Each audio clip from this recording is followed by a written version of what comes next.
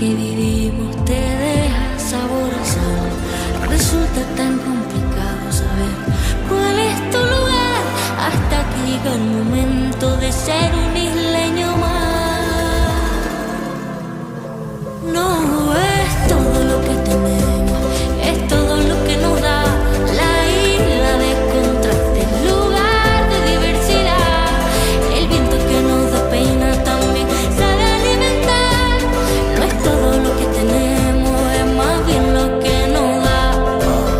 La herencia de un pueblo de nobleza y fuego, la fuerza del mar, la tierra y el cielo, diversa belleza humana y salvaje, su mágica esencia, su gente y paisaje, fuente de energía limpia y soberana, tanta riqueza que nutre y que sana, en nuestras manos nuestra libertad, isla de fortuna que tanto nos da. La isla de buena gente, tierra sagrada, sol que me ampara, la isla que mi me cuida, el mar que sirve de puente no es la frontera. Hay mil maneras de ver la isla de mi vida.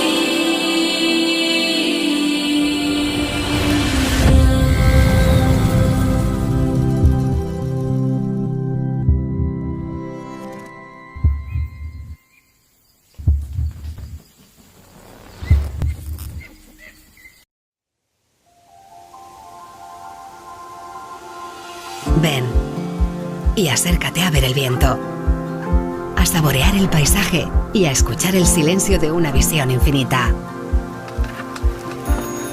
Ven y acércate a sentir el amanecer de nuevos pensamientos que te nacen dentro cuando descubres que estar aquí es querer estar aquí. Santa Lucía es querer estar, querer ser y no poder dejar de hacer. Hoy, las cosas que ayer quedaron para mañana.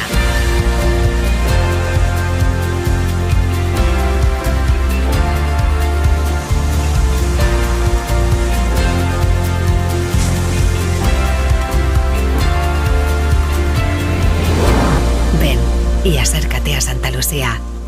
Acércate a ti.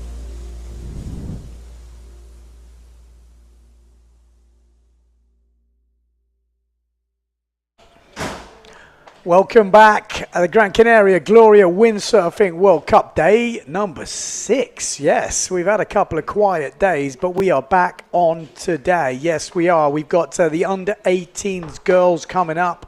And I tell you what, there is some absolute rippers in this fleet. No other than Sol de Greek. Yes, she's on the podium in the main fleet. And she's still only 15 years old. She has got all the moves. She actually threw down the highest heat score from the women's heat. So in the main fleet, at 15 years old, like perfect push loop. We saw her go for a double, 2 7.5 waves, one with a front side aerial here in Pozo, one with like a fins out almost aerial into tacker. Crazy level. So we have got the under 18s girls coming up. We've got under 15 boys final. We then got under 18 girls again. We have a heat break, and then we go to under 18 boys, and then we've got 6 heats from the under 18s boys. And then we go through a few of the finals, and then we're into under 20s boys. So plenty of action coming up today. I hope you've been watching the highlight videos. You've been some of you might not have seen it live. Check out the reruns. You can obviously watch all that on YouTube. But we're going to get underway. Red flag should be coming up soon. Who is in the first heat? I'll tell you, we have got Sol de Greek, as I just said. So she's going to be on the Severn boards and sails. We've got Waka. Yeah, Waka from Japan is in this one. We've got Liz Lottie Schilling, who went right the way up there in the main fleet, finished up right up in the top 10. Maybe like 7th place or something. Really good performance from her. And then we've got the Miron sisters, Emma and Frida from Germany, in this under 18 girls final. So let me know in the comments who you are cheering for. If you've got any, any interest, is he someone from your local beach maybe is competing, someone from your local sailing spot, maybe a country, some of the same. You just from all the youth and checking out the level, or maybe you're a youth yourself, you're not at school. Maybe you've got the holidays and you're tuning in to check the level worldwide. What is the the state of the youth wave sailors around the world, or the ones that are here in Pozo.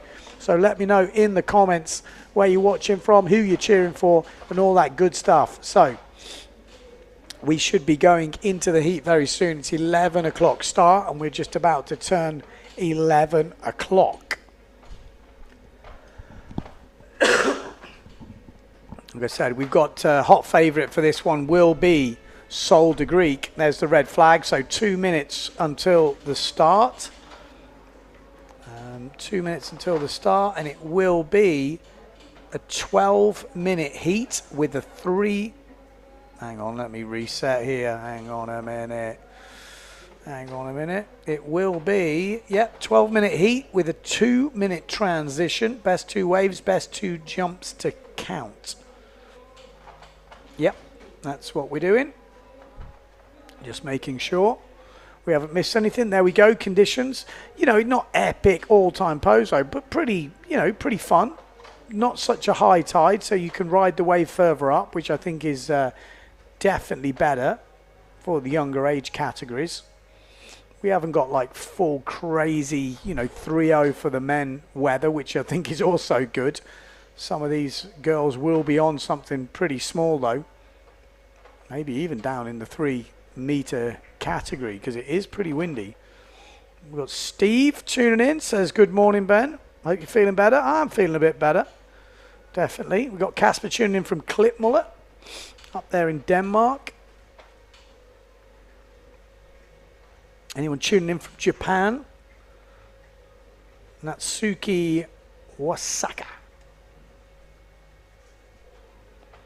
is the Japanese representative here.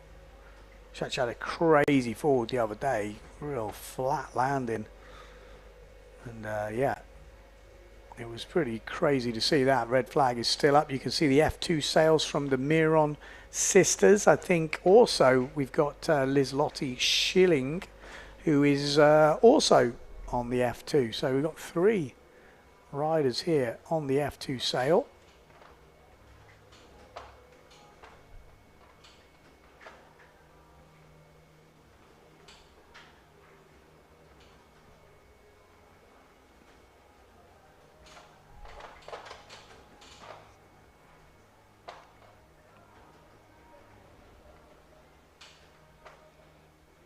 Yellow flag up.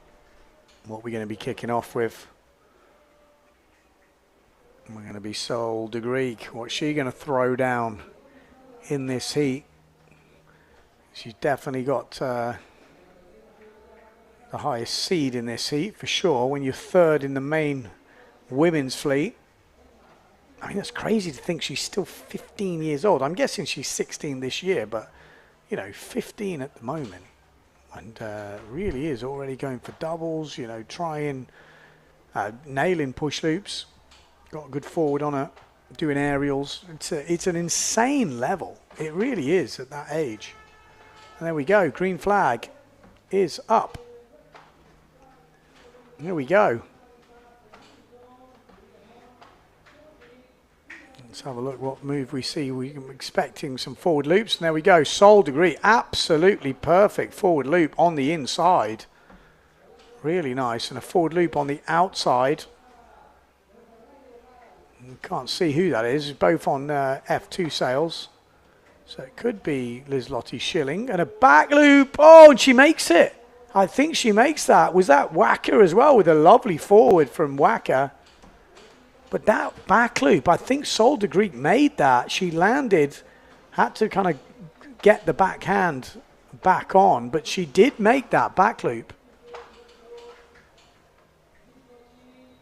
There was talk of having live scoring, so I don't see it yet though.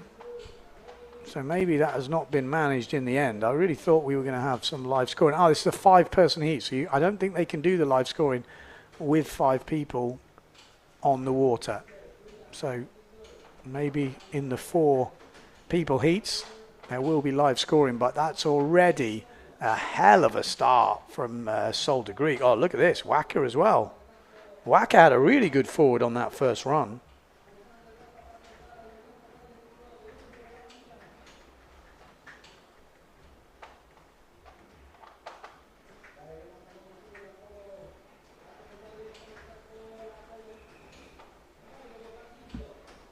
So already had a couple of minutes gone. 7-point forward and a 5-point backy. I mean, that forward loop looked absolutely spot on. I don't think we had it on the instant replay. I think we were still on the drone, but you could see it in the background.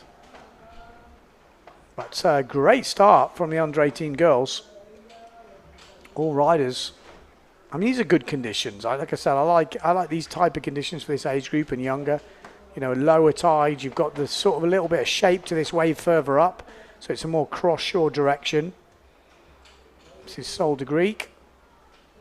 I mean, she sails like she's about 10 years older. Insane level. Insane. You know, back loops, push loops, forward loops, and going for doubles at 15. Worried for the other girls. That is, but she's going to push the level, you know. Definitely going to push the level. This is Liz Lottie Schilling on the F2, and she's been definitely going great. She's going to get a ramp here. Just trying to eye something up.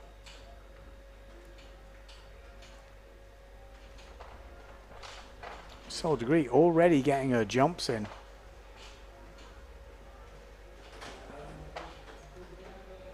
Eight minutes 40 on the clock. Just looking for a few more updates. I'm pretty sure Wacker would have got done really well with that forward loop of hers. It looked really nice. Good, good style. Oh, here we go. We are going to get a replay. So here was that forward loop. That was perfect, wasn't it? Absolutely perfect. And then also getting the backy, hand got ripped off a little bit. That was Liz Lottie Schilling with her forward loop. Nice, great start. Always good to have those replays. Really cool.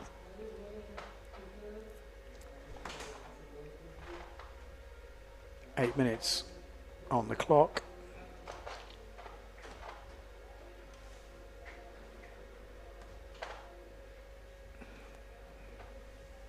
Just waiting for a few more scores to come in. Sol already has 2 4 to 6 point waves. So, I mean, looking at that, that is a racing start. I mean, we didn't expect anything less, but she is definitely leading this heat. But the big battles will be going on for second, thirds at the moment. You know, who's going to be on the podium?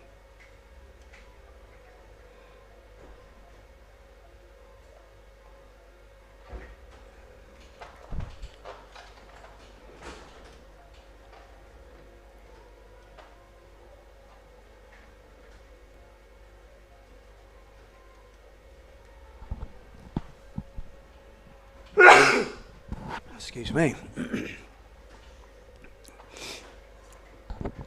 7 minutes on the clock. Wacker. Oh, wanted the table. Didn't quite get the extension. Plenty of wind. Looked pretty powered up. Sol going for the wave ride. Just on the red sail. Really good front side hit. I think there's plenty of people out there who wouldn't want her in a heat. Me included. Got some moves.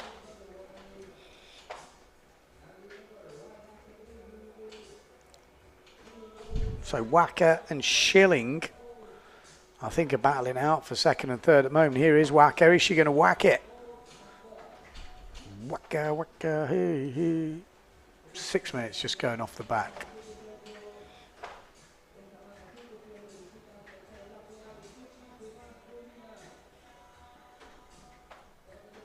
Yeah, 6 minutes on the clock. Say, as far as I know, we are going to have the live scoring, or the plan is to have the live scoring for the other heats, which have 4 people in it. So that should be a big upgrade on the commentary, because at least we then can see the scores coming in. We've been asking for it for a while, but there has been some technical reasons why it couldn't happen, but hopefully...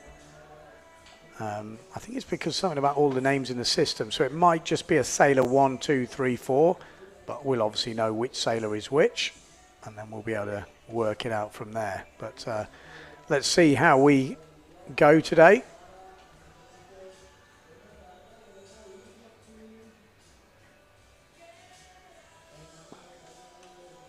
Whacker.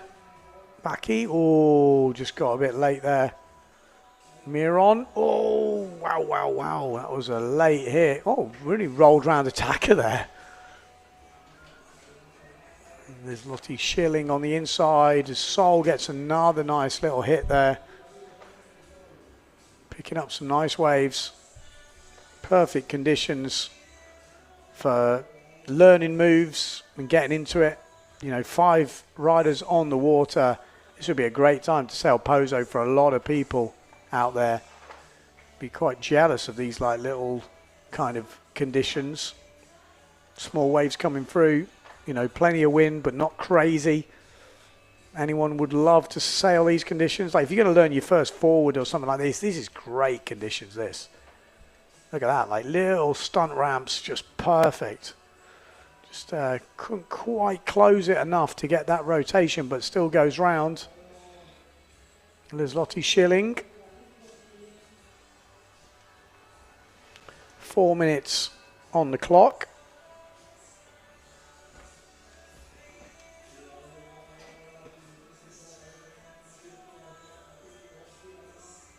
Here we go. Sol might get a chance here. This is looking really nice if she can make it in time. No, it doesn't quite go. She's already got her jumps in. Whacker's just a bit late on this wave. She's going to get a lot of white water. Yeah, not easy to manage that white water. 3 minutes 20 on the clock. They're the ones, a side swipe. You've got to get that board nose facing out the wave. As soon as it goes to the side, you get pushed in and then you can end up on the bunker. Let's hope she can just get herself off it now because, yeah, looks like she's going to do it. Not much wind when you go down to the bunker. And here we go, Sol. Are we going to see the tacker? No, just couldn't have enough power there to get it to go around. I think she probably wanted it. Oh, look at this. Bit of Andy King style. Mixing it up. Oh, they're close to the bunker. This is how you can end up. You get a side swipe here. The wave hits you from the side because it is very shallow. Ooh, skirting with it. Skirting with danger right there, Whacker. She likes to live on the edge, but she's going to be totally fine. That is the bunker. You can see it in the background. That's the official bunker when people talk about it. 2 minutes on the clock.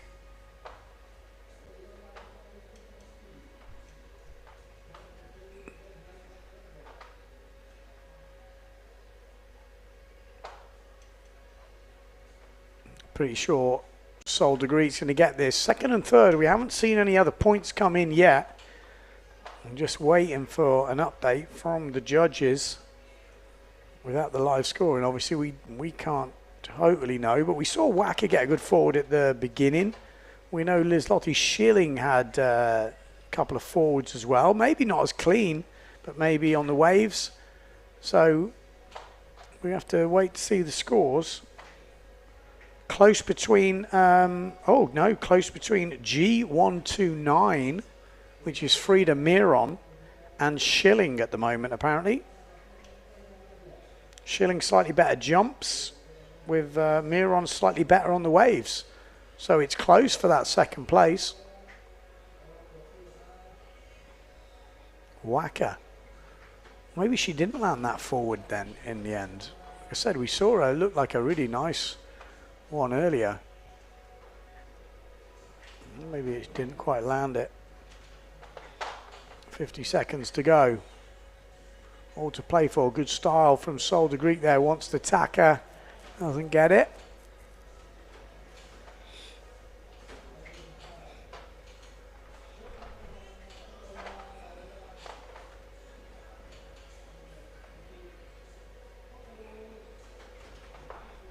My French or Spanish has never been good, but what's is that poulet on a sail? Poulet group? Is that chicken group? I told you my Spanish and French weren't good. Oh, there we go. Forward loop. Oh, Miron with another forward. Schilling with another forward as well. So it's going to come down to the wire between those two, and that will be the last exchanges of that heat. And it's a one heat final. There's 5 riders in it. And I think the plan is to sell 3 of those over the course of the day.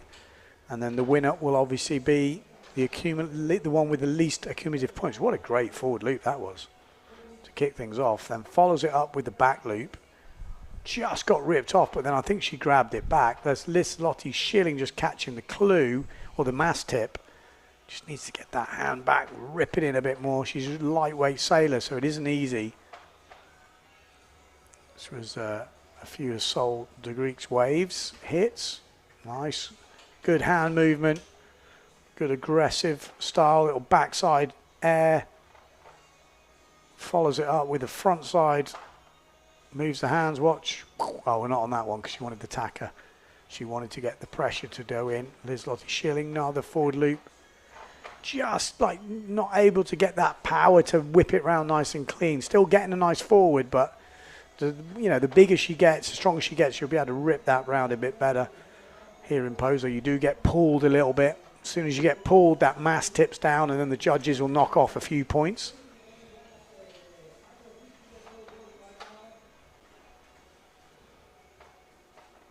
So, red flag. Next up, we are going to have the under 15s final, which will have Elias Antolin. We're going to have Anton Gobish.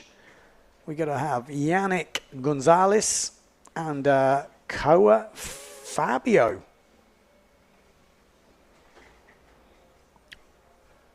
Actually, speaking with Koa's mom earlier, she used to do the PWA back in the day. She said she hadn't been here for 20 years.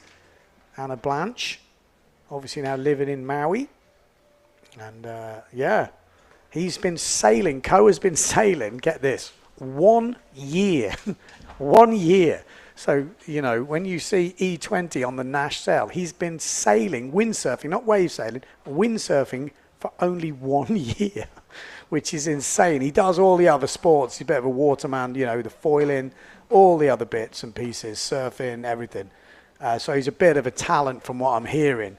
But windsurfing 1 year, this is his first time on port tack, sailing here, first time in Pozo. So pretty impressive stuff. I think he's definitely going to be one to watch in the future. Wasn't really windsurfing and then got motivated when Dunkerbeck and, Marinos and everyone go over to Maui, and he kind of inspired him to go, you know what? Probably seeing Kai Lenny as well, ripping it up on a windsurfer. He's gone, you know what? I'll have a go at this. He's only 13 years old, but he's a big fella, really, for 13.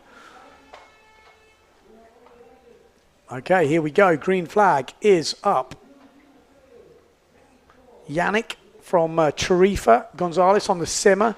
I would say he's probably hotly tipped in this one. I've seen him busting out some moves in the the warm up to this event.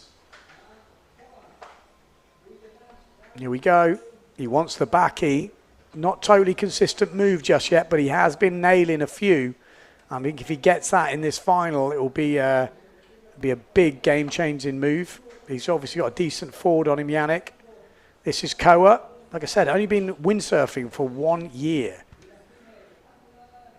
Not bad for 1 year. Already made the final. Do we have live scoring yet? They did say they were going to do it. Oh, okay.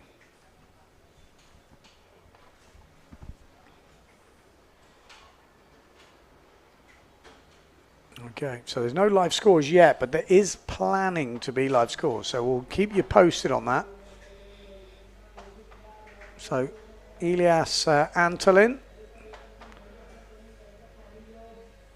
This is Koa on the inside on that Nash, and this is this Gobish or Elias? You'll see. Obviously German or Spanish. Yep, it's the Spanish, so it's Elias. Looking for a forward loop. He had a really nice one in the semi-finals here. Not going to do one here, just going to tack round. This is Yannick. Little backside. Looking for that front side, but the wave kind of fizzles out. Decides not to in the end. Looks like boy's got plenty of power. Little backside air. Kind of really needs the front side to get some proper points here. Nice backside again.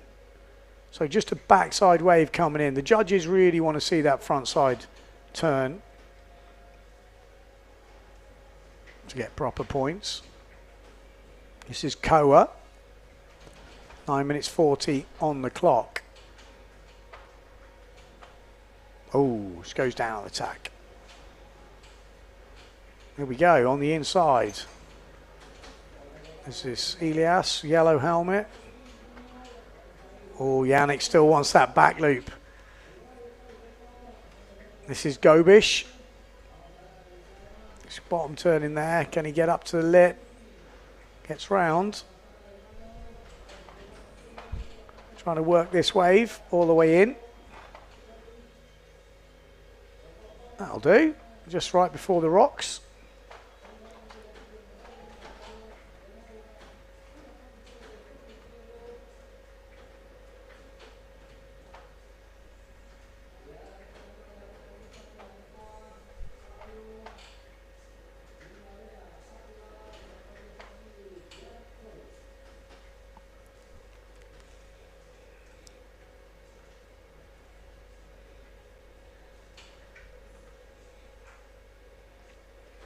Eight minutes 30 on the clock.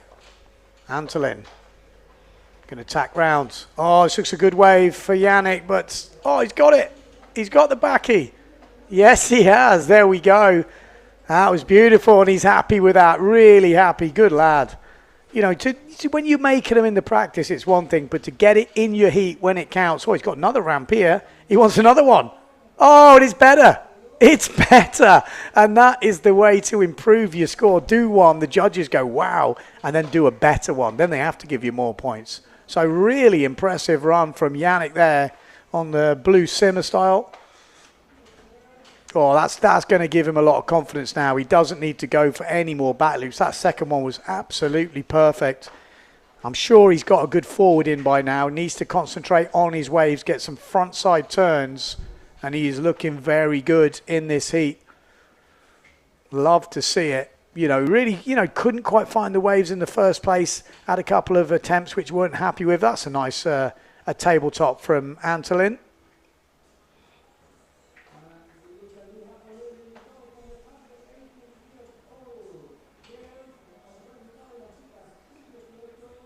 Oh, it goes. Oh, he was going for the backy there and just goes for the table. 7 minutes on the clock. Live scores are on the website, apparently. Let's have a refresh of the PWA site. Oh, here they are. Perfect. That's what we wanted to see. So back loop coming in at a 5.25. I think the first one he landed, and I think that second one's definitely going to be higher. We've seen a 5.38 wave and a 5-point forward. I just need to find out who's who, because obviously we don't have the names at the moment.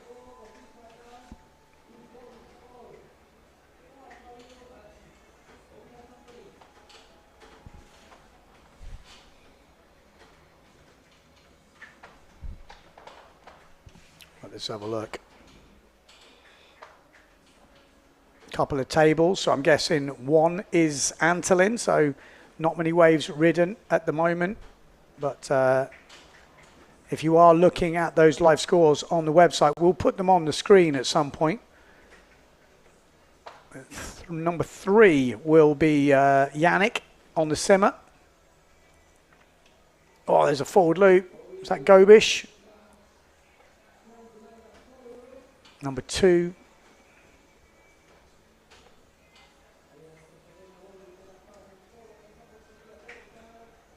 .540 on the clock.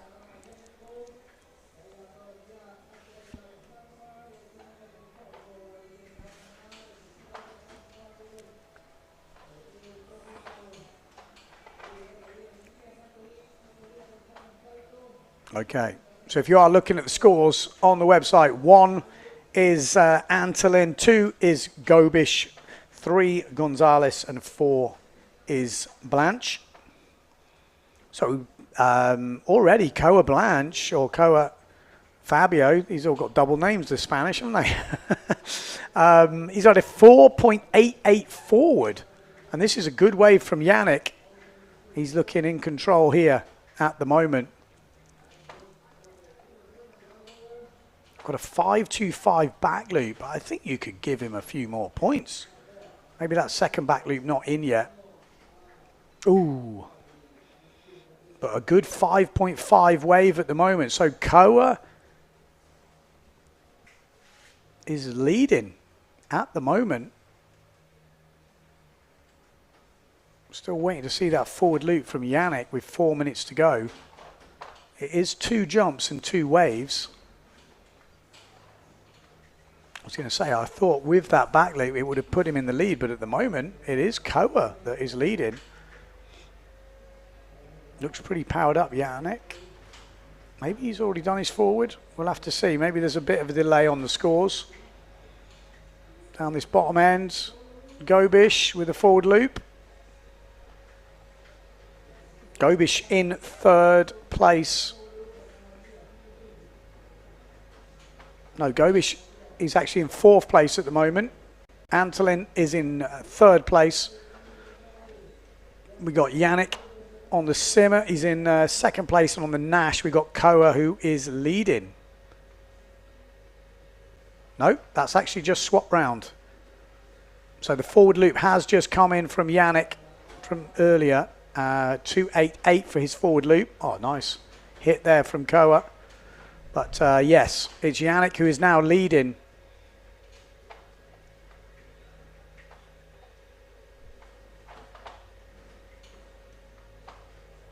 I think they've been a bit harsh on the back loops. Back loop only coming in at a 5.25 for that really good one. Oh, that was a big forward there from Yannick as well. Really putting in the big moves. The difficulty is if you don't do the back loop, then you know the guys that do it get a massive advantage anyway, even if they're not scoring huge points. I think the problem being if you only get your back loop and not a forward loop, and then the other guy does a good forward and it scores similar, I think then you get a bit punished, because the back loop is definitely one of the harder ones to learn.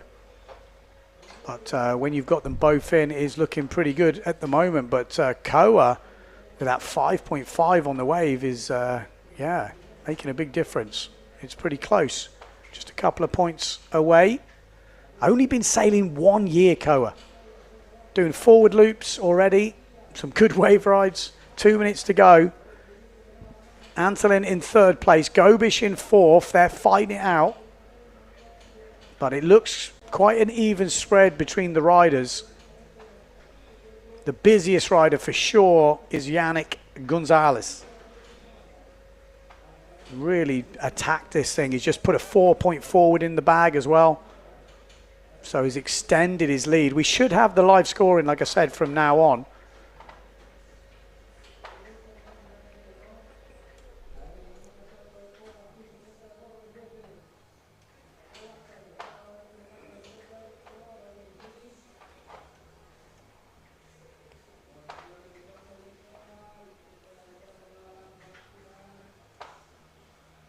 Ooh, just goes down. 1 minute 20 on the clock. What does Coa need?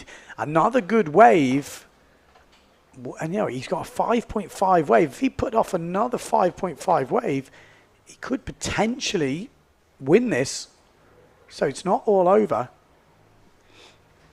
Obviously, Yannick Gonzalez, a good wave from him would maybe put this to bed with a minute to go. Still everything to play for. And it looks like Antolin needs another good wave, and that would put him right back in the mix. Yannick looking for that front side hit. 40 seconds on the clock. Little backside air. Yeah, judges want to see the front side there. Oh, he goes for the Spock. I mean, he's been super busy, Yannick.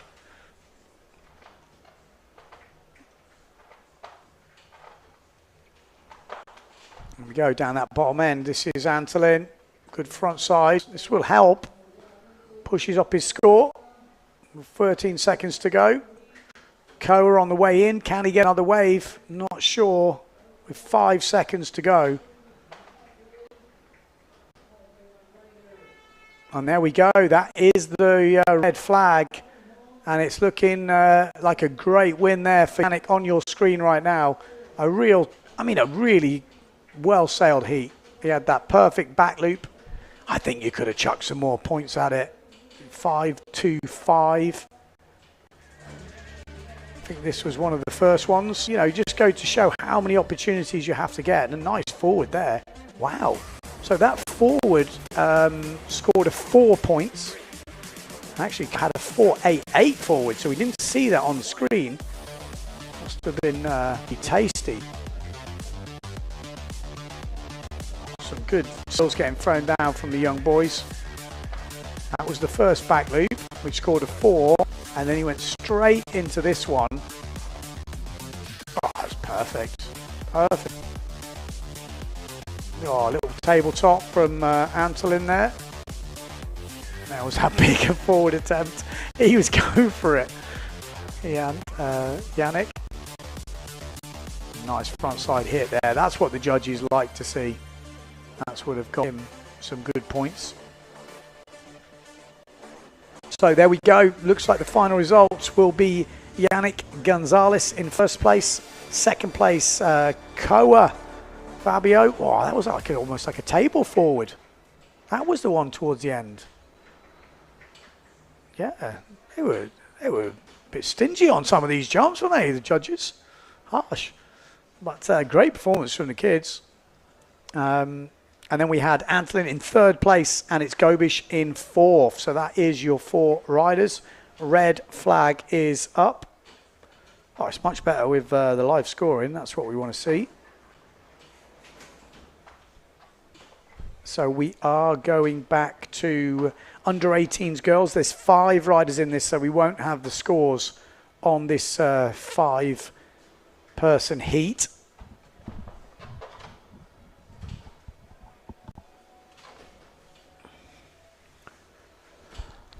The system isn't set up for 5 riders, but that has been the plan for a while to hopefully make all that stuff happen. But we're at least getting some live scores now. I think that's good to see.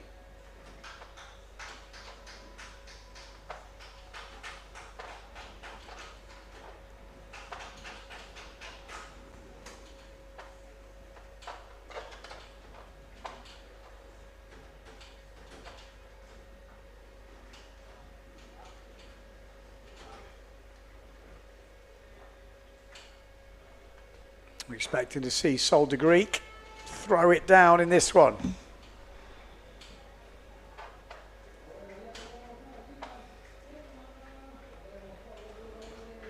Nice.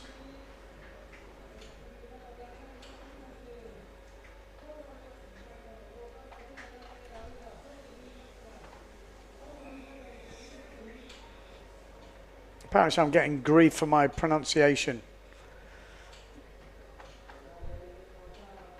I think the difference is, I can think in some languages you pronounce names a certain way, and in others you don't pronounce them that way. So, for example, Peter and Peter. In England we call Peter Jesus and Jesus. So, you know, like, I think that's the problem. I say it as I would in English, and everyone's like, oh, you don't say it like that. But I can't say, as I tell the slalom guys, I can't change my accent to every name in the thing. It just doesn't work like that. I can't just change to a French accent or something, you know, just to pronounce it a certain way. I say croissant. It probably isn't croissant. It's croissant. You know, it's like, I don't know how else to explain it, but I know I'm not the best. But some names, I would probably say Jesus if there was someone called Jesus, but it isn't, is it? You say Jesus or Jamie, and you'd say Jaime or something. So, piss off. 10 minutes 30 on the clock. We got the under 15s girls in action. Nice. Lizotti Schilling riding down the line here. Oh, nice turn at the back. Oh, just missed it on the F2, one of the Miron sisters.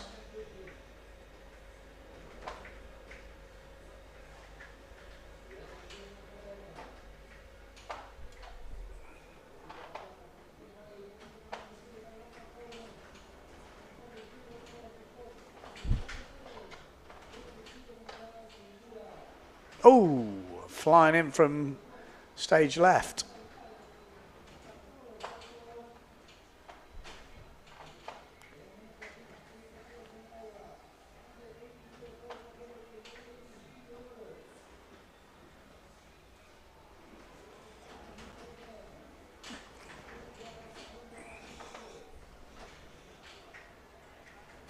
Wind feels like it's, well, I say feels like it's picking up, but it sounds like it's picking up. I can definitely hear some noises outside.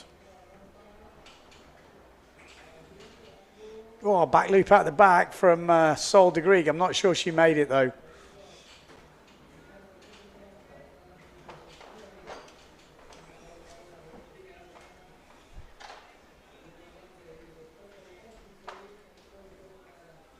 There we go, this is Sol de Greek. No, not making that one.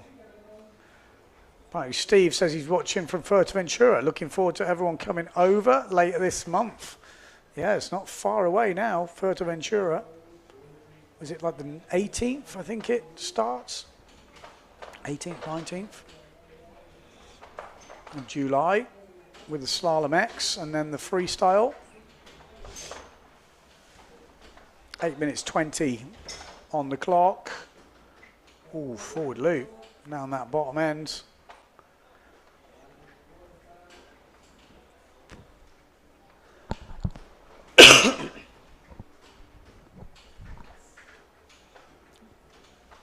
Eight minutes. Let's go. Waka, what's she got for us? Japanese rider on the Goya. So always good to see different countries represented. Oh, what a hit. Oh, it just goes down. Sol de Greek. Backy. No, this is why I think the back loop should be rewarded maybe higher than we saw in some of the scores. I just think at this level, the back loop is one of the hardest ones compared to a forward loop. You know, if you look at the difficulty, how long it takes you to learn a back loop compared to a forward loop, for me, it's a hell of a lot harder. Obviously, at the top level, it's a little bit different because of the heights and everything else everyone's going. But I definitely think this level, the back loop is one of the harder ones to master. And it's not the most consistent. A forward loop is kind of risk-free. You're going to water start away if you've got reasonable technique. Back loop, even if you're making a few of them, there's no guarantees. And you spend a lot of time in the water, which kind of ruins your heat. So I think when you make one, I'd love to see the reward maybe a bit better. But again, I'm not a judge, I'm just a commentator. But it'd be interesting to see what you guys think at home. Back loop is always regarded as the easier one, but in terms of technical difficulty and how easy it is to land it consistently, I'd say the forward loop is way easier. Maybe you need a bit more balls to try it, but to master it, not as much, I would say.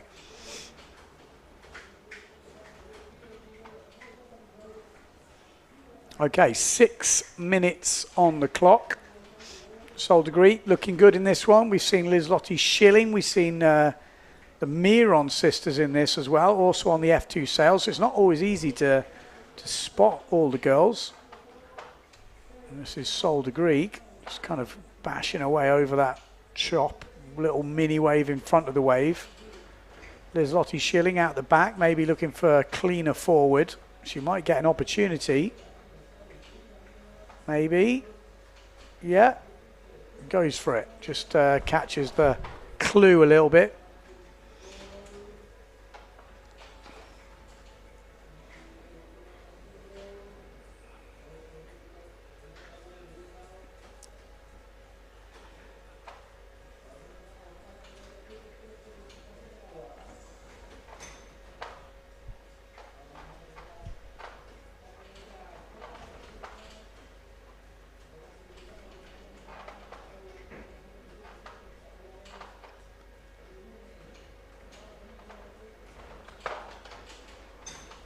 Nice jump.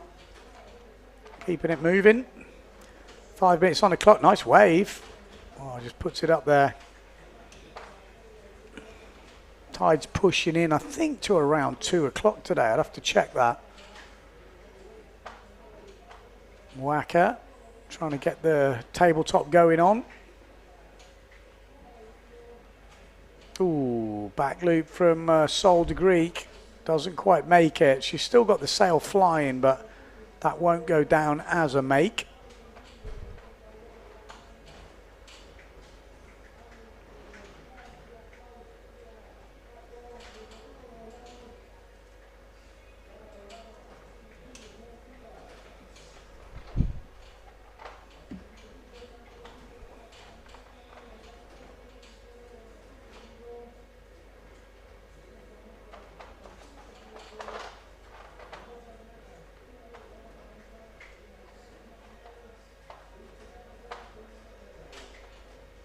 Got Jake Patrick says, I think the back loop versus the front loop thing, you want to show higher that things appeal to the fan base. Back loops might be more technical, but they're not as eye-catching as front loop. Yeah, but you can't do that.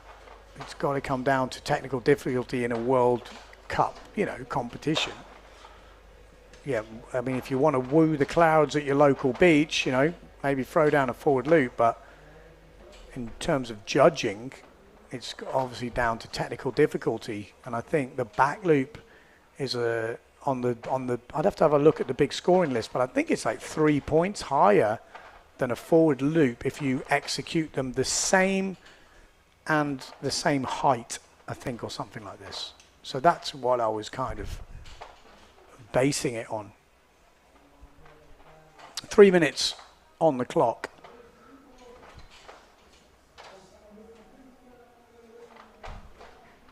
Definitely a bit more wind now as it's starting to push in.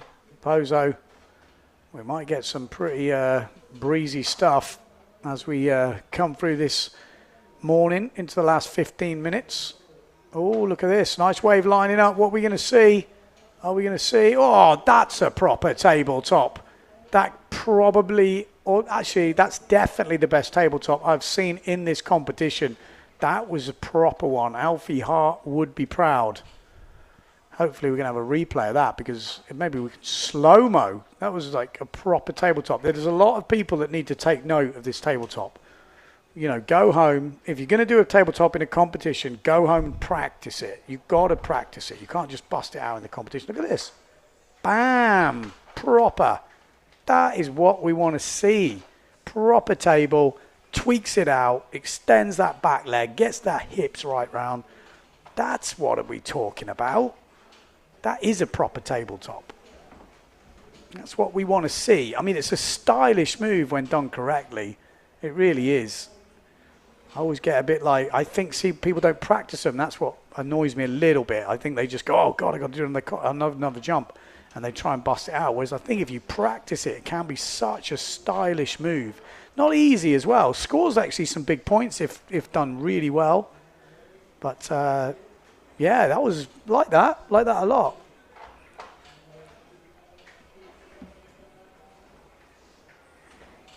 Tabletop scoring 4.5 points. And I think deservedly so. Proper stylish table. Miron has the best wave so far, 4 points. So Emma Miron, nice. Sol with a 4-point forward, but no proper waves yet. Interesting. Sol with a 4-point forward.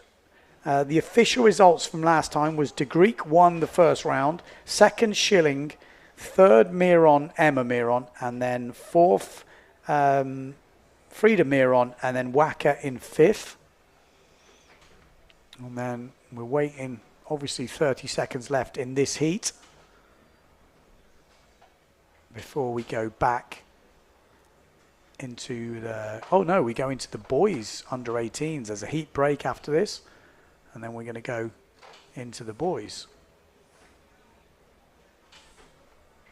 There she is, Sol, 15 seconds to go. Could be her first proper wave, and she gets an air, a front side air. I mean, she got some talent, this girl, hasn't she? 15 years old. It's like a late hit, fins out. Your Gert saying, whoa, tabletop from Seoul. Real proper Nash style. Yeah.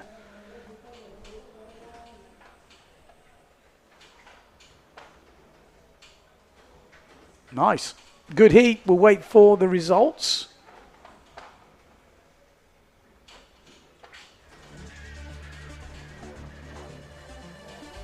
Here we're going to have a look at the highlights. We are also, after the highlights, we're going to have a heat break.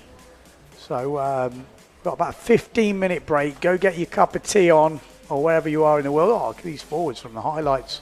This is the under-18s girls.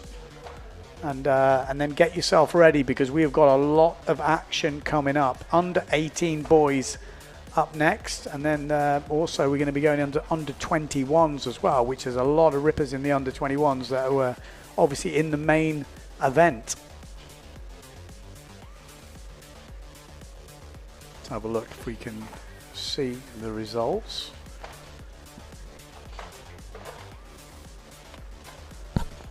This is Seoul degree. Bam.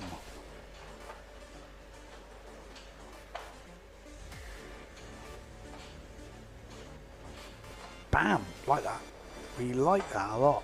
That's kind of what that's the level we want to see of tweaking this. And you know, obviously the guys that can really do the ninja kicks. Remember Dario Ojeda and Honest Sabias, just full tweak. That was a hell of a frontside hit there from Seoul de Greek. And I think she is going to definitely take home that. Just looking at some comments. Steve says, Ben, have you ever done a video on what moves to look for in these wave and freestyle events? I was planning to do it before this competition, before I got ill. That was one of my videos I had planned. I'm still going to do it, and I'll probably do it using the moves from the competition to do a what to look out for, what should score, why they score. If people are interested, you should let me know, because it will motivate me to do it. But I really want to do that video. I think it'll be really interesting, both wave riding and jumping. What have we got here? Mark Darlson saying Sol was sailing so good the other day, particularly loved the aerial in her wave riding, and one she's just done. Love to see the back loop. It's is the Masters due tomorrow? We might even go the Masters today. We'll have to see how it's planned. At the moment I haven't seen it on the list. Okay, we're going to take a heat break, give the camera boys a bit of a chance to recuperate. Join me in 10 minutes time, then we're going to have a full afternoon of full on sailing.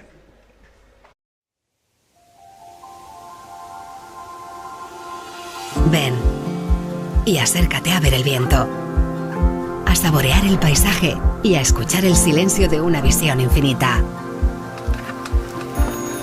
Ven y acércate a sentir el amanecer de nuevos pensamientos que te nacen dentro cuando descubres que estar aquí es querer estar aquí. Santa Lucía es querer estar, querer ser y no poder dejar de hacer.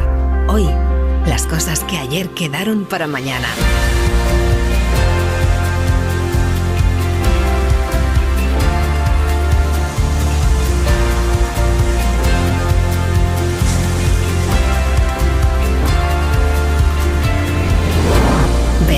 Y acércate a Santa Lucía. Acércate a ti.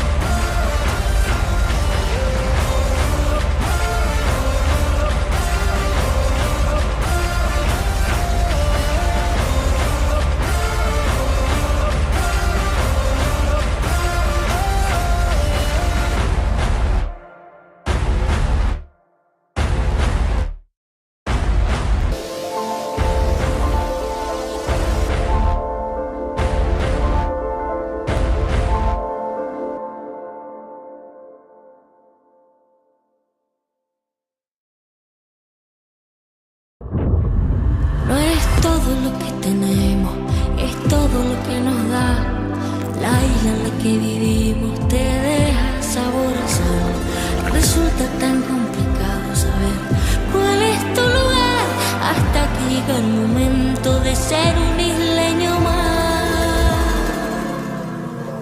No es todo lo que tenemos, es todo lo que nos da la isla de contrastes, lugar de diversidad. El viento que nos da pena también sabe alimentar. No es todo lo que tenemos, es más bien lo que nos da. La herencia de un pueblo de nobleza y fuego, la fuerza del mar, la tierra y el cielo, diversa belleza humana y salvaje, su mágica esencia, su gente y paisaje, fuente de energía limpia y soberana, tanta riqueza que nutre y que sana, en nuestras manos nuestra libertad, isla de fortuna que tanto nos La da. isla de buena gente, tierra sagrada, sol que me ampara, la isla que a mí me cuida, el mar que sirve de puente no es la frontera. Hay mil maneras de ver la de mi vida.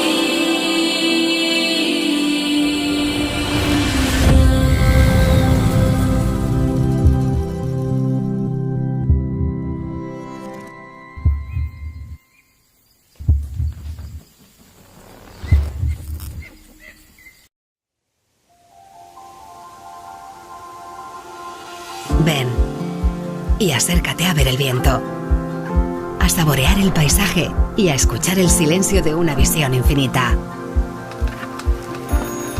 Ven y acércate a sentir el amanecer de nuevos pensamientos que te nacen dentro cuando descubres que estar aquí es querer estar aquí. Santa Lucía es querer estar, querer ser y no poder dejar de hacer hoy las cosas que ayer quedaron para mañana.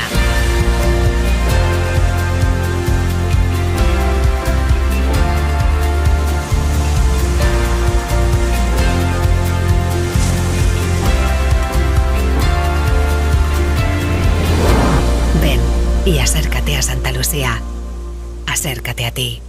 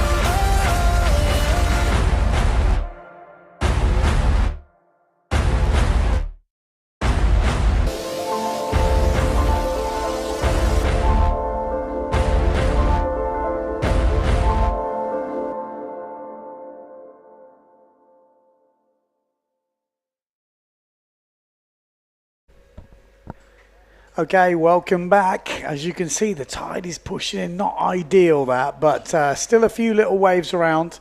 Looks like you can see how high the tide is when you look down the bunker. But we are going into the under 18 boys category.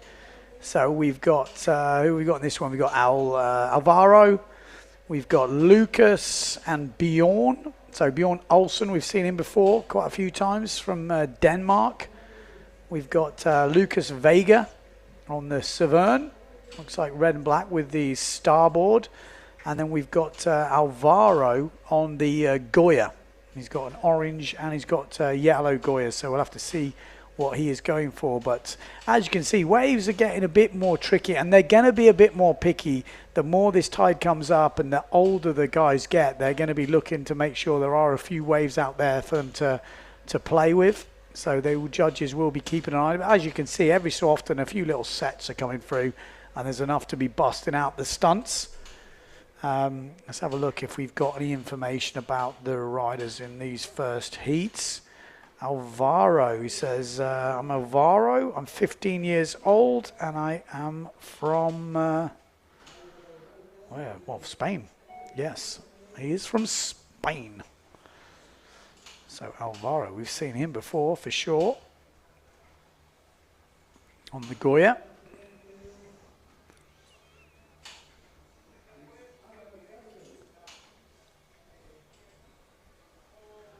Red flag up.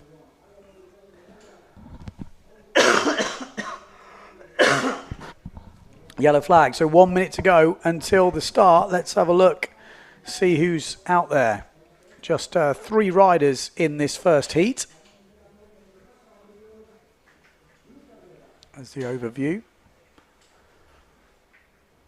I mean, it's a lot of categories to fit in. You can just see, you know, 9 days. Imagine last year with a couple of days, or how many days we had of Slalom X. It's pretty crazy, these events now in the Canaries. 10 kind of full-on days. We pretty much need win most days to be able to finish the double elimination every category. It's pretty full on, I have to say.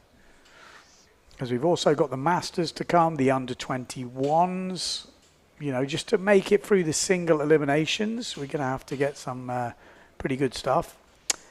Just looking at the comments, yeah, don't worry, Richard. I was only winding you up. I get a lot of grief in the slalom, guys.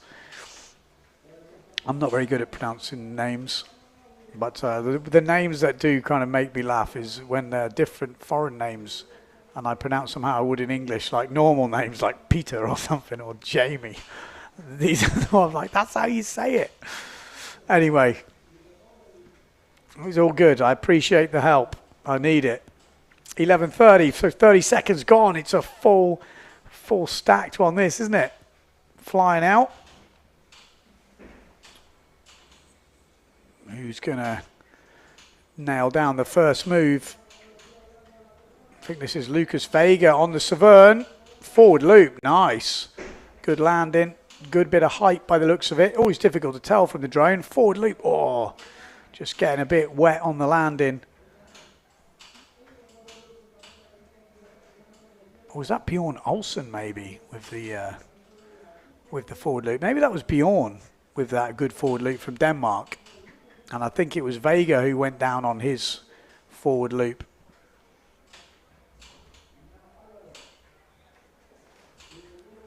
Yeah, I think it was. It was Vega that went down, Bjorn with the lead. And we should find out because we should have, yes, there we go.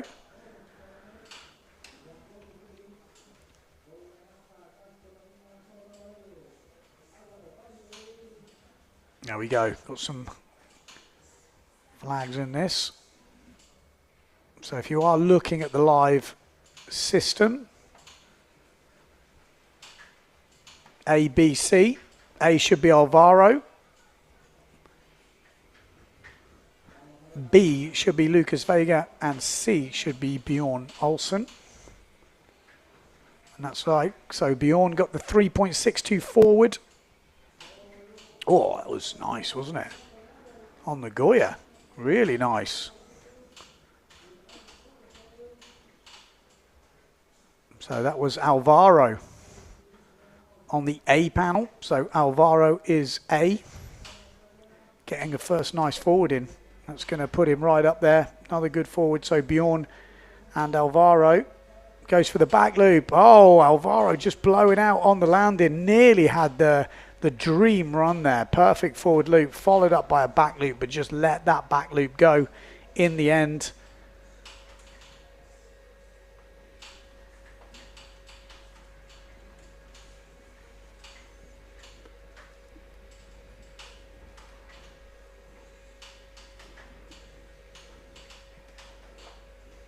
Yeah, Alvaro, 3.75 for his forward loop, but only 0.4 for that back loop. Look how close he was. Oh, maybe his hand just a bit further back. He might have got that because it looked a great execution. And then on the B panel, Lucas Vega at the moment in third place, but he has had a forward loop 1.75. So Vega, this is Vega here.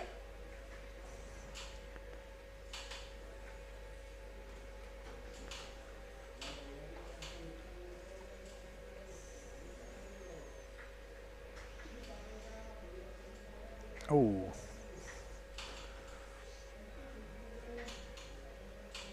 So Alvaro. Baratel goes for the back loop again. Doesn't quite get it. I mean, when you, like I said, this is what I was saying before about the back loop versus the forward loop. A lot of the guys will get the forward loop straight away first time, but the back loop's always a tricky one. So I think you've got to throw a few more points at the back loop.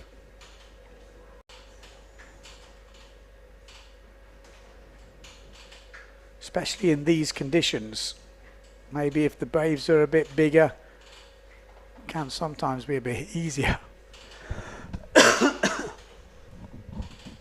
Oh, another nice forward there from Bjorn Olsen. Bjorn Olsen's been around a bit. Had a good couple of runs. He's come all the way, I think, from the under-13s. Beautiful forward. You see the backhand going back actually after he took off. Great to see.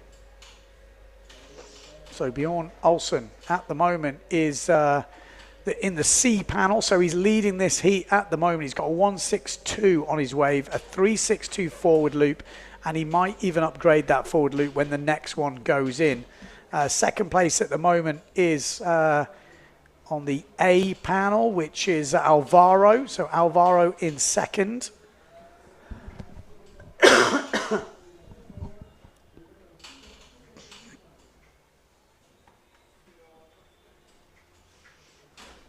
Actually, second forward from Bjorn, actually coming in less points than the first one. But solid, nevertheless.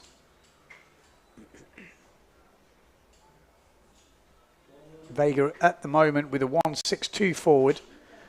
Going to be difficult to find waves, find those front side hits, and sometimes the waves can make all, well, not sometimes, a lot of the time, the waves can make all the difference if you can find that, you know, that really nice front side hit.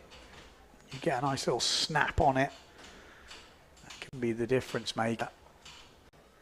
But at the moment it is Bjorn Olsen still leading. Tabletop coming in from Alvaro, 1.38. Just trying to ride some waves down this bottom end. Oh, that was a better forward from Vega. We'll soon see that on the scoring.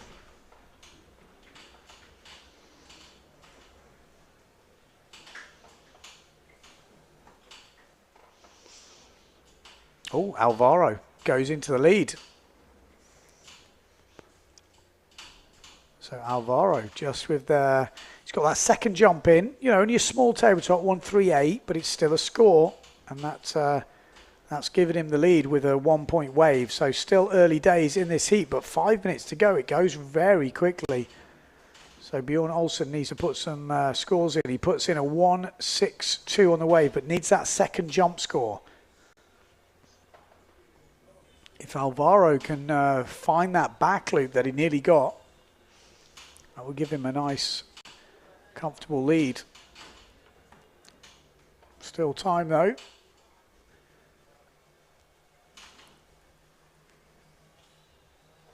So in case you're wondering, A rider is Alvaro, C is Bjorn Olsen, and B is Vega. I'll have to move the names around so they begin with the same letters. That would actually be quite good. Okay. Vega heading out on the Severn on your small screen. Looks like he might have found a ramp here. Is he going to get something? Goes for the forward loop. Gets it. Little bit scrappy. I think his other one will probably score more. He's already had a 2.5, which I think wasn't a bad one. When Olsen just puts in a 2.88 wave, and that's actually put him back into the lead. So Bjorn Olsen leading. Now he's got 2 waves in, still looking for that second jump. Alvaro in second place.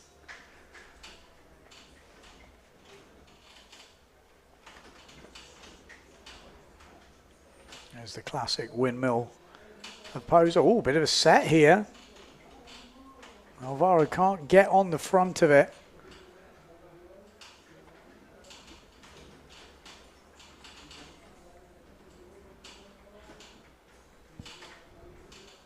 This is Bjorn Olsen. Can he find a lip to smack? Oh, that's pretty good from Lucas Vega. That looked a good hit. Bjorn with a nice sort of slidey one. Not quite a lip though. I think the judges will like Lucas Vega's wave there. I think that'll be his best wave of the heat so far. And now Bjorn Olsen still looking for that second jump. Needs to put something in there, otherwise he's going to throw away points. 2 minutes 40 on the clock. Is he going to throw in the tabletop? Is he going to try and find the back loop? That's the question. Olsen looking for a ramp. He's got one. No, doesn't fancy it.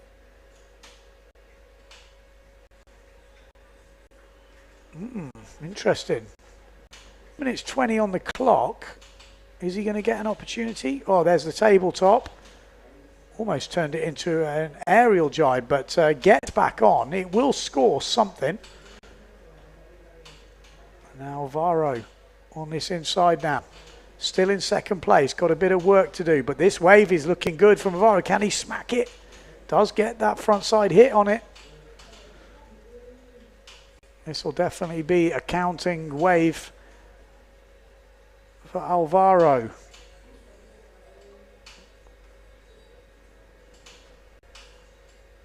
One minute 40 on the clock.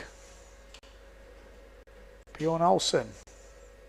A nice turn, that. Just not a great wave. There's the tabletop. And I think there was a tweak on that tabletop. Judges will be looking at the landing. This was a good hit from Alvaro as well. So things are going to get a little bit switched around here. We're going to see some more points coming in. And Alvaro has closed the gap here. But at the moment, he's just 0.07 short. Such a close heat. Bjorn Olsen putting in a 3.25 with his last wave. 4.12 from Alvaro comes in, and that's the wave. It's super close. Nothing in it. That 0.57 for the tabletop from Bjorn Olsen is the difference maker at the moment. Wow, 40 seconds left to go. Alvaro with one good wave could change this whole heat now. Keep your eye on the Goya in the bottom of the screen. I actually think it is 2 riders go through, so actually it probably won't make such a difference because the 2 top riders in this one have got a comfortable lead ahead of Lucas Vega. 10 seconds to go. Bjorn definitely, if he was in a do or die heat here, he'd need to land this jump. 3 seconds to go to seal it. Well, that would probably be a better jump. He will extend that lead, I think, unless Alvaro did something on the inside. But 2 riders go through. Yeah, it is 2 riders go through, so it's looking very comfortable for Bjorn Olsen and Alvaro Bortel. I'll tell you what, my eyesight's getting worse. Gonna have to go get my glasses out. I've been fighting it. Oh, that was a lovely forward from Alvaro. This was the big moment. I mean, you know, if that had been a final or something, he would look back on that last back loop, the one where he sort of landed and got ripped out. And he would definitely be like, probably could have had that. But it won't make a difference to who goes through. But good heat.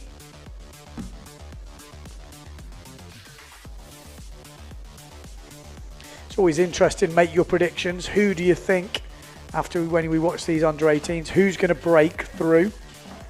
You know? Oh, we've got a bit of a water spillage.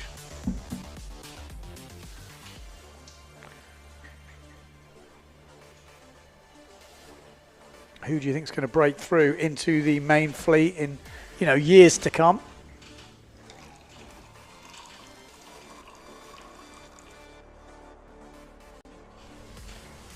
Make your predictions. Give me some names.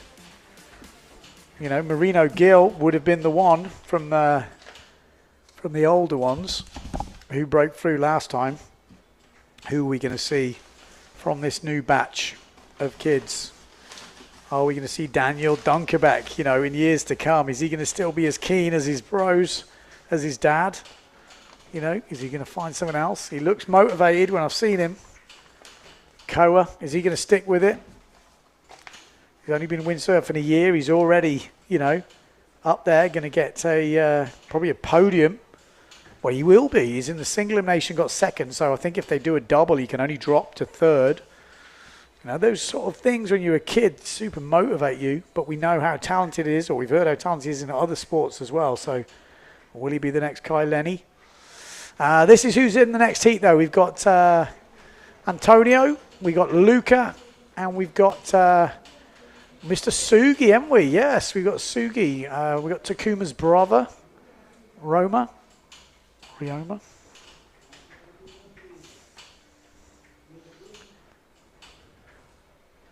So, Antonio Silvestri from Italy is going to be A. So if you're looking at the live scoring, it's going to be on the A panel, which is easy because his name's Antonio. And that could be Antonio right there. Starts off with an absolutely perfect planing forward. Sugi as well with a nice forward. Not as good as Antonio, though. And then we've got Luca Mazzoli, who's going to be on the B panel. So Luca on the B panel, Sugi on the C panel, and Antonio Silvestri on the A panel. So 4.5 for that forward straight out the bat for Antonio. Sugi getting a 3. I think that's fair enough. That was about 1.5 better. Great way to start off the heat for the Italian. 2 riders go through to the next round.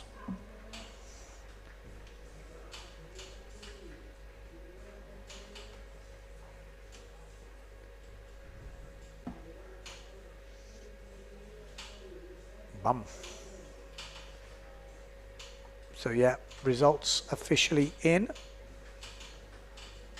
Actually, it looks like this on the results that have just come from. Alvaro actually won the last heat. Bjorn Olsen ended up finishing second. So maybe that last wave came in, which we didn't see on our screens. But it looks like the last wave came in. Oh, back loop. Look good. Good form from Antonio.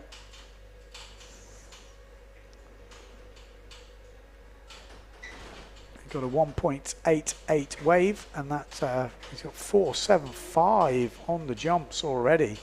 So he's got a 0.4 back loop, 4.75 on that forward loop, and deservedly so. It was a really nice forward.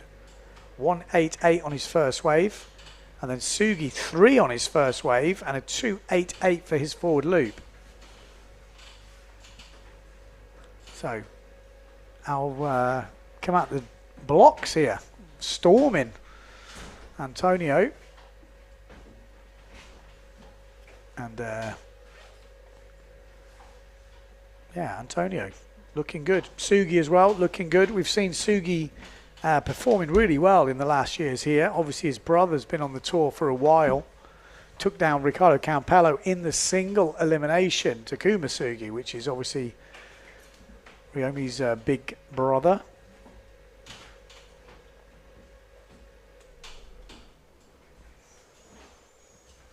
Who else we got in this? We got Luca Mazzoli from Spain on the Neil Pride.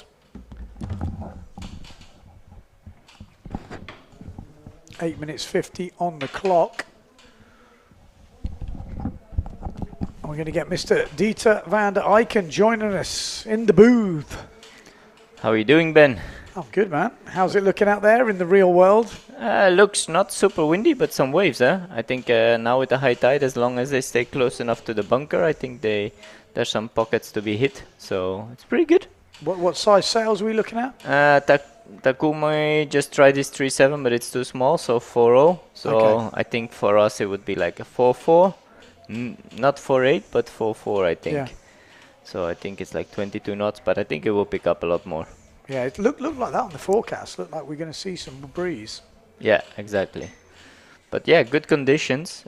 Still quite some heats to get through. I was just saying to Takumi, there's actually... See, this is nice reading.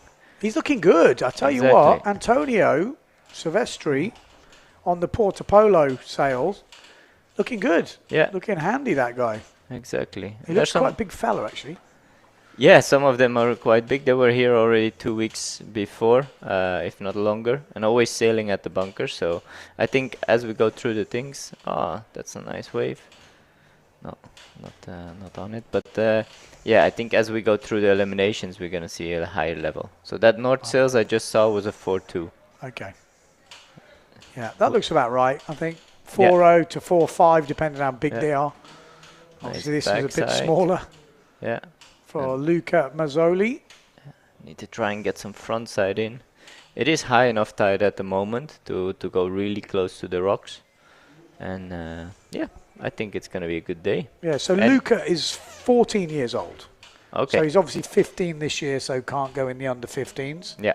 So he's on the lower end of the under 18s, which is always really difficult. Yeah. You know, you're giving away a couple of years to a few of the guys. They are a lot bigger, stronger, you know, so you always kind of have to pay your dues a little bit, unless your name's Sol de Greek. Yeah. And you're taller than everyone in the men's fleet. Exactly. Okay, the last heat results are on the screens, and it was Alvaro that took a buzzer beater at the end. It doesn't matter because two riders do get through to the next round, so Bjorn Olsen will make it through. But yeah, he had some good moves early on, but I don't think he got that second jump in which he needed to at a high enough level. And I think if he wants to get through to the finals and stuff, he's gonna have to get his tweaked tabletop on. We saw probably, was it Sol de Greek doing the best tabletop? He was Sol. Probably the best tabletop I've seen in the competition so far. Yeah, she has a good tabletop on her. Bottom 10. It's amazing to see the Japanese crew. There are like 10 of them. Yeah, it's great. I mean, I guess this time of year in Japan is not great. No wind, so it's a good moment to escape. Yeah, so I guess all the windsurfing fraternity look at the, you know, Takara in the previous years, Sugi, and go, they come back and they're like, wow, you've been sailing all summer, literally every day. Exactly. So now it's becoming like we go to Cape Town in the winter. Yeah. The Japanese come to the Canaries. Exactly, in summer. Perfect. Yeah. It's not a bad way to do it. They live pretty much on the beach. Yeah. They walk down every day with their gear. I always remember over the years, I was like, they just never stop sailing. Yeah, no. Becky, I just didn't put the rig enough to the front at the end. But no, they all stay in the same hostel, I think, and then they're like 10 of them always pushing each other. And yeah, as soon as they went on the water, you were like, okay, the invasion has started. Yeah. And then you go for lunch and they're still on the water. Yeah, like we joked about it over the years. Oh, there we go. Nice. He's got a really nice forward on him. Yeah, he had a very good one the run before as well. Yeah. Oh, he's got that nailed down. So that's Antonio Silvestri. But at the moment, it's Sugi that is leading the heat on the C panel. You can see C, A, and B. In the juniors, youths, we don't have all the names in the system the way it works. So, that was a nasty one from Luca Mazzoli. Yeah, I mean, as you said, just 14, probably trying his first forwards. But that's the good thing about contests, you know, you push each other and you try things you normally don't try, and it like sometimes it puts you closer to landing it, and then next time you go free sailing, it suddenly works. So I think that's really key. If you can start competing young enough, just do it for fun, but it's like the best motivator a lot of times. You push your level so much. You know, even if you're not competing, you know, you're not going to be competitive, let's say. You're hanging around with all these guys. Oh, nice shaka, almost. He's lucky. just been missing finishing off his tricks so far at the moment, but he's leading, so... Yeah. He's been getting some good wave rides Yeah. in. Let's have a look at individual stuff. He's been, a 3 and a 5 on the waves. So that 5 on the wave really did some damage. That's what's giving him the lead at the moment. Yeah. And Backy, ooh, he wanted to turn that one a little bit too late. But yeah, they're getting jump runs every run out. They're getting a wave on the way in as well. It's almost good that it's not too windy. I think it's good. I think it's great. I think this is the perfect wind. A few little more waves would be nice, just a little bit. But I think even with this level of wave, it's still decent. But for wave rides, it's tricky. Yeah. It is tricky. But if it's now 50 knots with the same amount of swell, it would get blown flat as well. Oh, finds the pocket, doesn't he? Yeah. And that's what you're looking to do. Find those little pockets. They do work really well on the bunker. You might only get one hit and then some backsides. Yeah. But the judges love to see you hit that proper hit. And that's what's going to score the bigger points. Exactly. Has there been any upsets so far?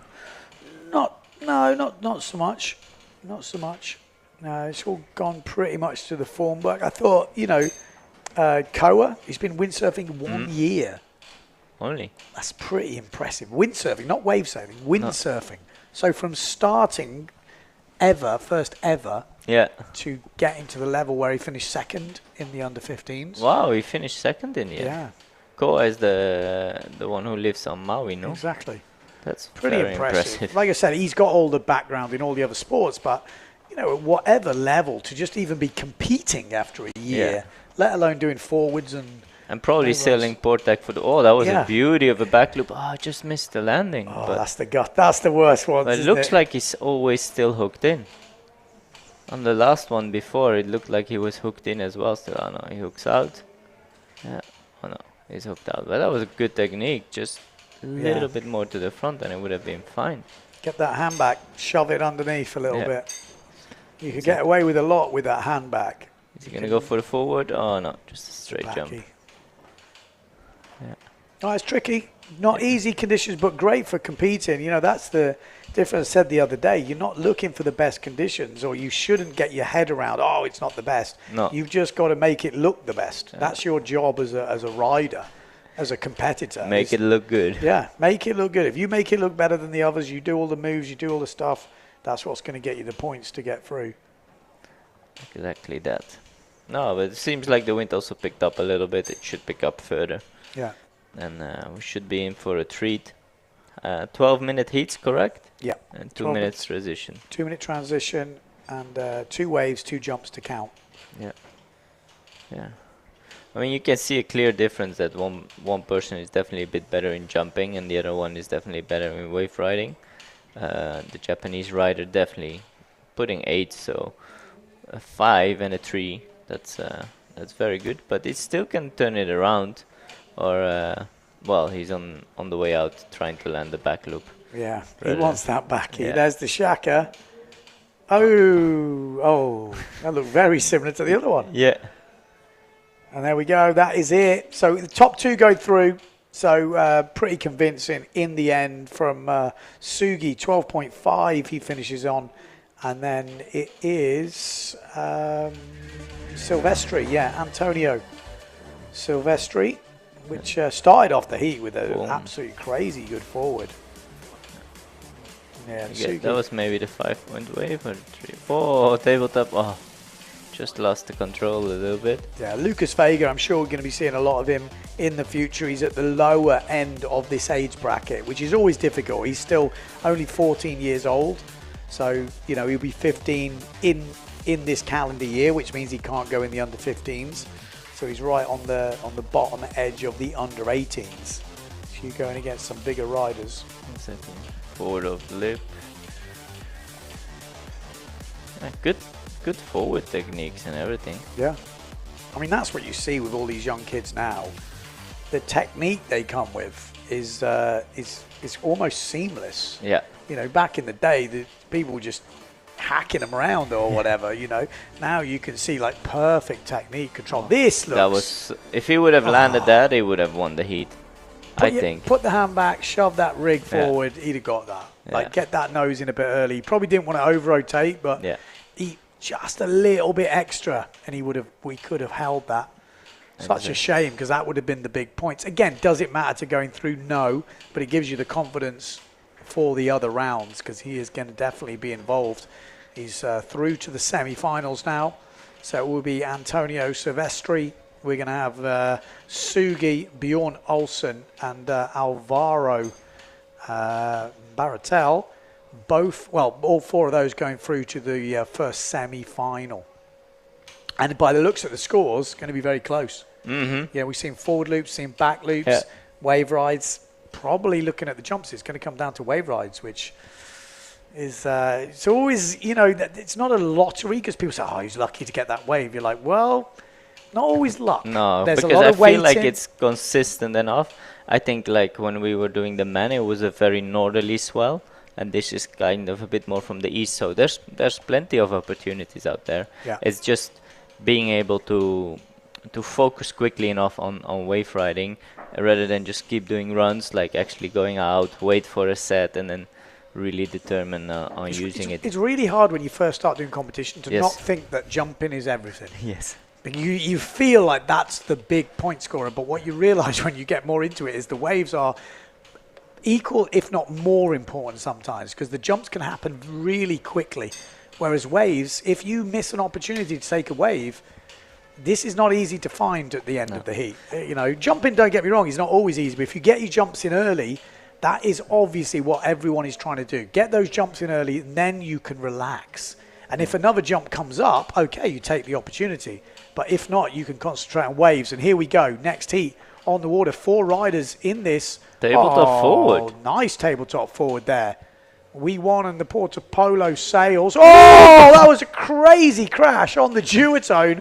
Oh, my life. Full scorpion. Wow. Well, let's have a look. This is Forward, Gobish. nice one. With a planing forward, I think, from Gobish. Yeah, Peter Gobish on the duotone. And then it was Kakigawa from Japan, who's on the C panel with that crazy scorpion. We got Cosmo, one of the Italians, on the RRD. And then on the Porta Polo, it is That was a Urkel. scorpion. Just missed it. It was a good one. That's going to make the reel, the show reel. Definitely.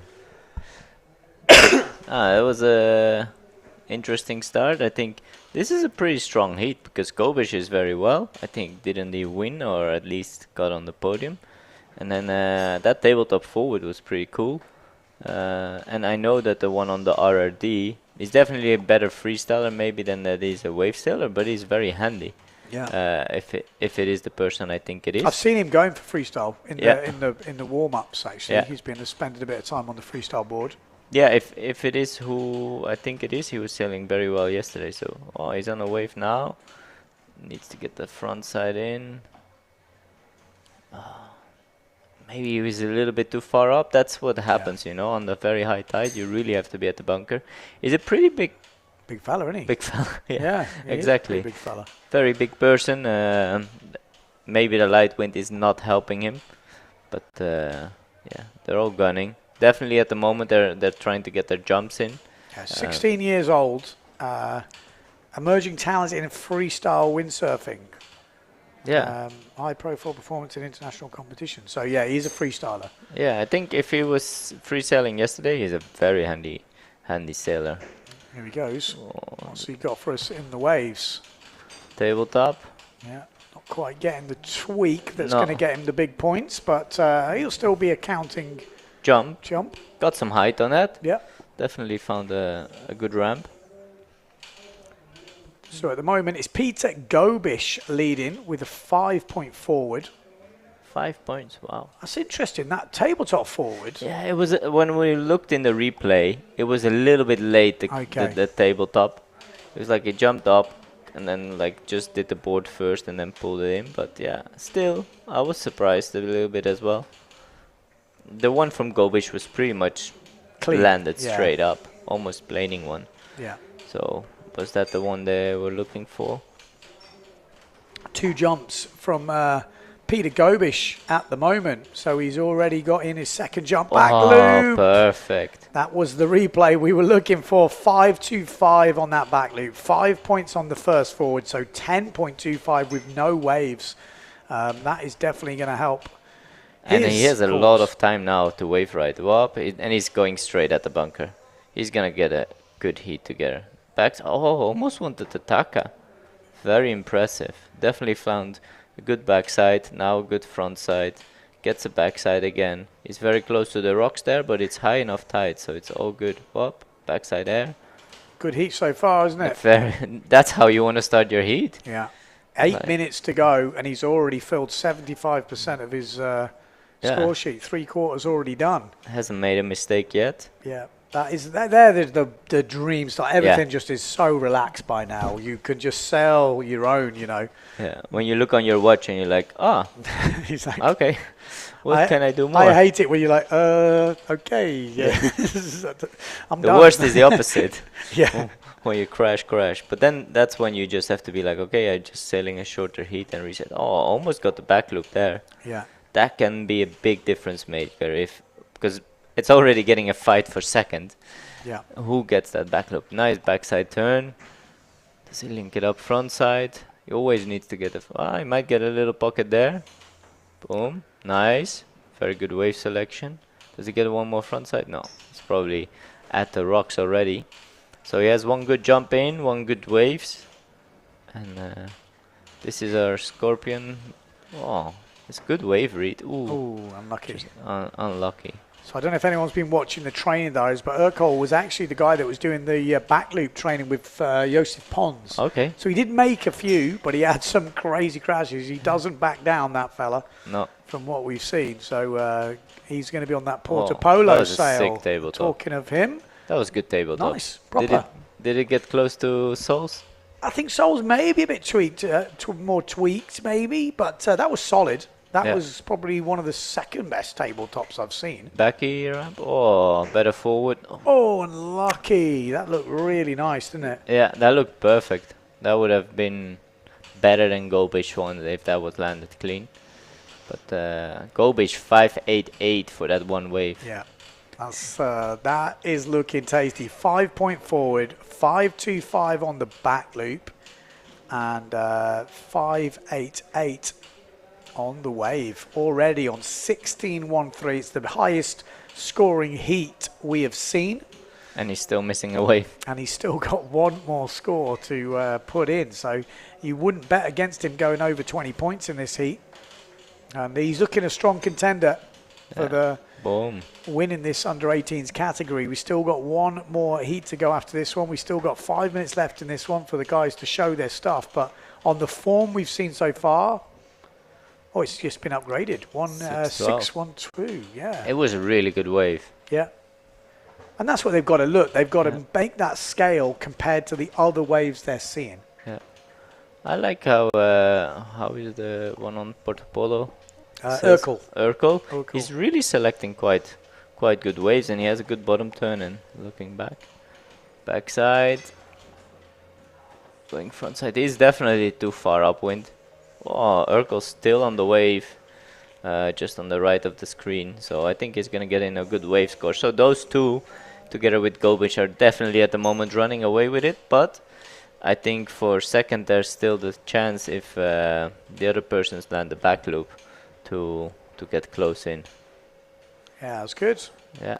Switching it round, backside, front side. Exactly. That's going to score him some pretty good points. Definitely. Is he going to get a ramp? Oh, there's some fun ramps out there. Huh? I think it looks great. I think it looks really good. For what we've got at the moment, I think this is not a bad competition at all. Like I was saying before, a lot of heats and, you know, categories to fit in this week. That's one of the crushes you were talking about? Yeah, he's got a bit of an over-rotation every so often. Yeah, I throws it a little bit too much. Oh, nice wave on there. He's going to get a good turn in. Gobic putting his not too second bad. wave in, 288. So he's on 19.25. Like I said, I wouldn't bet against him going over 20 points. This 3 points coming in from the last wave from Urkel. Yeah, this fight for second is going to go pretty tight, I think, still. Forward. Still missing a second jump, really. Oh, almost got around to forward. Before he almost did Scorpion. It took a few runs to try another one after that one. He was probably feeling it a little bit. Yeah. When your feet come back past your head, it's a bit of a worry. Exactly. More sets coming. Yeah, looking pretty good. There is meant to be an increase in size, isn't there, next days? So yeah, it looks good for today, tomorrow, and Saturday still will be very good as well. Sunday can still improve. It's the Canaries.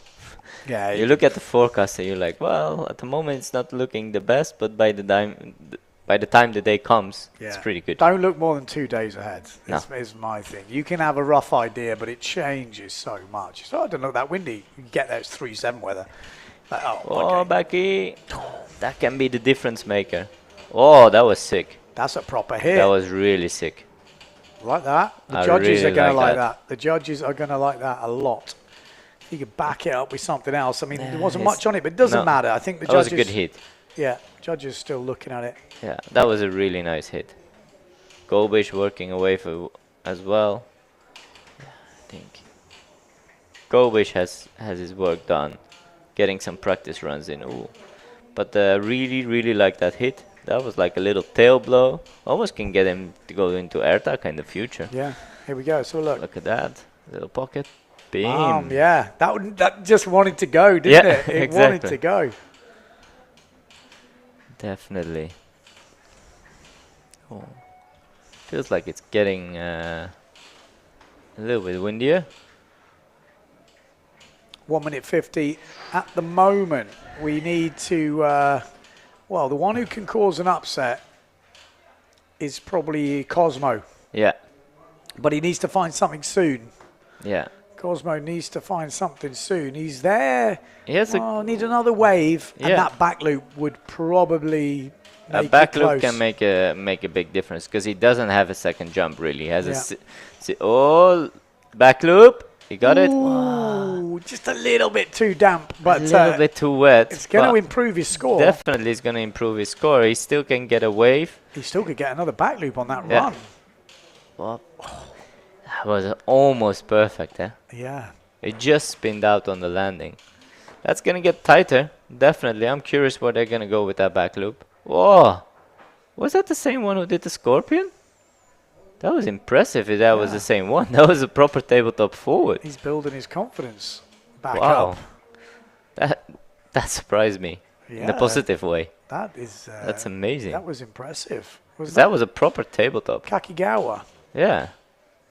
Or was that Peter Gobic? I think it was Kakigawa. He seems like a bit of a hellman, that guy. He's throwing it down all over the place. Yeah. I mean, both are on the same rig, and we did spot it a little bit later. But yeah, 25 seconds to go. Did that back loop drop already? Back loop dropped in at... Well, they put it down as a crash by the looks of it. Seems a bit harsh. That's maybe a bit... Oh, no. 162. Ah, yeah, 162. Yeah. No, then it's too much. Well, it's 2 points. 225. Well, he needs a 4. Yeah, that's over. Yeah, it's over. I mean, it still was definitely not over. No. was definitely close. If he'd have got a good backy, it was right on the line, that. But in the end, it is going to be B and A that get through, which is Peter Gobish winning it, obviously. He looked very handy in that one. He looks like you wouldn't bet against him for the title. Oh, that's a bit harsh, I think. Exactly. Ooh, there's a scorpion. Every time I look away, the scorpion. Boom. You're going to have to watch the replay. That was a good back here from Gobish. Managed to hold on to it as well. And Urcoli, it's in Italian. You go for your best. Ercole Rosso Chiosso. Okay, there we That's go. how I would say it. Perfect. Did you have to say it in that accent? Oh, that was unlucky as well. It was. I'm curious on that tabletop forward whether it was Gobish or if it was the other person. Let's hope it is in the replays. But I would have said it was without. That was the second forward he tried. It's getting better, but this was really good. Too bad he didn't have a backup. Like, he should have gone front side again if you were looking at this again and connected. So Gobish still the show, and the thing is he's unseeded a little bit because I think he came from the younger category. Okay. So no, it was Gobish. It was Gobish, yeah. Okay. It was Gobish. That was a good one. Okay, so there we go. 2 riders through to the semi-finals, and now we're going into heat number 4. We got Fernando in this one. We've got Haruto from Japan, Yeah. another Japanese rider, and then we got Javi Escribano, which is Pick's son, who is the head judge. Obviously, he's not judging the juniors because he's got a vested interest with his son being in it. But he was the head judge and is the head judge for the main competition. So, and he's been sailing really good. Yeah, he's, very good. Did he win over in Maui? I seem to remember reading. I think I might have the list. Could be. I know that he was tried first his in the trouble. Maui Pro-Am. Yeah. 4th in Tenerife last year, 5th in Pozo, and 5th overall under 18s, but he was only 15 years old. So now he's a year older. I know. Gone. Yeah, he was trying doubles, no? Yeah, he's made some doubles. Yeah? Yeah, he's made some doubles last year at 15. So he's definitely one to watch. Fernando as well. I saw him training. Actually started to get the push loop, although these conditions are not particularly push loop friendly. No, a bit more powered up. Lighter, and it's smaller, and it's like what you really want to be powered up when you or have a half decent ramp. But powered up is more the key than anything else. Yeah. So yeah, it was pretty interesting actually. It's interesting. There's a Japanese in every heat, basically. Yeah, that's good. Really good to see. I wonder how that's stacked up back in Japan, or are they all here? You know, or there's a few watching. Oh, nice forward. Nice. That was beautiful. Perfect start. This is a tight heat, eh? Yeah. This is a very stacked heat. That was Konishi. Yeah. Okay. Haruto. Okay. Yeah. Watching his watch already. It's dangerous when they get that good that young in competing. Yeah. I mean, you get a lot of practice here over the summer. Then you get, the 2 competitions as well. Yeah. Lucky kids. Lucky kids. And live streamed. Exactly. I mean, it's not a bad setup, is it? Not Definitely a bad setup not. at all. Definitely not. But they are the next generation. We have to push them, and they're going to be making the men's draw in the future. I think it's good. I think it also, what it does is with a live stream, it helps, the other kids at home watch it and they get motivated because they think, whoa, or they know the level and they know, it helps push them as well.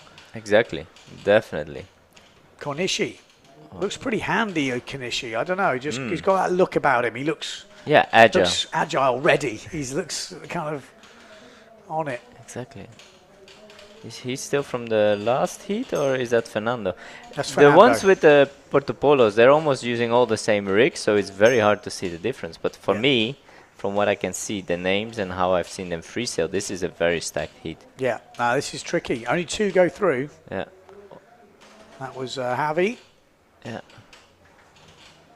So forward, that still the other one from Haratu. That was the winner that so was far. perfect. The scores so far, in case you're wondering. Forward loop from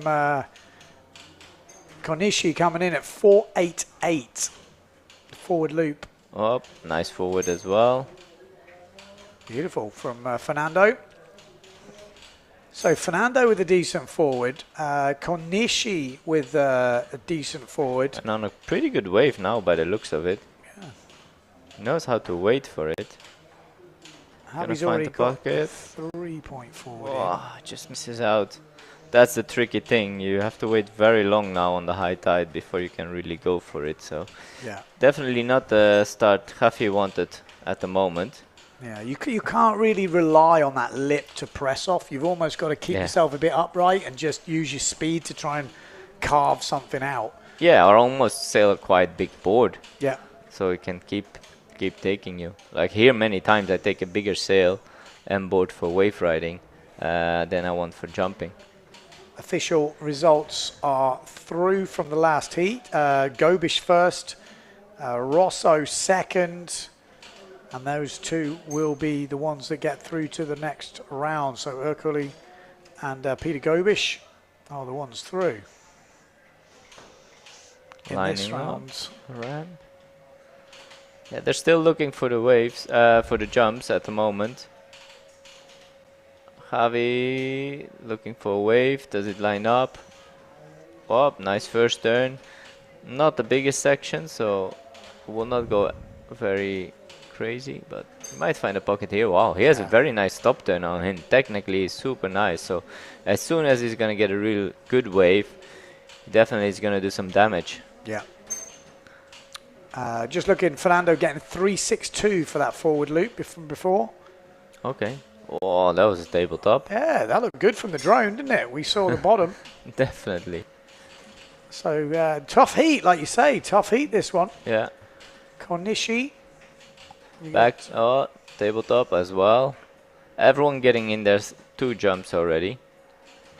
And whoop, nice wave. Better top turn. Was a bit more gentle on the top turn. Goes front side again. Top turn again. Didn't really get a pocket. Maybe a little bit too high up for this high tide. And when I say high up, you basically need to be sailing in front of the bunker by now on this high tide if you really want to get a pocket. And the thing is, in 1 hour, the tide will be dropping and you think you're still safe and suddenly you're on dry rocks. Oh, not bad. No. Not bad on the replay with the tabletop. So leading at the moment, Konishi with a 488 forward, a 112 wave and a 0.5. Second place looks like it's Fernando.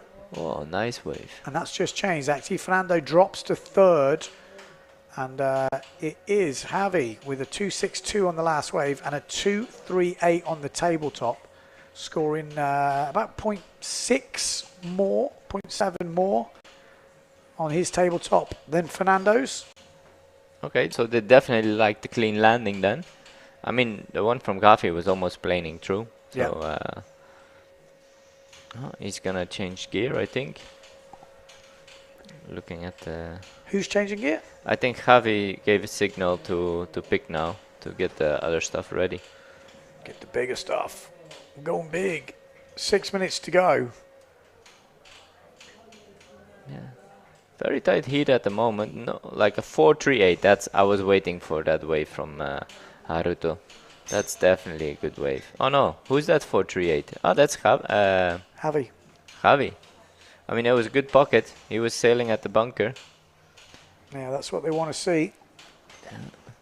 Quite comfortable now, actually, with that 438, 262, tabletop 2. You know, didn't have the best forward, but with all the other things in there, he's looking good. At the moment, Fernando's in third, Konishi in second, and Estrabano in first place. Ooh! He's going to sail away from that push loop, although he got very wet on the landing. Yeah. But might get some points for that. He was still missing a second jump. Yeah. Yeah, it will definitely be something. We've got Fernando heading out. What's he got for us? A bit of white water and a good hit from Javi there coming in. Definitely had some good tips there, Javi, because he's really sailing exactly where you need to sail. Oh, forward of the lip. Is he connect it further? Looks like it. Yeah, maybe he gets a nice pocket there as well. Go backside. Come on, do something more on the wave. Oh, he was waiting, wasn't he? He was waiting, Yeah. and then you're like, oh, I've waited too long. Yeah, but you think there that you're like, oh, it's too shallow already, but it's not. Ooh, move that hand too late. Yeah, it was almost like a back loop and then changed mind. A little bit cleaner that forward of the lip, and I would have set him up for a very good wave. But oh, Javi getting washed. But how is that second wave gonna be from Javi? I think it's gonna be quite good, and it's gonna give him a comfortable lead. Oof. Yeah, he's looking pretty solid at the moment, Javi. I think the second jump, second jump at any of these early stages is really key. Yeah. So it can change a lot. If someone nails a back loop or a clean push loop, they're going to jump up loads, because although his second jump is okay, his forward's not big. No. And his tabletop's not big. If someone was to land a back loop, Yeah. let's say. A back loop is like a 5, let's 5. say. And then that... That's 3 points Yeah. straight away catch up. 4.75 for that second wave. Okay, that changes things. You know, Yeah. 2 waves in the 4 category with 3 minutes 50 to go. That's looking... The advantage is fully Yeah, for Javi here. Nice. Yeah. He didn't do that. It wasn't Yeah, much he was wave. finding he was finding the balance. I think Yeah. he just like the sail pulled a little bit too much. Didn't get low enough in the top turn, and that just put him off balance a little bit too much straight up. Javi wanted to go fluke, but throwing it too early, so the sail catching too much. 3 minutes 20 on the clock. Fernando, what's he looking for? Needs Double. to find that push loop. Needs a ramp. I mean, Yeah. these are not push loop conditions, No. that's for sure. But in the free sailing, you said he was landing a few. Well, I met him on the beach. He literally came up to me and goes, Ben, I watched your video, and I did it on my 6-1. And it was quite interesting, because how he was explaining it to me was exactly how I did my first push loop, how I explained in the video. Yeah. But not everyone, get their head around. You know what Yeah. it's like when you put a video out. Some people resonate, some people don't. And he was like, I just went up one-handed, I landed in the triangle, did this. And then the last one, I just held a bit longer, done. Around. And I saw him the other day, he was landing them all the time. Now Yeah. with both hands on the boom. Yeah. So, but you need wind for that Yeah. type of push loop, the spin, before you do the proper push. Yeah. He's You got a could- good bottom turn as It's him. nice. It's a tricky heat, this. 3 Yeah. riders, all, good level. The waves are the ones that are separating the guys, though, properly. Yeah. The jumps are the waves, you can see the difference. When someone is finding that little pocket and they're able to hit it, the judges are, that's where the points are coming from. Tabletop. Not bad. No, he kind of needed that to put some separation between him and the person Fernando. Fernando. Because Fernando is gonna up his wave game now at the moment. Definitely gonna improve on a 1. Yeah. Like 2.5 he might get for that last wave. Yeah. I mean, if anyone is thinking, Oh. hello. Push loop. Oh, Oh. almost perfect. Oh, that was nearly played it. Yeah. I mean, he's at that stage now where he can throw the rig around a bit. Yeah. Because if it had been windier. Oh. He's Could've- gonna look back at that and he's like, Oh. if only landed that. Oh. That could have been a big difference maker. Yeah, that would have put him in second, I think. Yeah. Well, that's what it comes down to in competition. Not easy at the moment. Details, that's usually the difference, Yeah. especially in a tight heat. It's always tricky looking back at live streams as well, because you're like, if I'd have just, Yeah. could have just, if I'd have just, yeah. But that's how it goes. It's not easy when you're out there on the water, also to know exactly what you need. He still wants another jump. Yeah. We got 48 seconds. mean, It's He really needs another wave and a jump, but they're running out of time for that. 2.38. 35 seconds. He's going An for excellent wave would be good, but Yeah. it's not gonna come in 30 seconds. I don't see. Might be a little set on the horizon, but I think he's got his mind set on getting the jump in. Yeah, 25 seconds to go. Fernando at the moment looking like an exit, but could he pull off the impossible with 15 seconds to go? He has a look at his watch. I don't know if he's going to get the opportunity. 10 seconds. No, he's too far He's out. looking at his watch. He's like, I haven't got long left here. No. And at the same time, a good wave from Harato. He's quite high up, isn't he? Yeah. Yeah, so I think that's it. Well, it will be it. Javi Escribano goes through, and so does Konishi through to the next round. Wow, that forward was good. That was a solid way to start the heat, wasn't it? I think all riders in this heat are definitely really, really good sailors, and a bit more practice. Ah, that was the first forward. That was quite good. Wapa. Oh, I mean, I don't know if there was that many points in between those two, but it's difficult to tell from the drone. I mean, it's 0.5 in between between the two jumps. Definitely, I think Javi was riding the right part. Yeah. That was the difference, I think. That was the big difference, I should Exactly. say. Like you can go really close to those rocks on the full high tide. As soon as it gets a bit lower, you don't want to be there, but if he's got the skills, that's for sure. I feel like if they get a bit more wind though, like you can see that they got used to sailing in very strong wind, and now it's a bit lighter again, so yeah, they're just missing a little bit of rotation sometimes. But how many Japanese did make it through in the end now? All of them. All of them. I think. Hang on, let me have a quick look. One. No, this one. No, he didn't. Two. Two. There's two. Yeah, okay. two. There's 3 in and 2 made it through, so good representation. And we're going to go into the semi-finals now. And this, obviously, now we're going to have all the winners, the first and second place riders from the heats we've just seen, now in one heat. So first one, we've got Alvaro. He's going to be on the A panel, which is easy. I like the way they've done that, A. On the B panel, we've got Bjorn Olsen. Yep. Also easy to remember.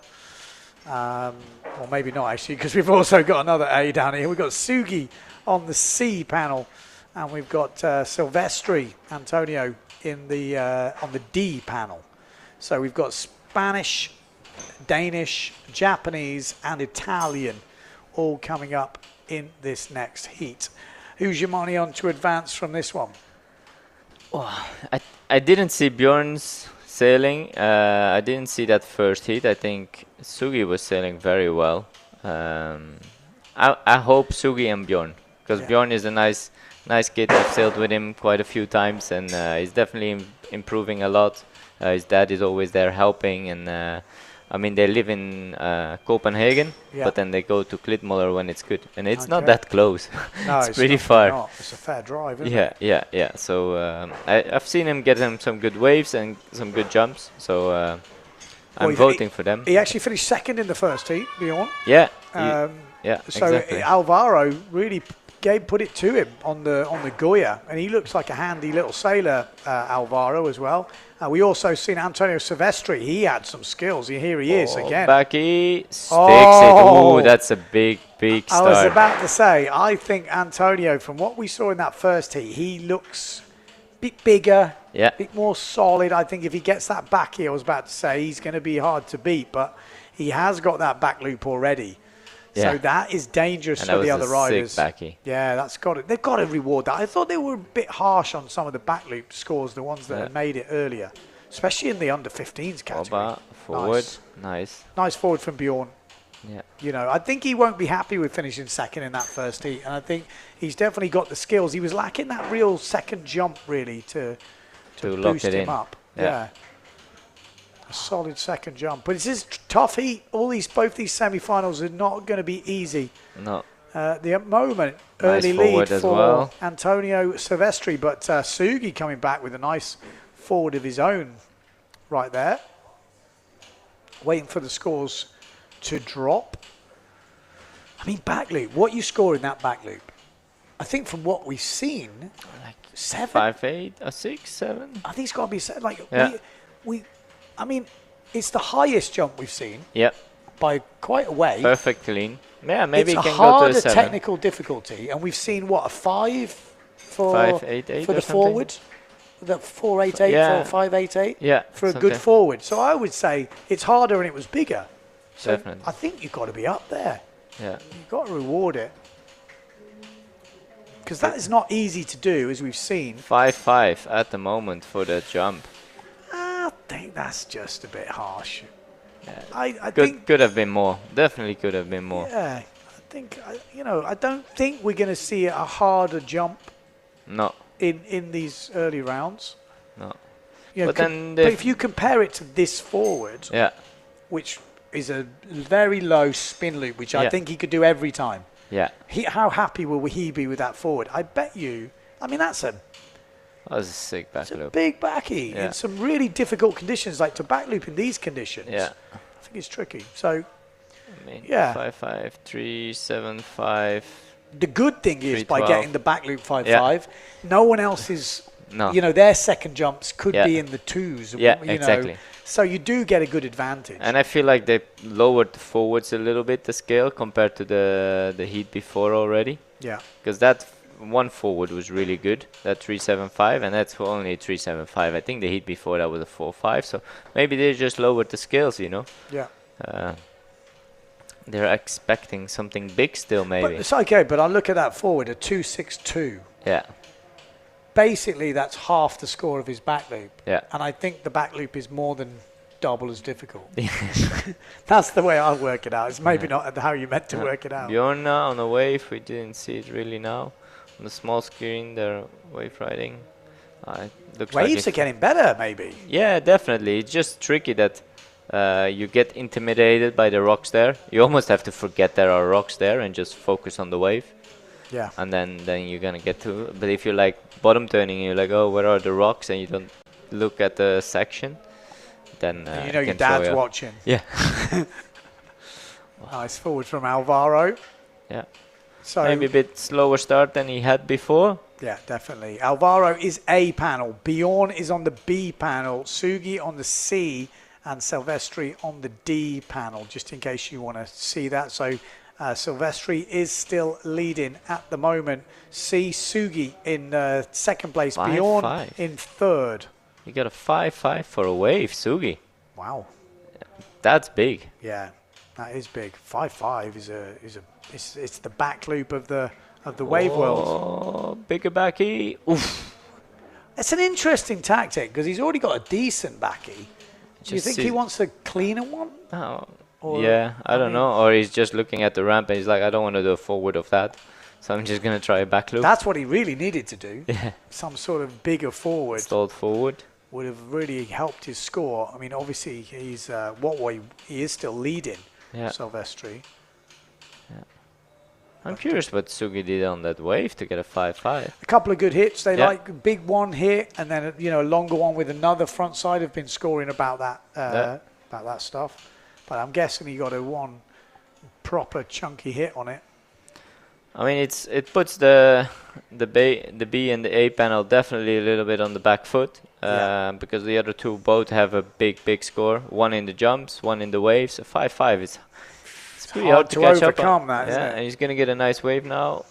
Oh, jinxed it for him, didn't I? Yeah, he just went out the back, and that's easy to do at the higher tide. Very easy. There's not much power in them. Well, depending. Some places there is, and other places it kind of just crumbles. Yeah. So it's easy to go through the lip. And here we go, Bjorn Olsen trying to get back in this. Needs something big.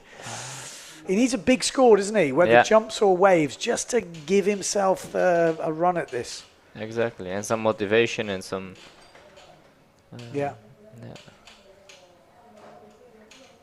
What have we got? We're going to see cleaner forward. We know he's got it in his locker.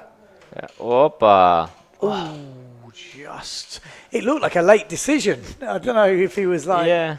I mean, it was definitely a stalled one. Or maybe a little bit of gust from the back. I don't know how northerly it is today. Yeah, it was definitely happening the other day, wasn't it? We saw a few. Definitely saw a few. I've never seen so many crashes from the top boys on doubles, and some people not even trying. Because Like me. Yeah, but it's. Well, I never tried, You but- know it's hard when But it's like like that. Swifty, for example, didn't even try. Or when is Yeah. the last time you saw Philip crush a double? Yeah, it's been a long time ago. I saw guys that just do. Oh, hello, here we go. Could be the difference maker. He's got it, surely. Yes. No, he lost the straps. Oh, that was unlucky. It That was looked a very great ramp. unlucky, They're the yeah. moments you got to capitalise on. Yeah. You don't get many opportunities like that. No. And that's the difference with competition. Oh, Becky, almost. And this is why I feel the back loop should score Yeah. bigger. I think Definitely. it's such a big deal. I know when you first learn to back loop, if you do one in competition, feels like a 10. You know, Exactly. it's like just fought it a little bit too much. Didn't put the hands together on the landing almost to let that glue open. Pulled him over. Yeah. Oh, look at this set though. Anyone riding on it? Some waves coming through. I went too far up because down there it looked really good. Maybe Bjorn gets the one behind. It does do that high tide though. It can tease you in. You think there's like a bomb coming, and then by the time you wave ride, there's nothing there. No. And that kind of did that. Exactly.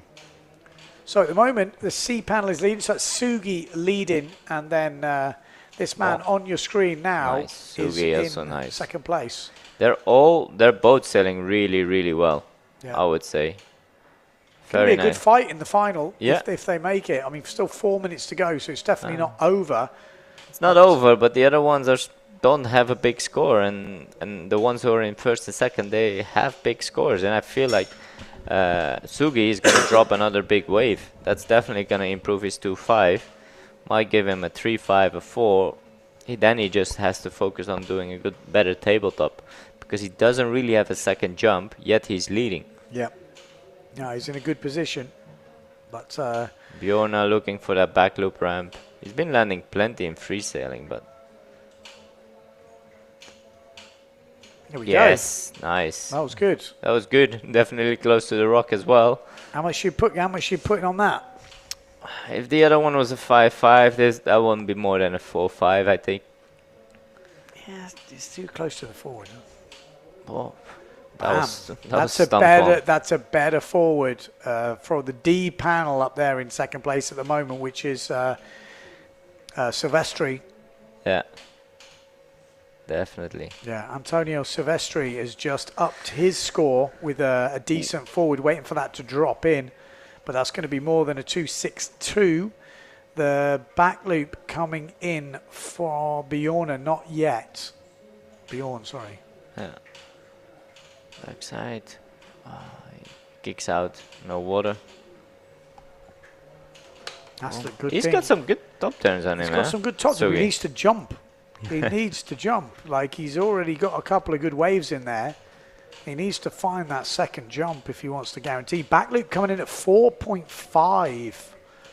So that's a decent score. That puts him back in the game, but he really still needs some waves. 2 waves. And the waves are definitely the hardest. Good hit from Alvaro there. Yeah. 2 minutes ago. Backside, does he get another front side? No more water.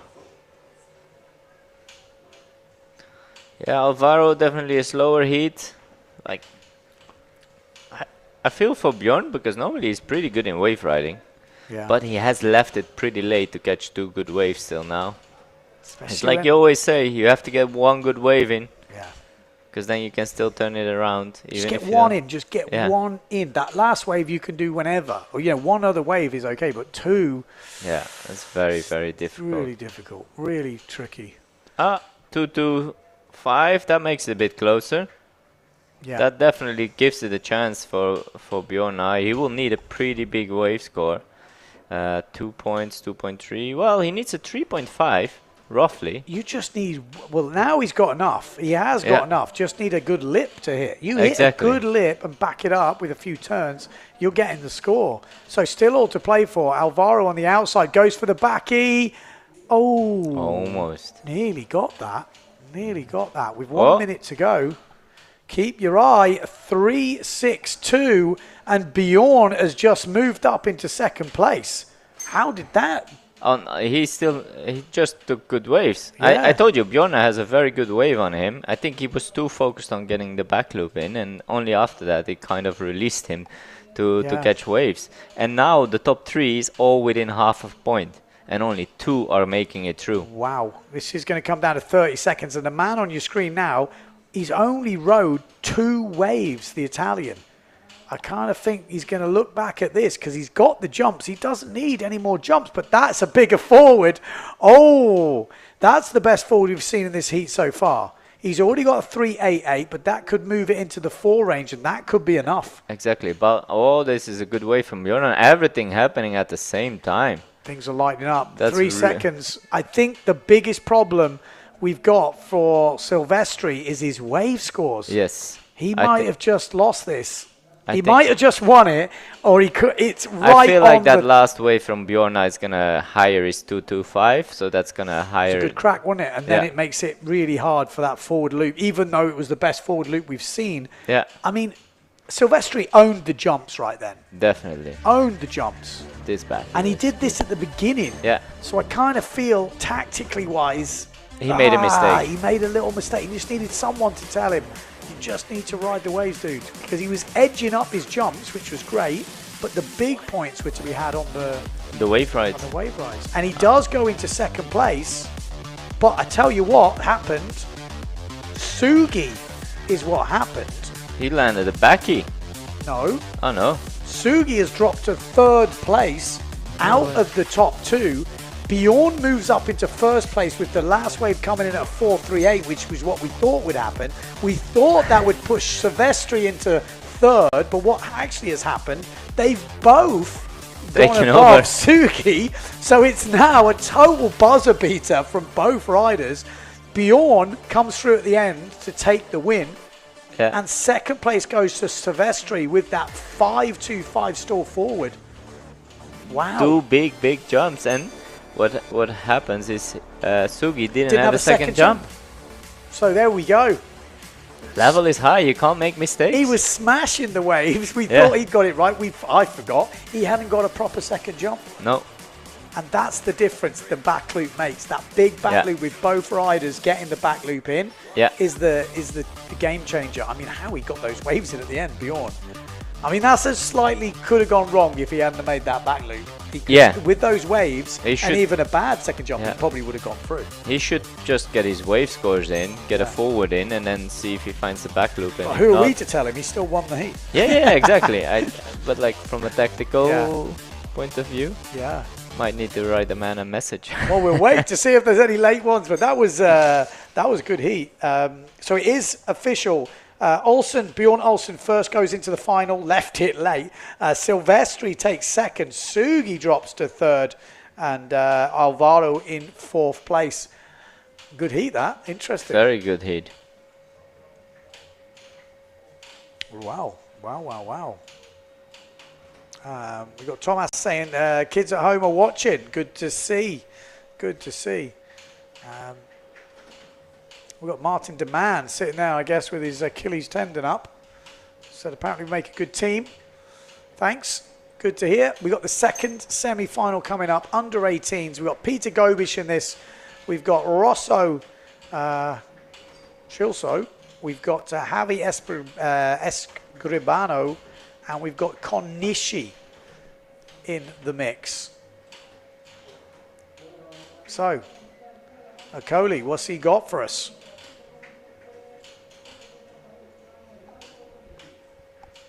Boba, nice forward. So Javi, forward. Forward. Oh, Okoli, a little bit of tweak on that forward. I don't know Yeah. if they class it as a table forward or just a good forward, but I would say he got the advantage on that first exchange. Definitely. So the Italian with the early lead, we will guess when those scores come in. Exactly. 12-minute heat, 2 waves, 2 jumps to count. We've seen some buzzer beaters in the other round, and this is to get into the final. So this is the semi-final.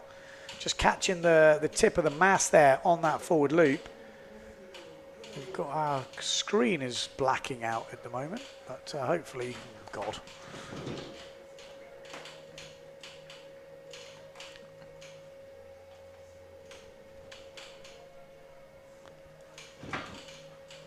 Yeah. 375 jumps starting to fall in. Yeah, 375 for Okoli for that forward loop.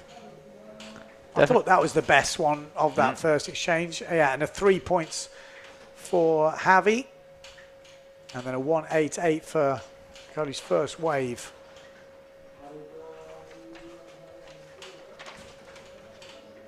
Oh, back loop. Oh, almost.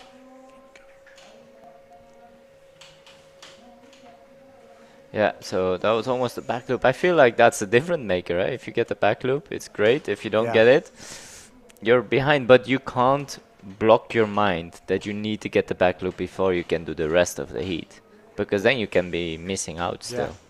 I think the main thing is, I really think the guys should just practice that tabletop. Yeah. We saw someone score a 4-5 earlier for a tabletop. Wow. Proper tabletop, you know, and you think that's a lot safer than going for a back loop. Yeah. Exactly. You know, or you know, you're going to get in the mid threes if you do a good one, which is not a bad backup if you've got good waves. Little pocket, boom. He knows how to find them, huh? Yeah. Really, really good. Does Searching backside, boom. Does he get another backside? Nice little backside there. That's gonna be a good wave. Yeah. Well, we got a few screen issues at the moment, which are quite intermittent, and every time someone comes in to check out what the problem is, it doesn't happen. It's like a mechanic. Yeah. I've got a problem with the car. You take it in, and it's running Nothing. perfect. You Exactly. leave, and it's like, oh. Can't do anything. So 9 minutes on the clock. We've got the D panel leading at the moment, which is Konishi from Japan. 3-1-2 on the waves and 3-3-2 on the jump. Then the B panel, which is Okoli from Italy, the guy on your screen right now on the Wii1. The Porto Polo sails. Boom. Nice. Yeah.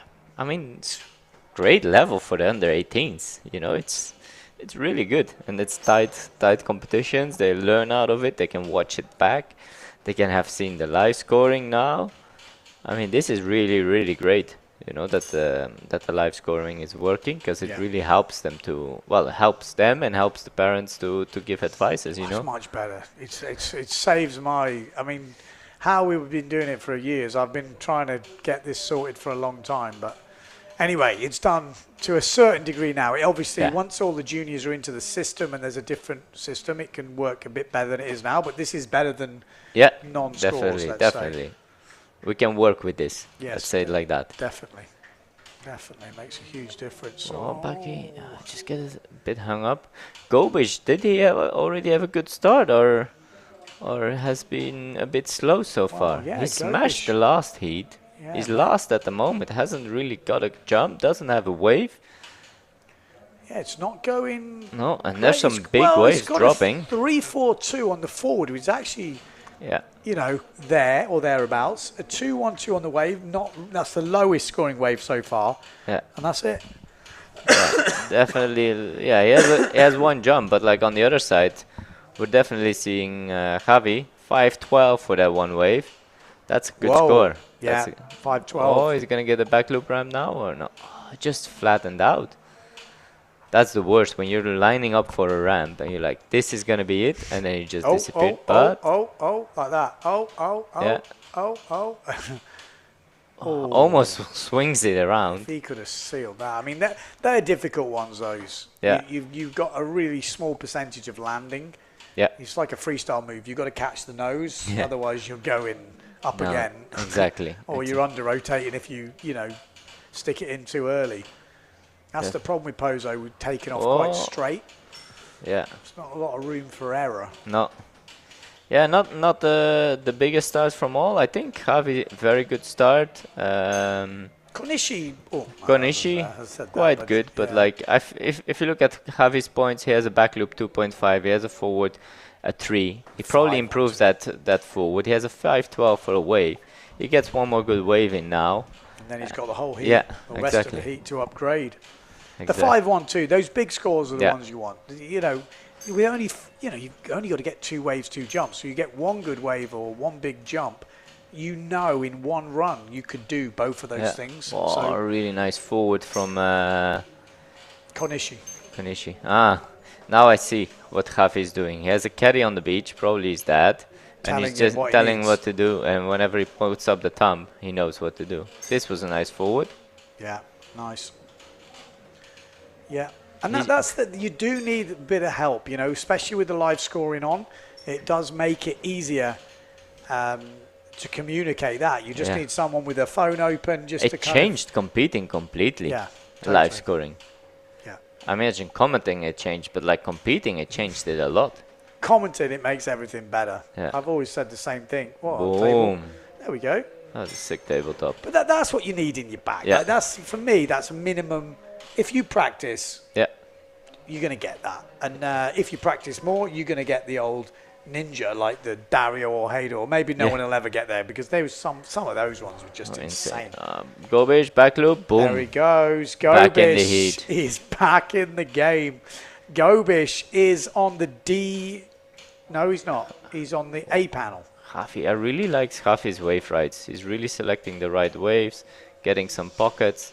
It's not as good as the one before, but this is definitely like a 3, a 3, It's hard 5. not to score it well Boom. because he's Wow. so busy. Yeah, very busy, very dynamic. Looks Yeah. really nice, controlled.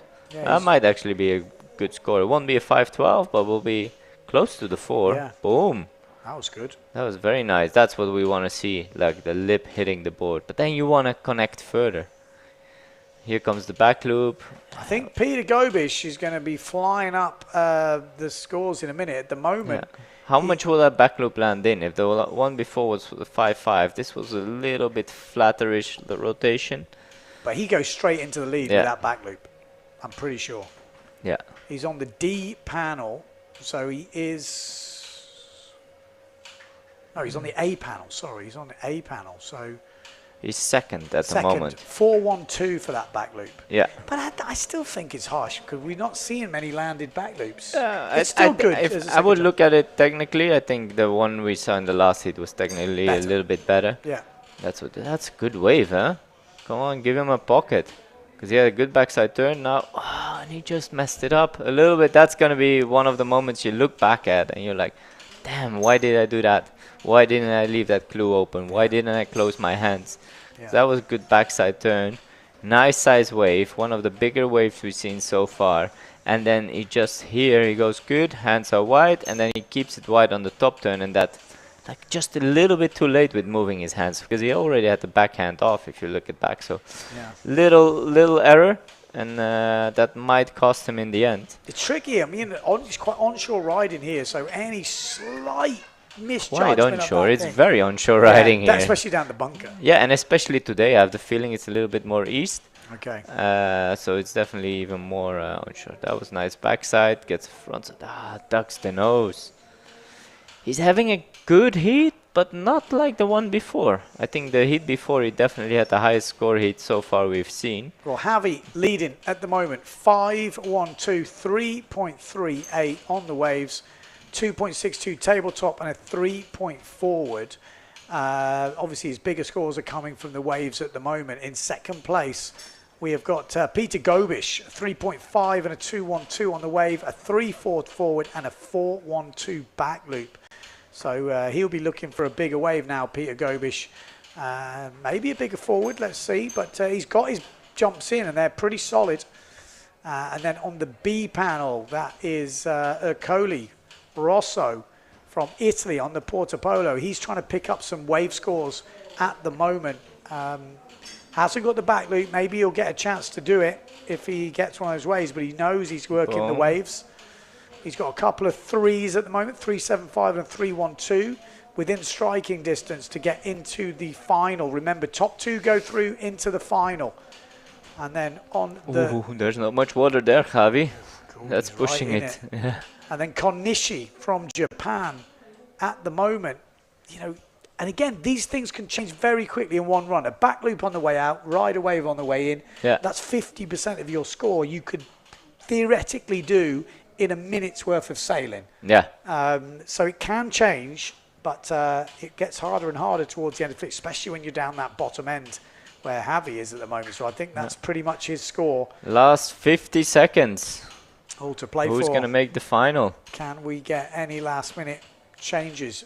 The B on the B set, which is Ercole, has a chance. Oh, big forward. Oh, he needed that. He needed that clean and he just crashed in the He end. needed that. That would have probably scored a lot, and then maybe had a wave chance to do it. Peter Gobish is going to be happy to see that go down. Exactly. The Italians maybe not so much, because I think that's it now. I think we're going to be seeing Peter Gobish and Javi Escribano through to the next round, because Konishi's gone down on that wave ride. Ercole, I don't think he's on a wave. And Escribano is going for the push loop right at the end. And that is going to be Peter Gobish. But these Ooh, guys on the are already rocks. through. There's no water there. That is the bunker. He's got How did he away get with off it. that? He's got away with the high tide. Yeah. Well, great. There we go. Good heat. And we are seeing Javi Escribano on your screens right now on the Blue Goya, making it through to the final. And on the other, in second place, it's going to be Peter Gobish that goes into that final as well. They're going to be going against the two riders from the previous heat, which is Bjorn Olsen and Antonio Silvestri. Yeah. Who do you think in that final? Because we're I'm going to give Bjorn some tips now. Okay, I'll let you go. Obviously, Savone team rider Dieter van der Eycken is going to run down the beach and say, "Oi, this is how you do it." Okay, we've got another heat coming up in between times, which will be under 18 girls. So we got Sol de Greek in this, and there's some good talent. And then we'll be going into the final from the under 18 boys straight after as we watch the highlights from this heat.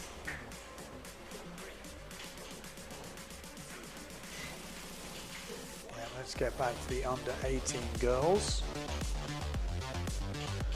Yeah, so highlights, plenty of action in that one.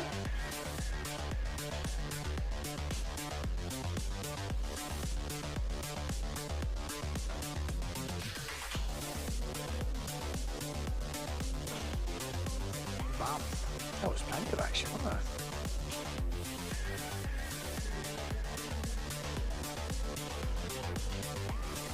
Keep him busy.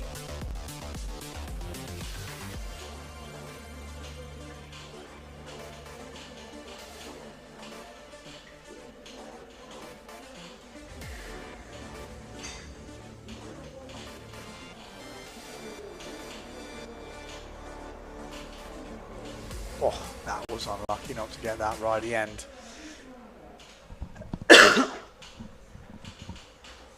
So next up, under 18 girls final. This is going to be 5 riders in it. So we don't get the live scoring, unfortunately.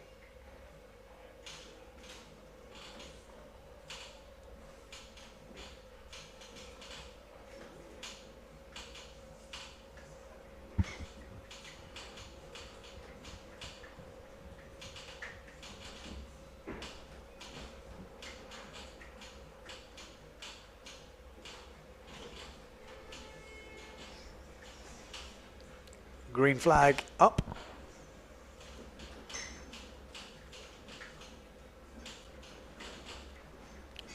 So 12 minutes to go.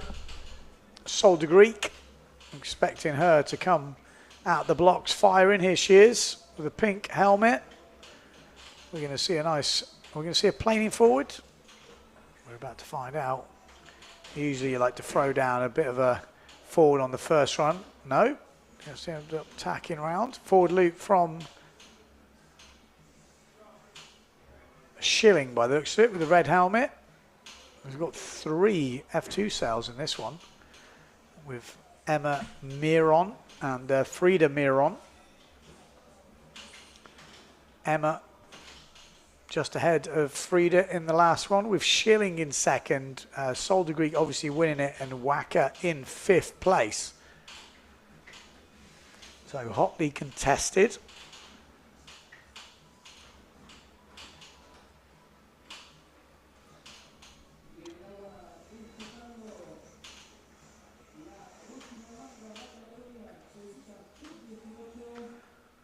Here we go, Sol de Greek looking for her first stunt.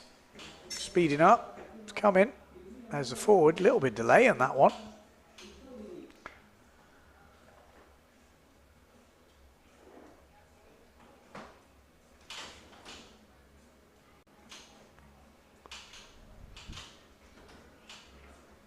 Here we go. Oh, perfect opportunity here for the back loop.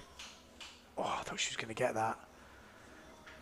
Turned into it perfectly. Oh, nice forward loop there from Schilling, is it? Yep, Schilling. Sol gets 3.5 for that forward. And Schilling a little bit less for her forward.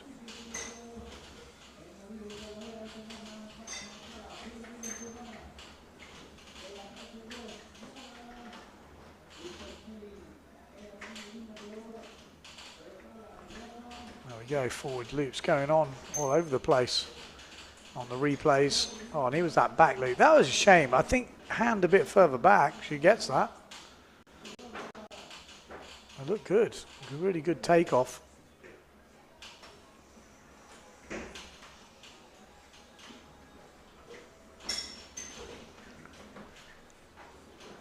Nine minutes on the clock.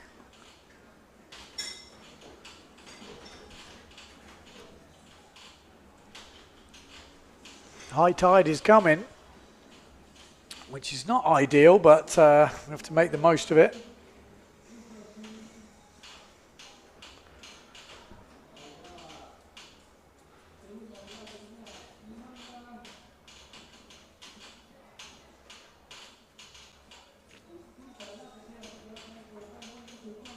Eight minutes 35.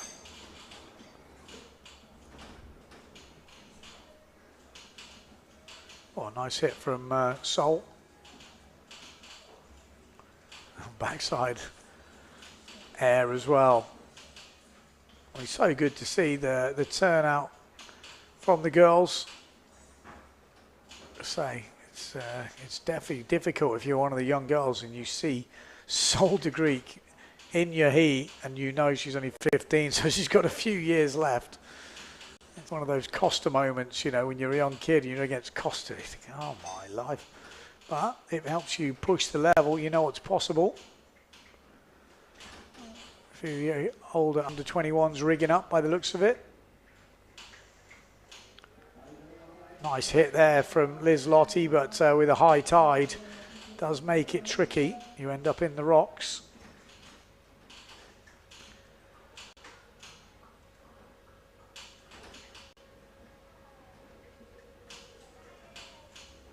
Bam, back loop.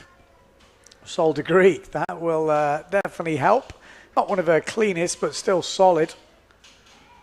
Getting the back loop in, forward loops in. I'm sure she can upgrade, but that's what she wanted to do. Get something on the board. With 7 minutes to go in this heat. Let's see if I can give you a bit of a rundown. Yeah, officially Escribano and Gobish advanced to that under 18 boys final.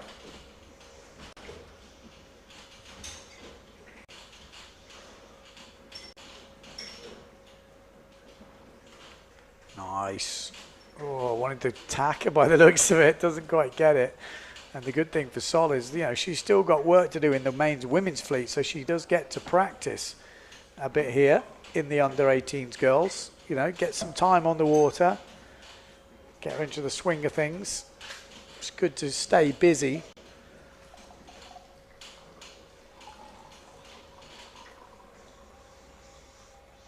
I want to make any predictions for future world champions and what year they could happen. Will Sol de Greek be a world champion one day? If so, give me the year. Oh, that was nice on the replay from Liz Lottie. That was that back loop from Sol. Making easy work of these conditions. This is Miron. From Germany. Let me see if I can get you some information from some of the girls in the heat.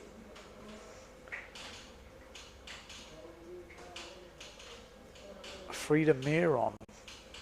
Yeah, so, Cold Hawaii Youth World Cup, 3rd place. Moulet Pro Women, 2nd place. Danish Open 2024, 4th place youth, 5th place woman. Student, surfer, musician. That's Frida Miron. And then Emma Miron, 3rd place, gold away. 2nd place in the pro women in Moulet. 4th place and 5th girl. Student, surfer, musician. So they're very similar hobbies. Musicians. Maybe we'll get them to do us some music for the channel. And just give you some ages. Probably should. Let's have a rundown of the under 18s category. So Frida Miron's 15. Oh, actually, that was both. Okay, they repeated themselves here. Solde Greek 15, Liz Lottie Schilling 15. Yeah, that's the only age I've got. Maybe I haven't got Emma Miron here. Apologies. Ah, yeah. 17, Emma Miron. So 3 minutes 50 on the clock. Tide is quite high now, making it, unless you go down the bunker, you're going to struggle to get the waves in.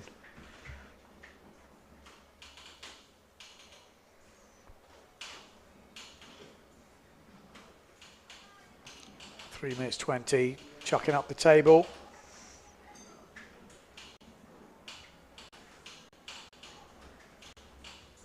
Not really much information on the scores in this heat, apologies.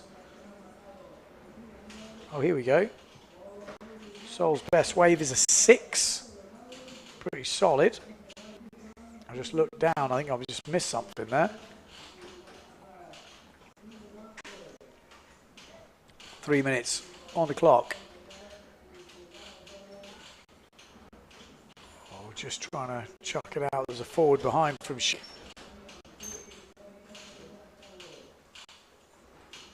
But one thing's for sure, Sol de Greek definitely got a grip on that first place. Schilling fighting it out with Miron.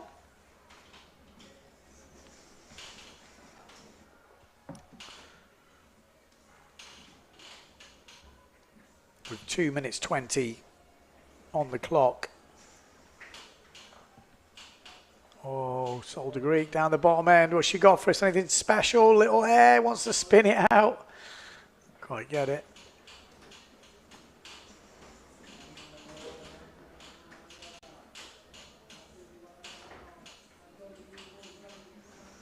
Two minutes.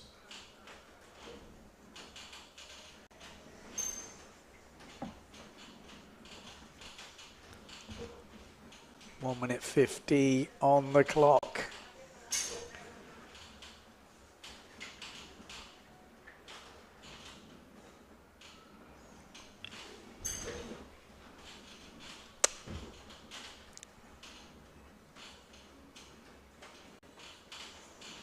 Who's going to do the next move? 5 riders on the water. High tide here in Pozo. Not easy to find the waves. The girls trying to make the most of it. But it's not easy to sail here. Like I say, a lot of the girls will be sailing at low tide in Pozo, which we saw earlier, which I think is definitely a bit easier to sail when you've got a more cross-shore wave up this top end, but making the most of it.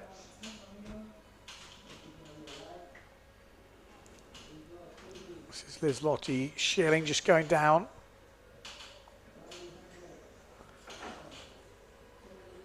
Yeah, there's just no, it's not so defined, that's the problem. And, you know, not all the waves are easy to predict.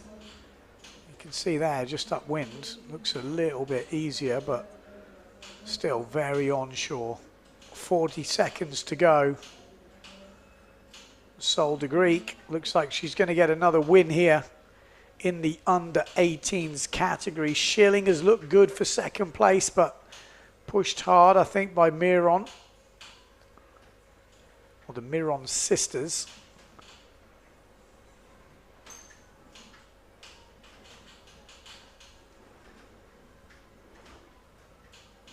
10 seconds on the clock, final countdown. And I don't think we're going to see any changes at the end. So as soon as we find, there we go, that's the red flag. As soon as we get the official result, I'll be letting you know. But we're going to go into the under 18 boys next final. So it is the final. This is the highlights from the heat. Little table chucked up there from Miron. That was the forward loop from Sol to Greek. Oh, that back loop just missed it. Nice forward from Liz-Lotte Schilling.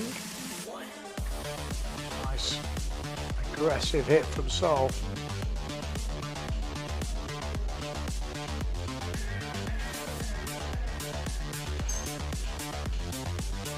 Good frontside hit there out to the rock run.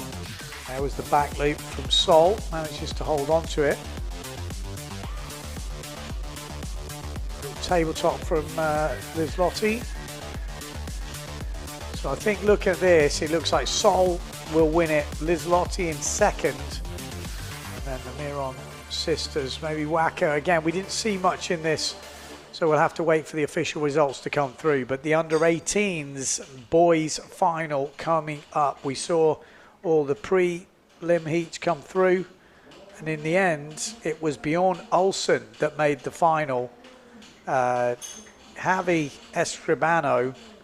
We had Antonio Silvestri and Peter Gobish. That is your 4 finalists.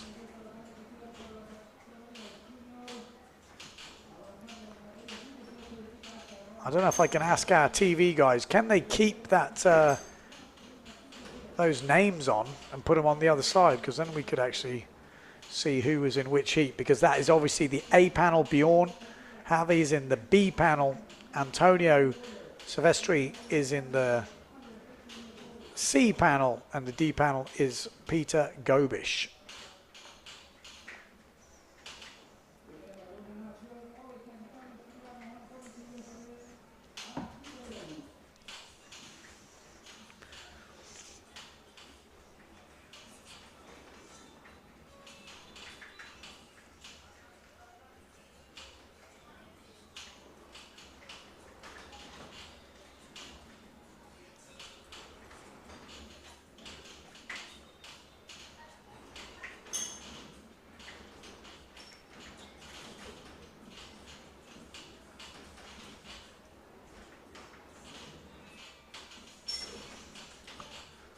So, live scoring.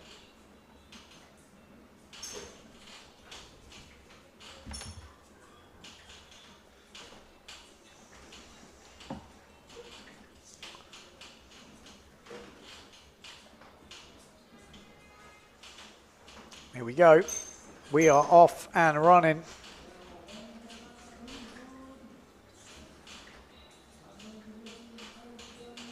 Antonio, can he kick off with a backy? No, goes down. Forward loop from Javi. Nice forward loop there. Good way to kick off the heat. Already got one of those jumps in.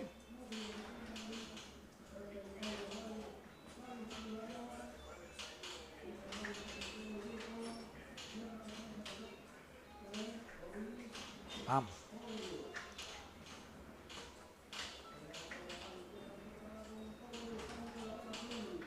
So, looking good. Good start. Wants that back loop, or is he going for the forward loop? We just went off our screens, but hopefully we'll get the replay. But he's in the water, so it obviously didn't end well. And a back loop attempt there from Gobish. He's wrestling it, but the judges, it will score, but it will be low down.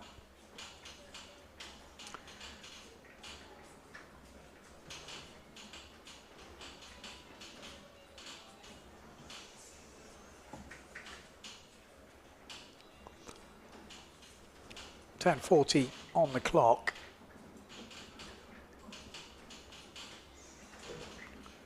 Oh, just unsure. Gobish with the forward loop. This is the one we missed. Oh, nasty. Tried to stall it a little bit. Didn't quite work out. But Escribano leading at the moment, 4.38 on his first forward loop. Good way to start the heat. Wants the backy or pushy attempt and goes down onto the sail. Let's hope it's still in one piece.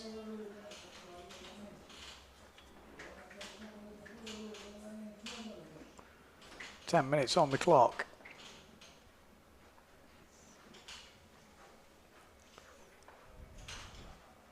Bjorn Olsen, obviously on the A panel. Not seeing anything scored just yet with Peter Gobish riding this one on the duotone. Peter Gobish on the D panel. He's got a 2.5 jump already. Oh, there we go, perfect. Helps you guys work it out at home.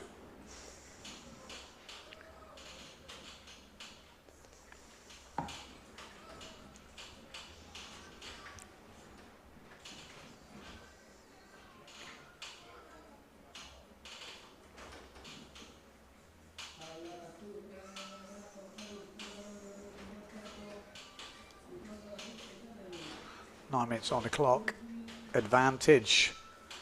Peter Gobish at the moment looking good. Bam. Nice stunts are coming out now. So B leading, which is Javi Escribano. This is on your screens right now on the blue Goya.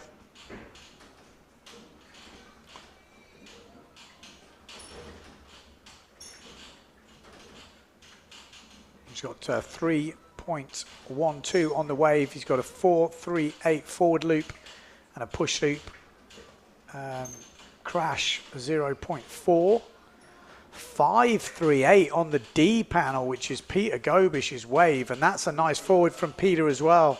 So he is looking good at the moment in the early stages. A 5.38 already on the wave. And that forward loop will improve now.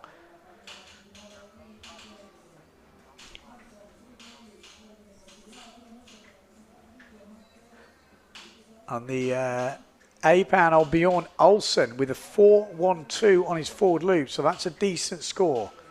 Trying to just pick up some waves now. 7.43 to go.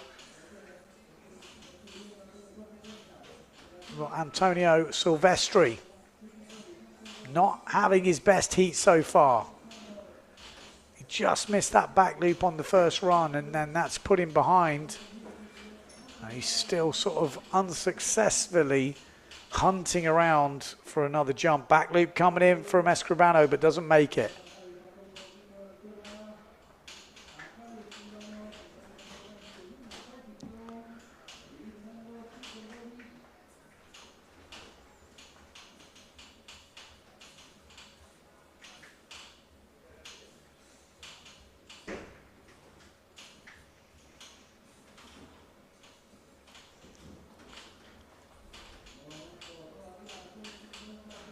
Six minutes 50. It's tense. It's high tide. It's not easy. I actually thought they might wait for the final of this one till maybe conditions got a little better. But I mean, that's part of competition. You've got you know, always have the ideal conditions, and there is still opportunities out there, and that's the whole idea of competition. You've got to find the diamonds in the rough. Oh, and he gets the backy. Peter Gobish looking good at the moment. He's been finding the back loop in every heat, had the forward loop as well, and he is leading right now. And he's going to be, he's got a 5.75 on his wave. He's got a back loop in there. I thought he upgraded the forward loop, but it's not dropped in yet. So Peter Gobish, I think he's really in control in this final. Javi Escribano, I think there's a few scores to drop in, so we'll wait and see. One thing's for sure, Antonio Silvestri is not having his best heat so far, and he's only got 5 minutes 30 to go. Needs the back loop. Wow, okay, so we've just seen the results from the last final, and I apologize because we didn't see all the sailing. Wacker in second place, Solder Greek in first, Schilling in third, And then Frida Miron in 4th, and it was Emma Miron actually in 5th place. So Wacker, well done. We didn't see much on the screens, but she was obviously busy. There's that back loop. Wow. He got back-winded on the top of the sail, but still somehow made it happen. Oh, unlucky from Javi there. Forward loop from Javi coming in at a 4, no, on the A-pound, sorry, I apologize. Bjorn with the 4-1-2.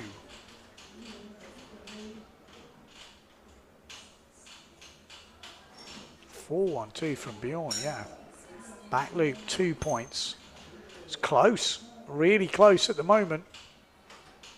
Nothing in this. These results can spin around at any moment. We've seen what Silvestri can do, but he needs to find that big back. He needs to find those jumps. At the moment, the wave score, I mean, from Peter Gobish, the back loop, I'm seeing a back loop on a 1.12, but that can't be the last back loop we saw. It was landed clean, it was low, but it was, oh, there we go. That back loop coming in at 3 points, so it's not a big one, which I think is maybe a bit harsh. It is a back loop. Maybe they didn't like the way the sail back-winded, but the landing was clean. It was small. Oh, and a big back loop there, and there we go. Silvestri, no. Oh, that could be the moment. That could be the moment he's going to look back on. That could have got him on the podium. Big back loop like that would have put him right back into contention. It would have, he might have even, yeah, gone into 2nd place there. But it hasn't worked out for him. Peter Gobish with a 4.62 on his 2nd wave, a 5.75 on his 1st wave. Looking very good for Peter Gobish here to take the title. Still time left. Oh, he's going to be gutted that didn't go. That looked perfect. But Javi Escribano looking good in 2nd place. And, sorry, no, not what I'm on about. It's Bjorn Olsen in 2nd place. Bjorn Olsen with 2.62, a 3.62, a 2-point back loop and a 4.12. Escribano is actually in 3rd place, still struggling for his 2nd jump and not really got his 2nd wave in yet. So plenty of more scores to drop. I think you've got to keep your eye on Antonio Silvestri. If he can find that big back loop, this could do some serious damage. He's got a stalled forward on him as well. He's got a couple of waves which are not bad. He's got a 2.38 and a 3.12, not his best waves, but we know his big guns are his jumps. Oh, and he's just landed something there. We saw the splash. So maybe Antonio Silvestri just landed a decent forward. We saw the splash. If he can find that big back loop of his, he's got 2 minutes to find it. Will he get the ramp? He might have an opportunity. This is what we missed. Okay, so a clean, small forward. It'll score. It might push him up. Well, it will push him up a few points. He's not landed a jump yet. But if he makes the back loop, the big back loop, keep your eye on Silvestri from Italy. Not over yet. Bjorn Olsen in 2nd place. If he can find that back loop, it would also put him right in contention for the win here in the under 20s category. Single elimination, 1 minute 29 to go.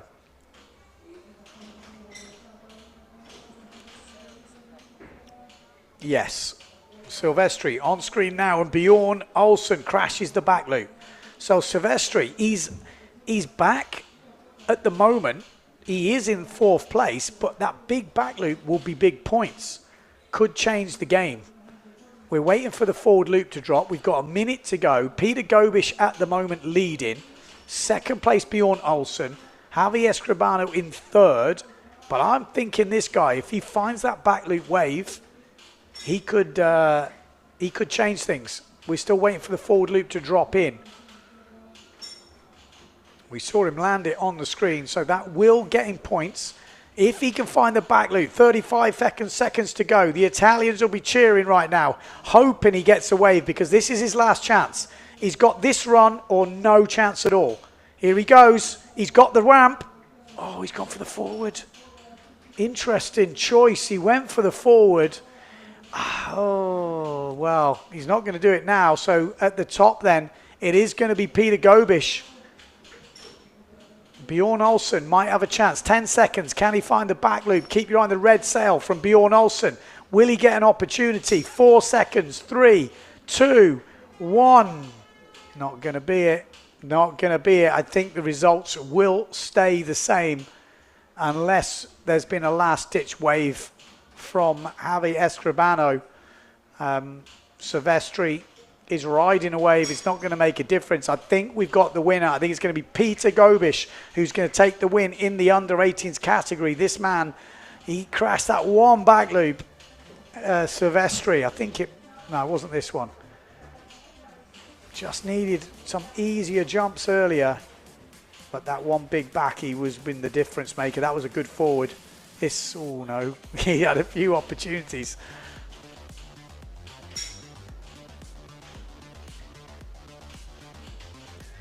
So Bjorn Olsen on your screens gets second. Looks like Javi Escribano is in third place. But it is going to be this man, Peter Gobish, that takes the win in the under-18s category. Nice hit. There was that back loop. A low spinner. Oh, he did well. He backwinded halfway through it. There we go. We are on postponement by the looks of it. This was the one. This was the one. He's going to look back on that. Ooh. Could have been the difference maker. Like put in a 5-5 there. You get in 5 points. Oh, actually, it might not have been enough, actually. He would have needed... Oh, yeah, because the forward never dropped in as well.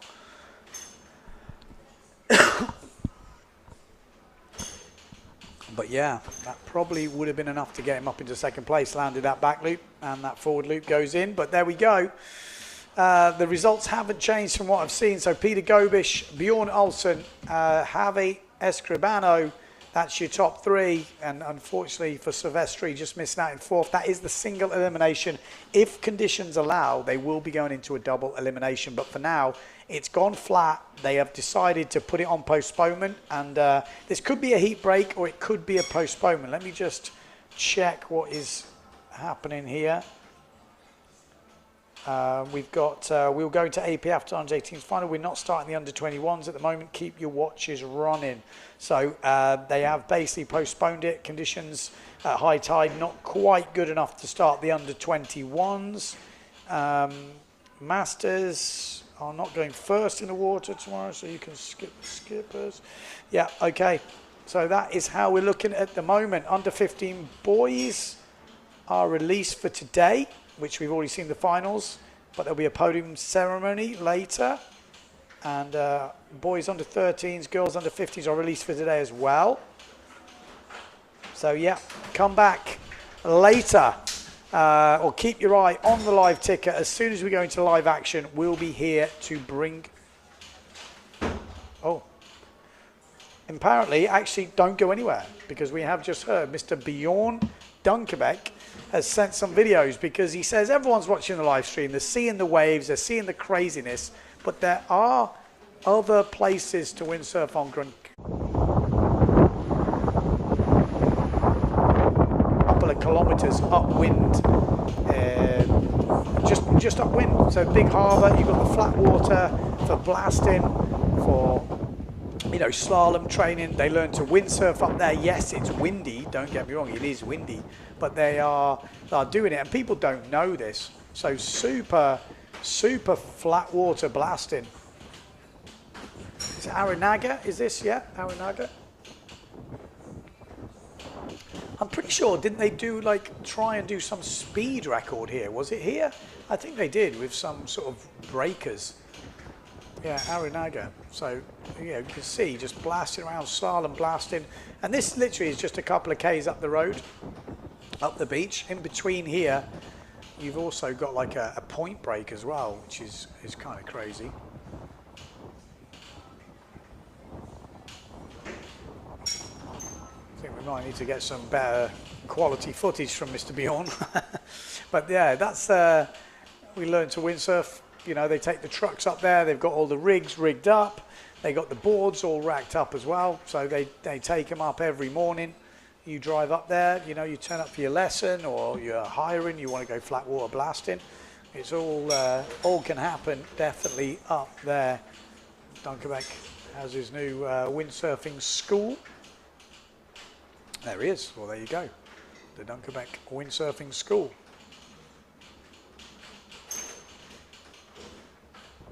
So, there we go. Well, I'm going to leave you with these images and we're going to take a short break. It could be a long break. We don't know. We don't know. Because we're going to have to wait for that tide to drop and see what the waves do on the way back. So thanks for tuning in. Good job to all the juniors, all the youths that have sailed today. Some great performances and some definitely future champions in the main fleets. So stay tuned. We'll see you then.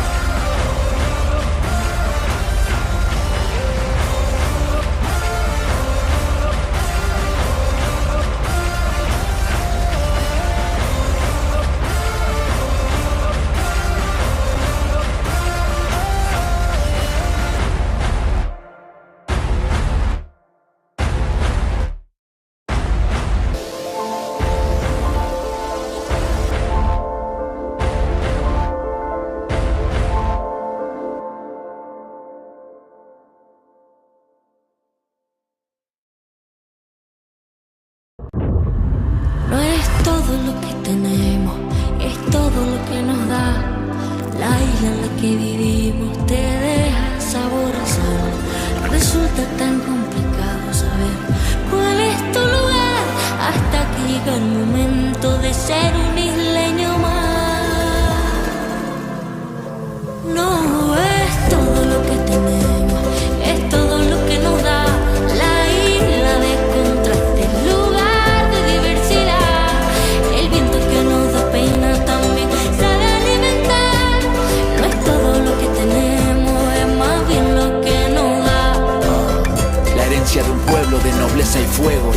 fuerza del mar, la tierra y el cielo, diversa belleza humana y salvaje, su mágica esencia, su gente y paisaje, fuente de energía limpia y soberana, tanta riqueza que nutre y que sana, en nuestras manos nuestra libertad, isla de fortuna que tanto nos La isla da. de buena gente, tierra sagrada, sol que me ampara. La isla que mi me cuida, el mar que sirve de puente no es la frontera. Hay mil maneras de ver la de vivir.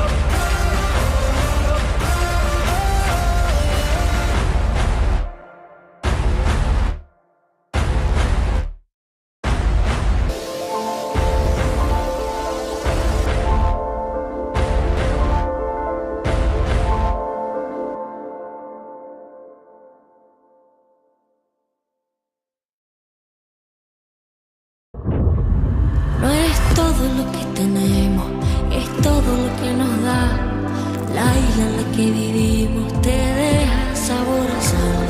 Resulta tan complicado saber cuál es tu lugar, hasta que llega el momento de ser un isleño más. No es todo lo que tenemos, es todo lo que nos da. La isla de contrastes, lugar de diversidad. El viento que nos da pena también sabe alimentar. No es todo lo que tenemos, es más bien lo que nos da.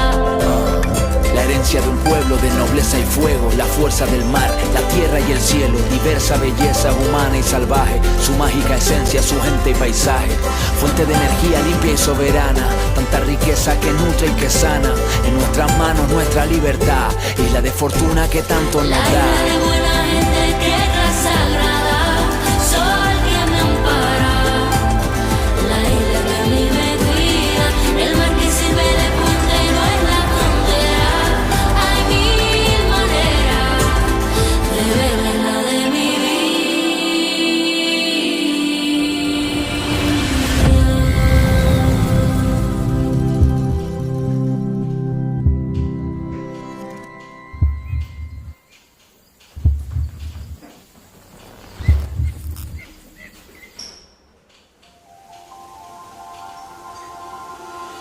Ven y acércate a ver el viento, a saborear el paisaje y a escuchar el silencio de una visión infinita. Ven y acércate a sentir el amanecer de nuevos pensamientos que te nacen dentro cuando descubres que estar aquí es querer estar aquí. Santa Lucía es querer estar, querer ser y no poder dejar de hacer. Hoy, las cosas que ayer quedaron para mañana.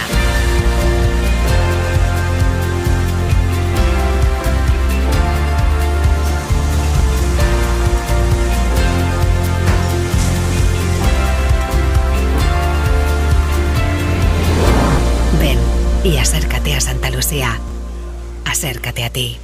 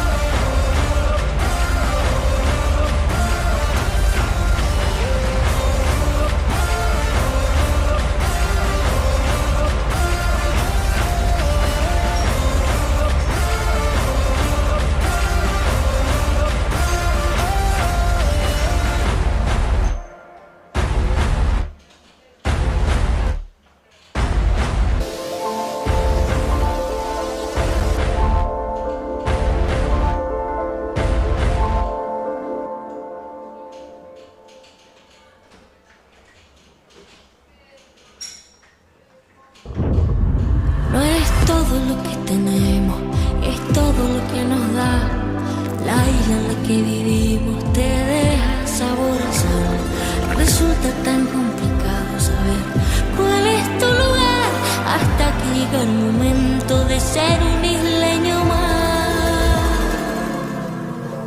No es todo lo que tenemos, es todo lo que nos da la isla de contrastes, lugar de diversidad.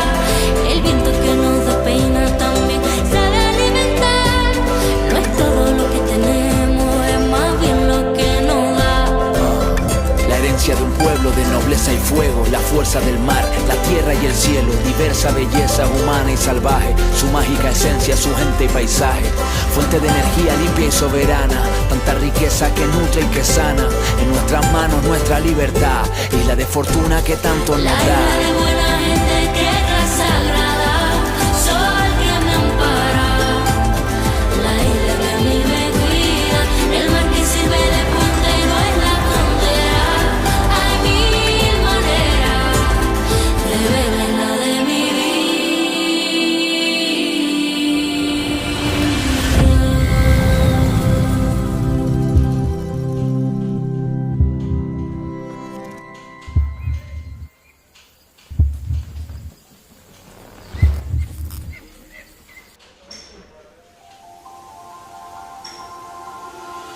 Ven y acércate a ver el viento, a saborear el paisaje y a escuchar el silencio de una visión infinita. Ven y acércate a sentir el amanecer de nuevos pensamientos que te nacen dentro cuando descubres que estar aquí es querer estar aquí. Santa Lucía es querer estar, querer ser y no poder dejar de hacer hoy las cosas que ayer quedaron para mañana.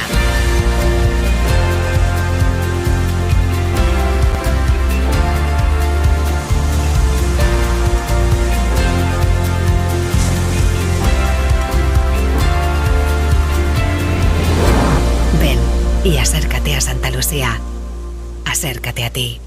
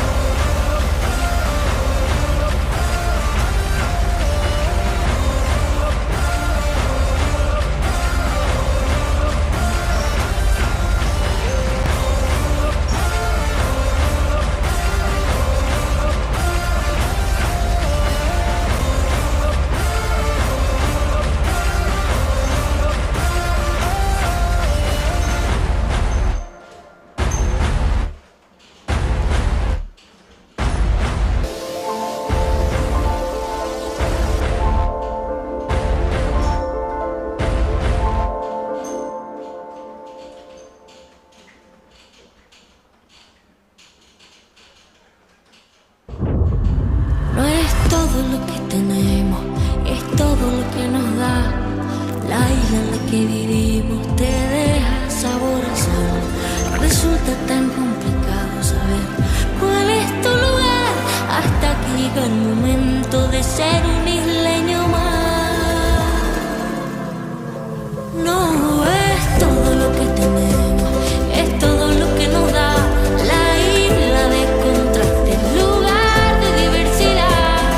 El viento que nos da pena también sabe alimentar. No es todo lo que tenemos, es más bien lo que nos da. La herencia de un pueblo de nobleza y fuego, la fuerza del mar, la tierra y el cielo, diversa belleza humana y salvaje, su mágica esencia, su gente y paisaje, fuente de energía limpia y soberana, tanta riqueza que nutre y que sana, en nuestras manos nuestra libertad, isla de fortuna que tanto nos La da. isla de buena gente, tierra sagrada, sol que me ampara. La isla que a mí me cuida, el mar que sirve de puente, no es la frontera. Hay mil maneras de ver la de mi vida.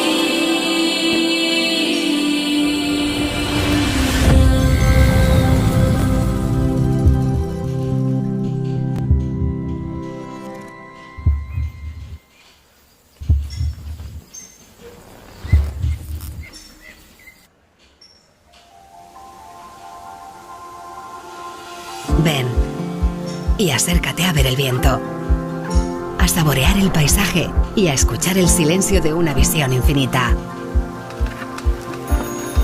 Ven y acércate a sentir el amanecer de nuevos pensamientos que te nacen dentro cuando descubres que estar aquí es querer estar aquí.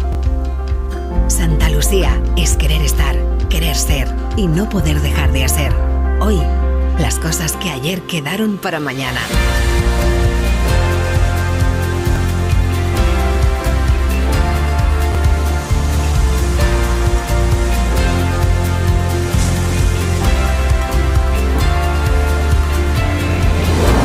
Ven y acércate a Santa Lucía. Acércate a ti.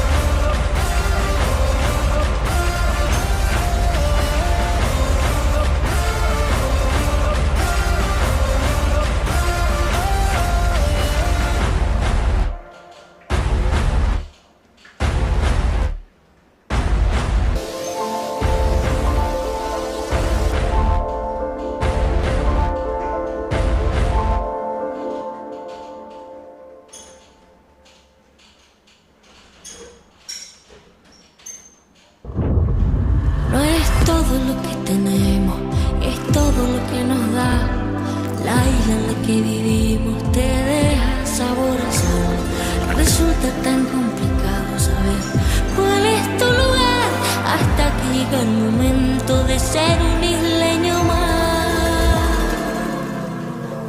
No es todo lo que tenemos, es todo lo que nos da la isla de contraste, lugar de diversidad. El viento que nos despeina también sabe alimentar. No es todo lo que tenemos, es más bien lo que nos da. La herencia de un pueblo de nobleza y fuego, la fuerza del mar, la tierra y el cielo, diversa belleza humana y salvaje, su mágica esencia, su gente y paisaje, fuente de energía limpia y soberana, tanta riqueza que nutre y que sana, en nuestras manos nuestra libertad, isla de fortuna que tanto nos La da. isla de buena gente, tierra sagrada, sol que me ampara. La isla que a mí me cuida, el mar que sirve de puente no es la frontera. Hay mil maneras de beber la de mi vida.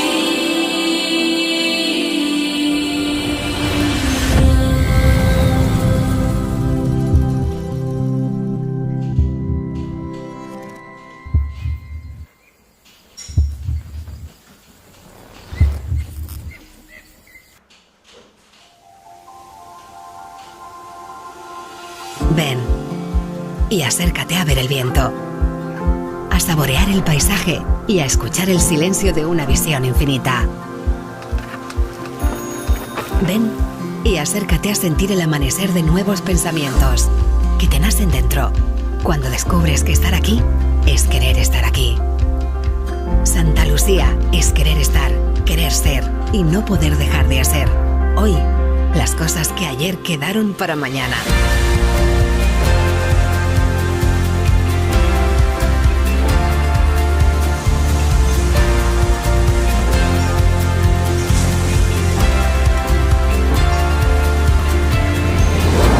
Ven y acércate a Santa Lucía. Acércate a ti.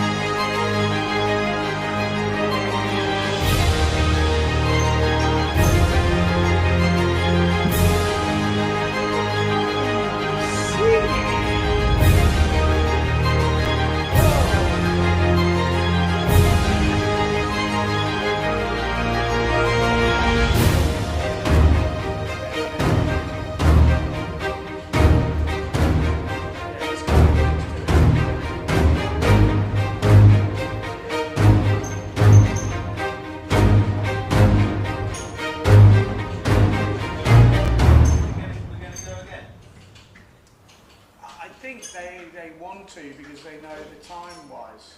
Yeah, no, I get that.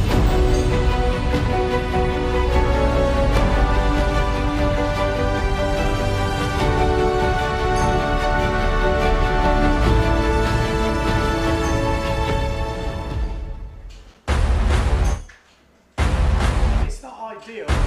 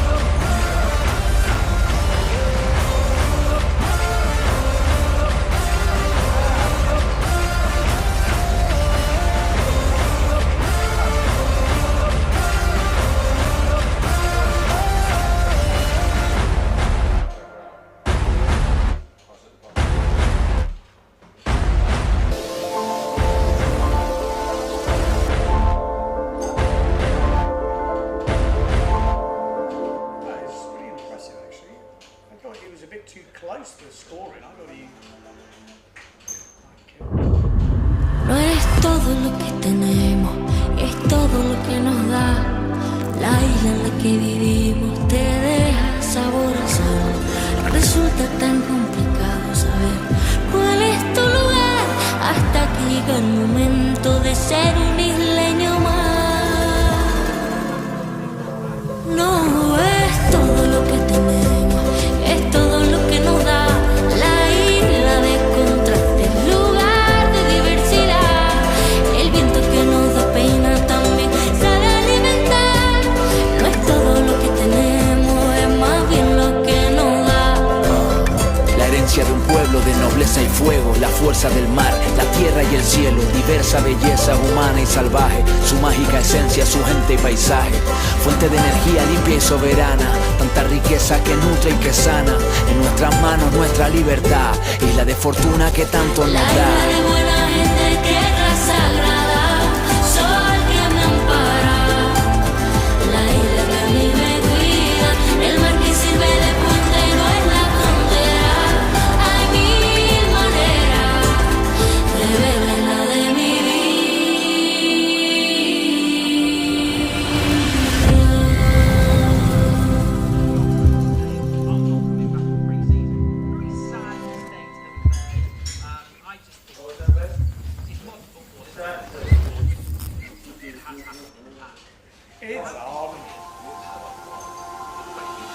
Ven y acércate a ver el viento, a saborear el paisaje y a escuchar el silencio de una visión infinita.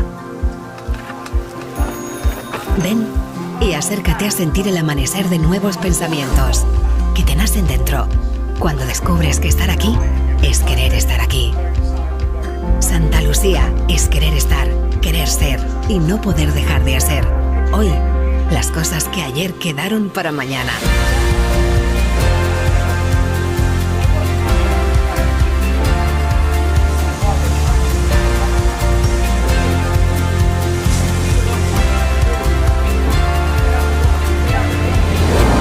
Ven y acércate a Santa Lucía.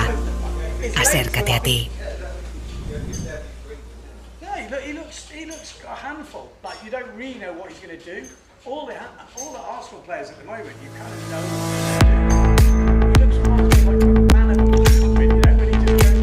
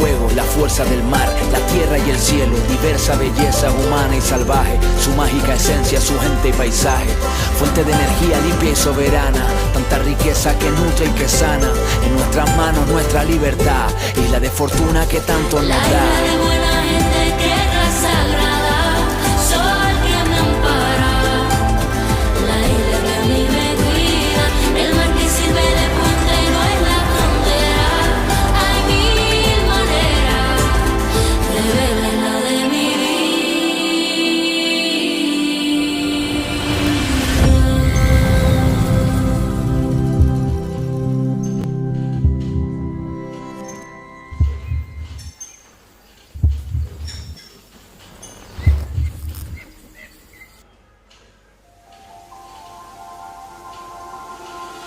Ven y acércate a ver el viento, a saborear el paisaje y a escuchar el silencio de una visión infinita.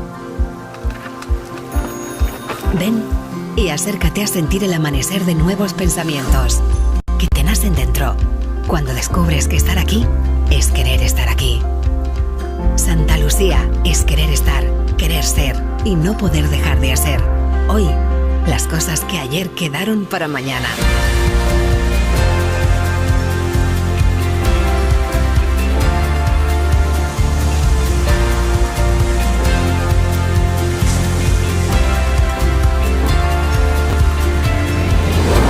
Ven y acércate a Santa Lucía. Acércate a ti.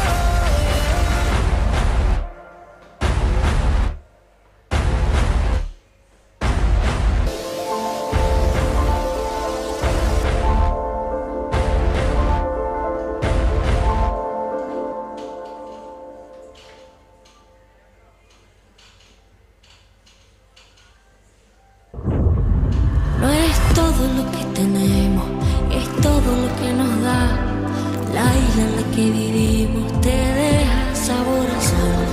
Resulta tan complicado saber cuál es tu lugar hasta que llega el momento de ser un isleño más.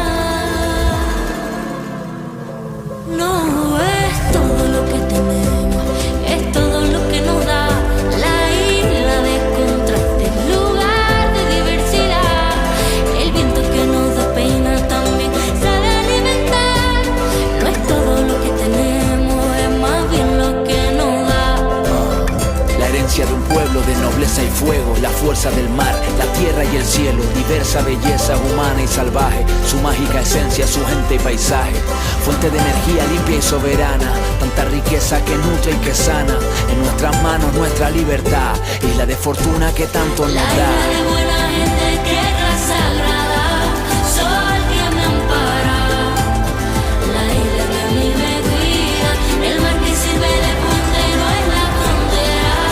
Hay mil maneras de ver la isla de mi vida.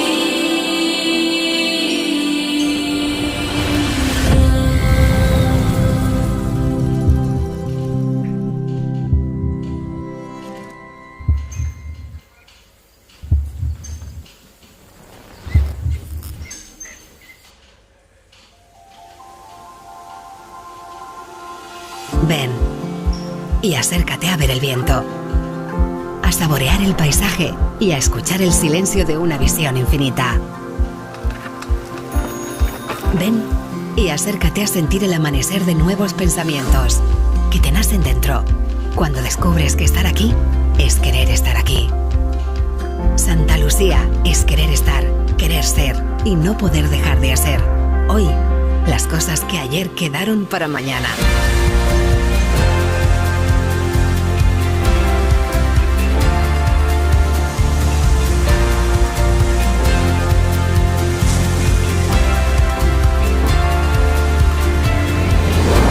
Ven y acércate a Santa Lucía. Acércate a ti. If it sounds shit, I can always do a little an intro to the next one when we get it. I've got to find out how this is operating.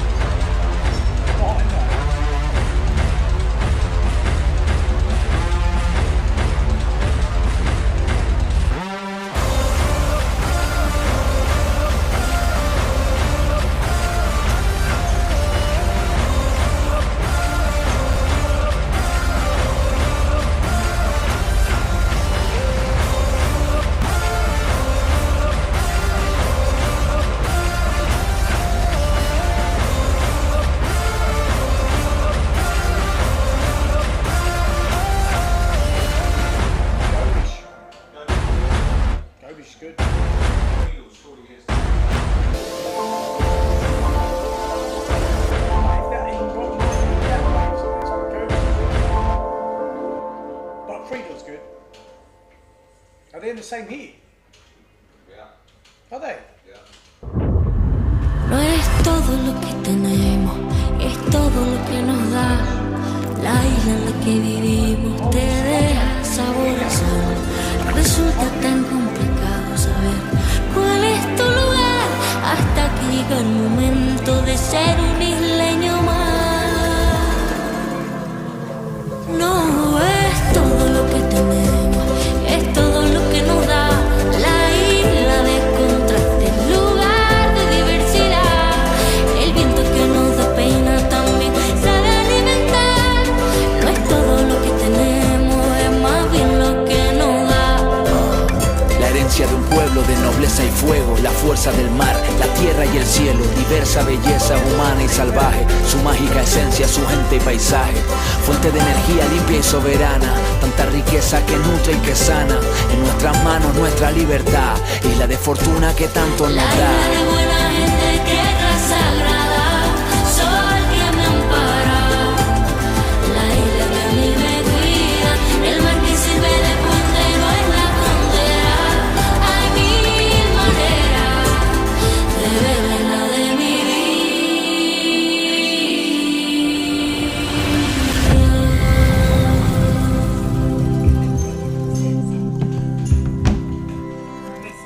Christian, welcome to Arsenal.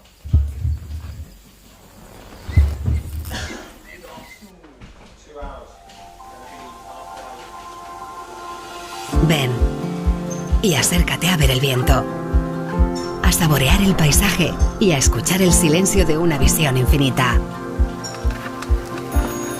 Ven y acércate a sentir el amanecer de nuevos pensamientos que te nacen dentro cuando descubres que estar aquí es querer estar aquí. Santa Lucía es querer estar, querer ser y no poder dejar de hacer. Hoy, las cosas que ayer quedaron para mañana.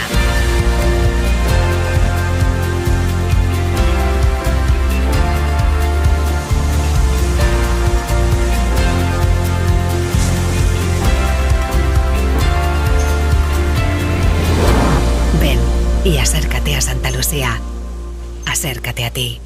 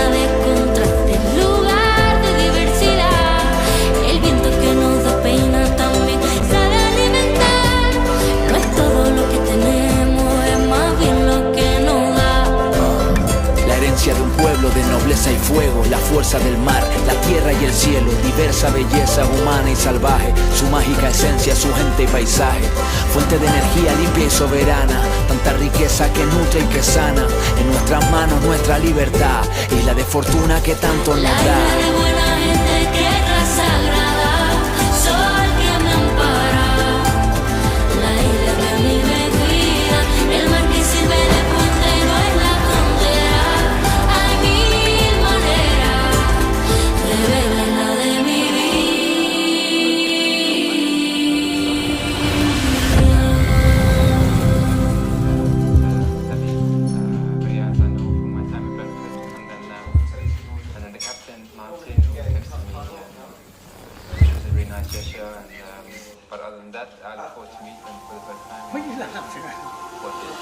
Ven y acércate a ver el viento.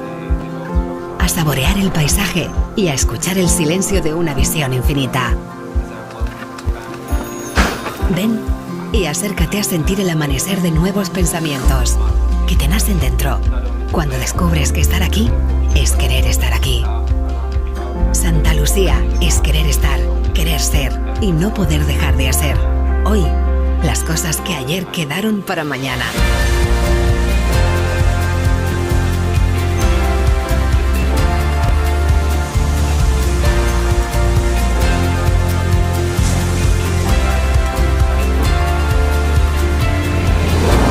Ven y acércate a Santa Lucía. Acércate a ti. From the highest level. So it's a big honor and privilege to be able to like you said, start your 7th season in the country.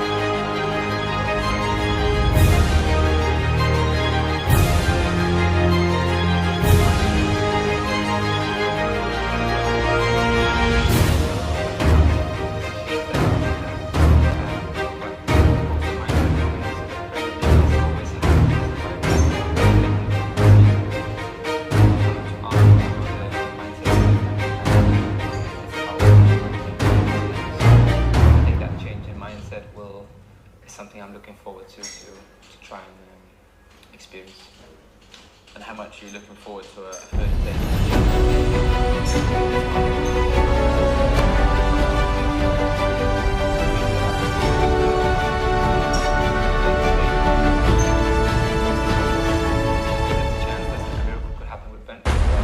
Unrealistic to pay. Now I get to hear the anthem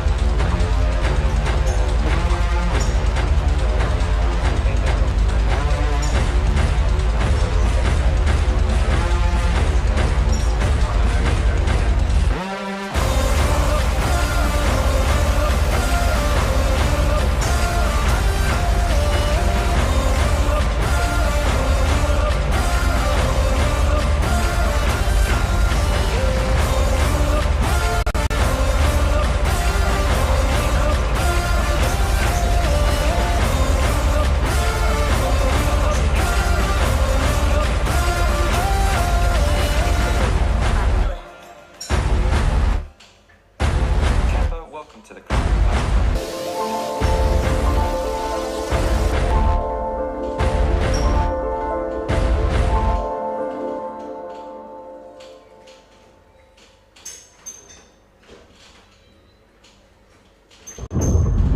No es todo lo que tenemos, es todo lo que nos da.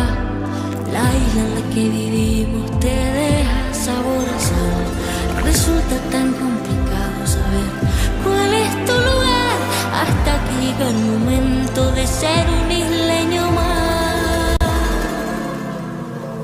No es todo lo que tenemos, es todo lo que nos da. La isla de contrastes, lugar de diversidad. El viento que nos da pena también sabe alimentar. No es todo lo que tenemos, es más bien lo que nos da. La herencia de un pueblo de nobleza y fuego, la fuerza del mar, la tierra y el cielo, diversa belleza humana y salvaje, su mágica esencia, su gente y paisaje, fuente de energía limpia y soberana, tanta riqueza que nutre y que sana, en nuestras manos nuestra libertad, isla de fortuna que tanto nos La da. isla de buena gente, tierra sagrada, sol que me ampara. La isla que a mí me cuida, el mar que sirve de puente y no es la frontera. Hay mil maneras de ver la isla de mi vida.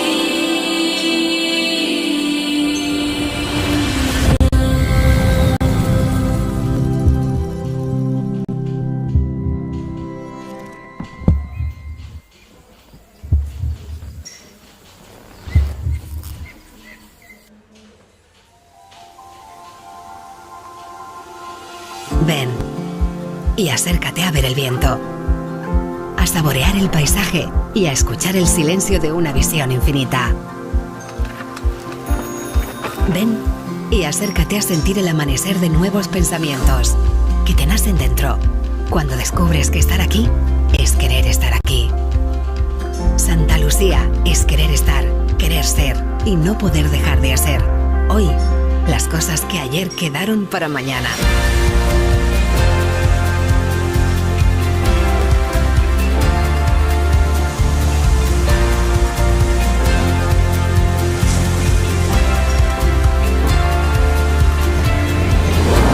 Ven y acércate a Santa Lucía. Acércate a ti.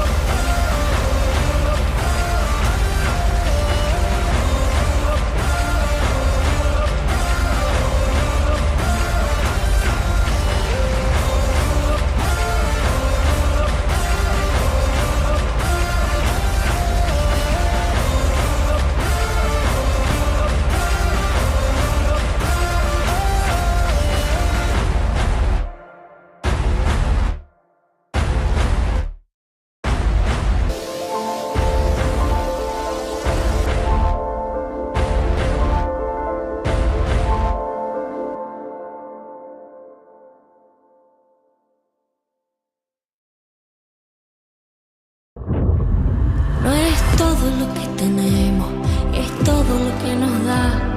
La isla en la que vivimos te deja sabor a sal. Resulta tan complicado saber cuál es tu lugar, hasta que llega el momento de ser un isleño más. No es todo lo que tenemos, es todo lo que nos da. La isla de contrastes, lugar de diversidad.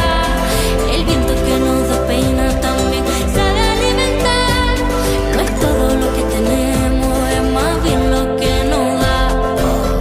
La herencia de un pueblo de nobleza y fuego, la fuerza del mar, la tierra y el cielo, diversa belleza humana y salvaje, su mágica esencia, su gente y paisaje, fuente de energía limpia y soberana, tanta riqueza que nutre y que sana, en nuestras manos nuestra libertad, isla de fortuna que tanto nos La da. isla de buena gente, tierra sagrada, sol que me ampara. La isla que a mí me cuida, el mar que sirve de puente no es la frontera. Hay mil maneras de ver la isla de mi vida.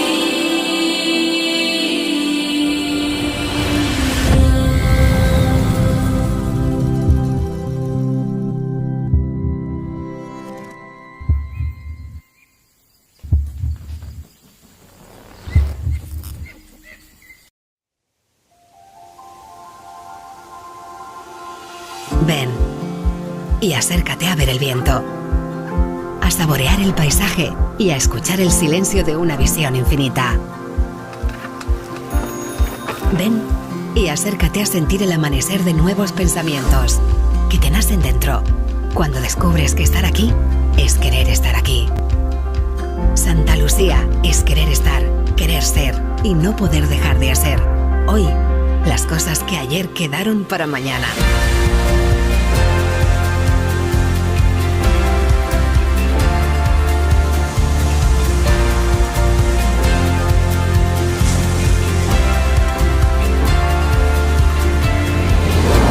Ven y acércate a Santa Lucía. Acércate a ti.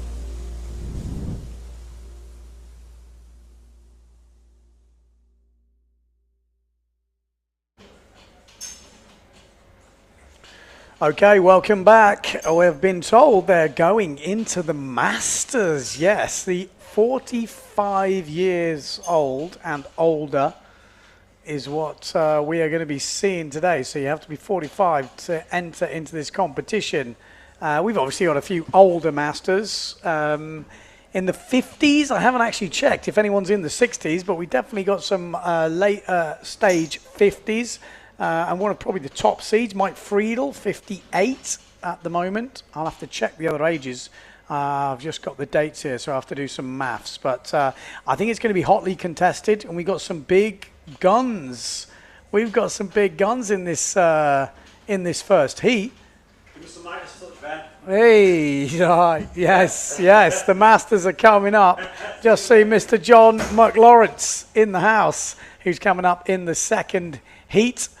Red flag is up. We got a 3-minute transition, 12-minute heat, 2 jumps, 2 waves to count. There's not many waves around.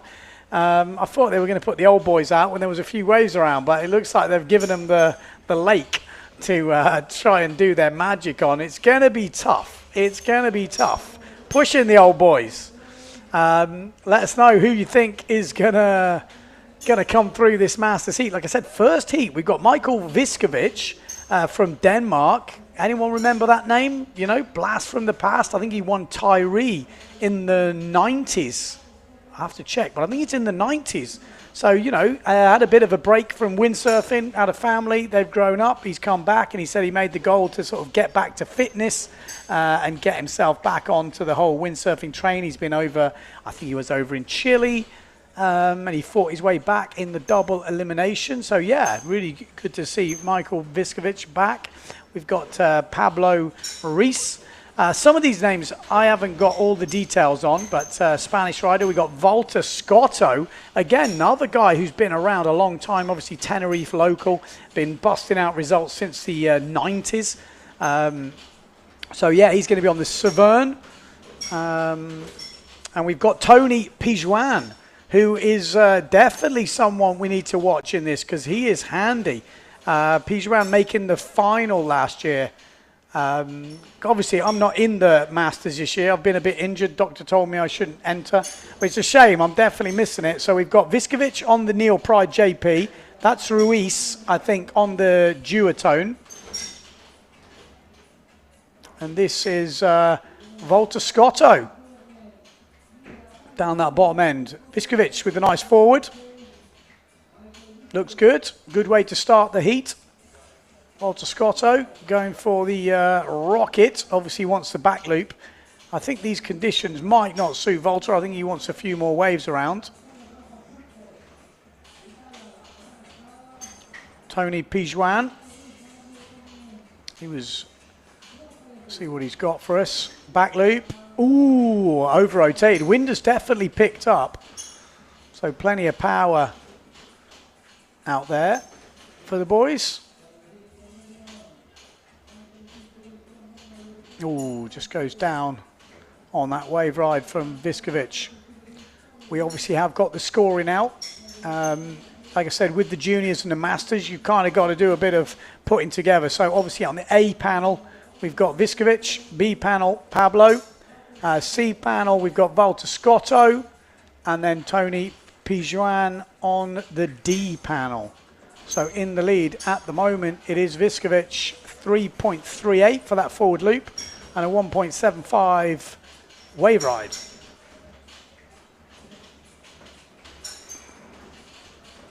Waves are going to be hard to come by. I mean, jumps as well. It really is flat out there.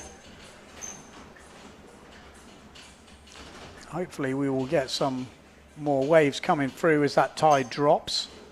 They're going to have to sniff out the good ones. But only jump so far we've seen is that forward loop from Viskovic. Back loop from Walter Scotto. He's going to make it. I mean, it landed it perfect, but just took a while to be able to sail away. Oh, Pablo getting a big gust. I just looked and I saw there was gusts of 40 knots. I don't know if that wind meter was right. This is Tony Pijuan. Nice busy wave ride there.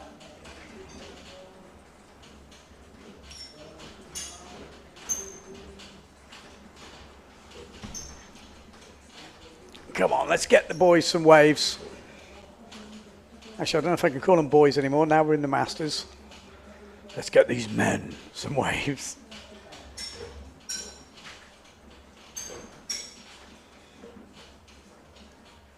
So 3 points coming in from that back loop from Scotto. He's got a usually a large forward on him, Walter.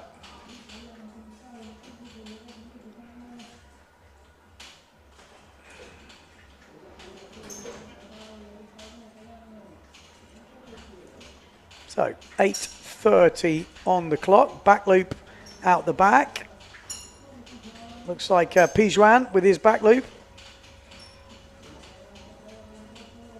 Still pretty early days in this heat. Viskovic, forward loop. That was that first forward, I think, from earlier. Here's the back loop from Scotto, which he just over-rotated. Pablo just going for the flat water pushy. It looked pretty death-defying. There was the kind of wet back heat from Walter. And then Pijuan riding that little one down the bunker. And that's where they're pretty much going to have to ride. It's the only place where there is some waves around. Or Viskovic might have a jump run here.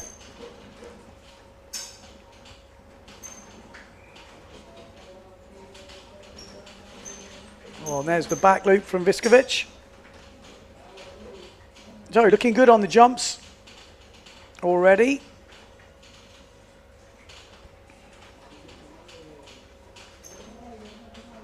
So a 3.88 back loop from Pijuan and a 2.38 on the wave. Walter Scotto with a 3-point back loop and a 3.12 on the wave. Viskovic with a 4-point back loop. Actually, no, A. Oh, it's moved around. There we go. A 3-3-8 forward loop and a 3-7-5 back loop from Viskovic. So really, like I say, it's a hotly contested one, this. Viskovic, Scotto and Pijuan are going to be pushing each other all the way through this heat. Small waves coming through. Could come down to the wave rides. The jumps look pretty similar at the moment. Maybe a slight advantage to Pijuan if he gets that forward loop in, which he was going for doubles last year in the final. So we have to keep our eyes on him.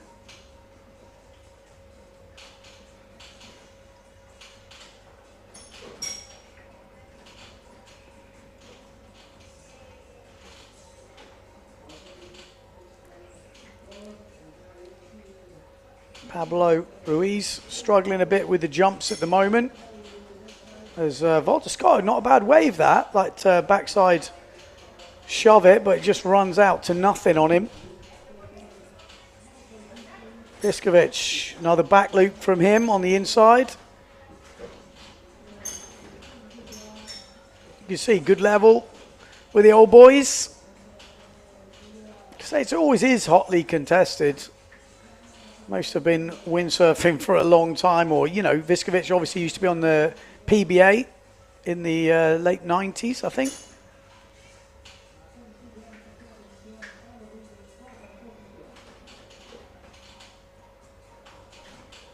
So Viskovic leading at the moment, 3.88 for his last wave. Filled his score sheet already,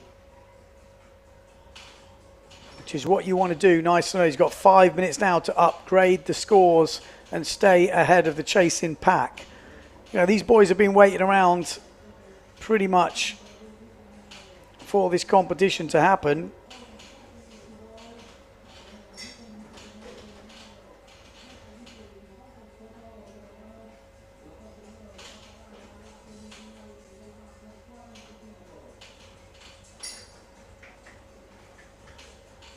There's the forward loop from Pijuan. That will definitely go on the scoreboard, and that's going to go with his 4-point back loop, and that puts him right in the game with 4 minutes 20 on the clock. Little replay of that. Oh, that was the back loop from Volta Scotto before, but he's already got a good one. He kind of needs his stall forward in. Volta in second place at the moment, got a small forward at 2.32, but that forward comes in at 5.88 from Tony Pijuan. If he puts in a wave score now, he'll probably take the lead, and that is going to be his next wave score to go. 3 minutes 30 on the clock. Well, goes for the 360. 3 minutes 30.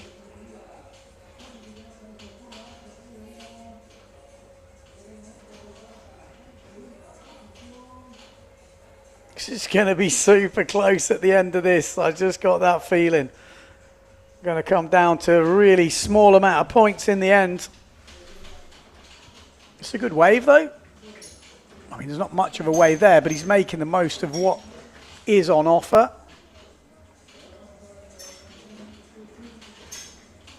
Three minutes on the clock.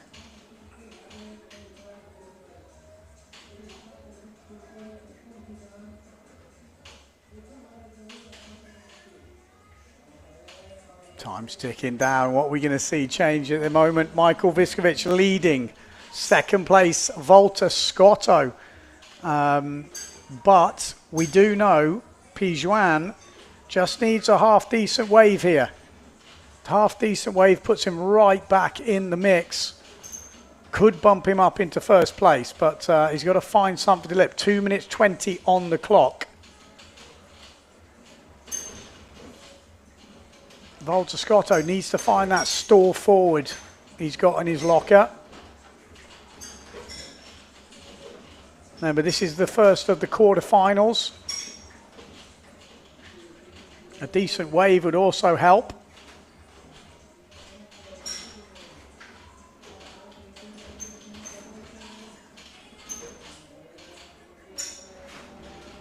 a seat harness, Viskovic. Maybe. Well, you tell from here, but it looks like it. Oh, and there we go. Pijuan has actually moved up into second place. Walter Scotto at the moment not qualifying. 1 minute 30 to go. He needs to find a bigger forward loop.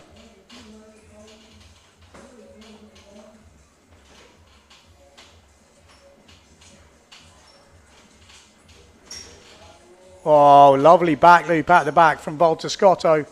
That's going to definitely improve his score. This could get pretty close. That was the nicest back loop we've seen in the heat so far. Pijuan just riding what wave he can find.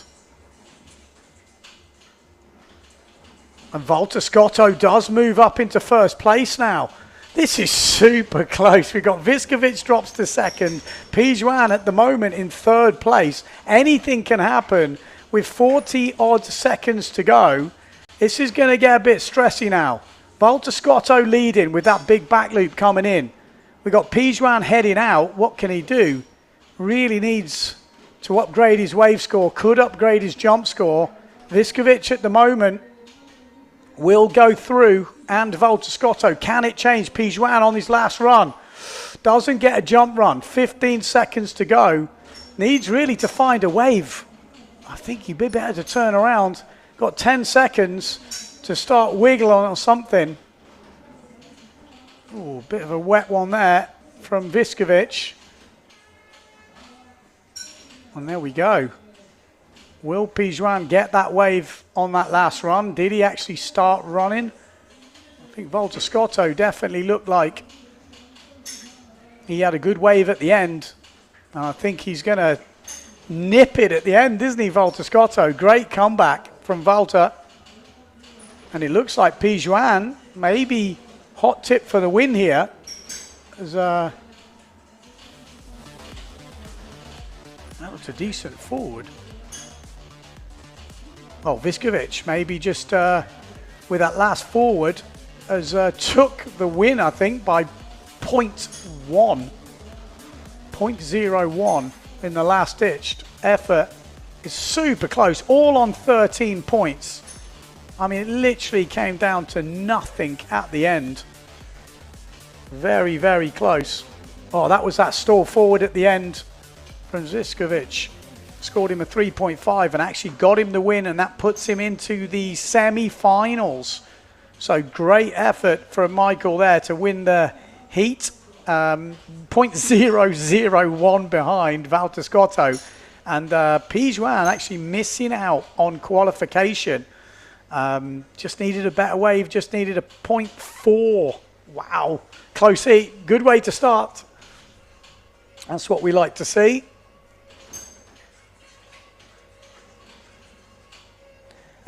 People asking what age does a master start? 45. So starts at 45 and then goes through.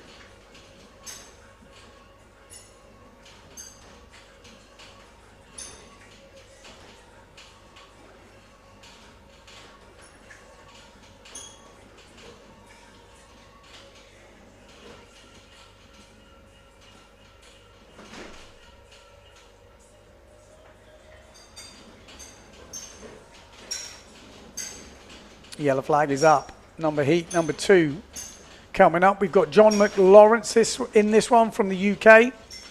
We've got Gerard from France. We've got Julia Meyer in this one. And then Vincent Beauvalet.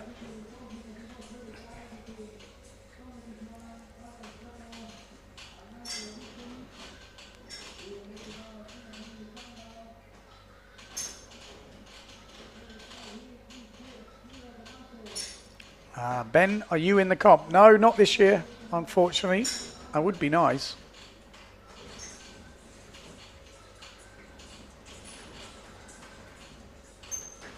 Although it looks, to be fair, it looks tricky conditions, a bit like the last couple of years, you know, small stuff.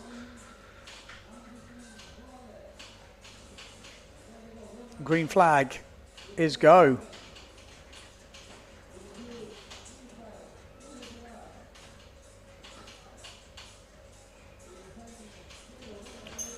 Whoa, nearly an epic forward loop on the inside. I think that's John McLawrence with the forward loop. This is Beauvalet.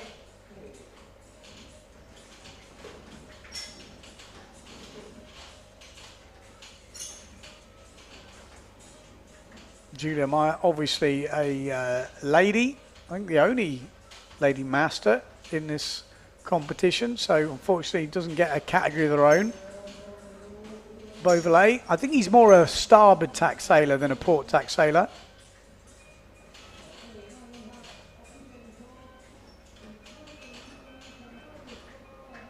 Here we go, France 1-7, Gerard, way. Throwing down the stunts. It's quite good when you've got sail numbers. Quite see what's happening. Julia Meyer on the rainbow board. Wow, that was unlucky, that first one. Could have been proper, that. Johnny McLawrence with his forward loop. So, oof, yeah, that will count.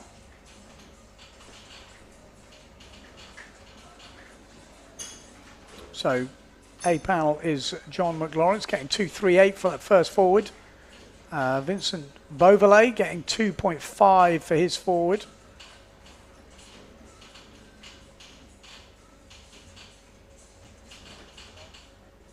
So results are official. Viskovic gets through, Scotto gets through, Pijuan in third place, and Ruiz in fourth. So Viskovic and Scotto go through to the semi-finals.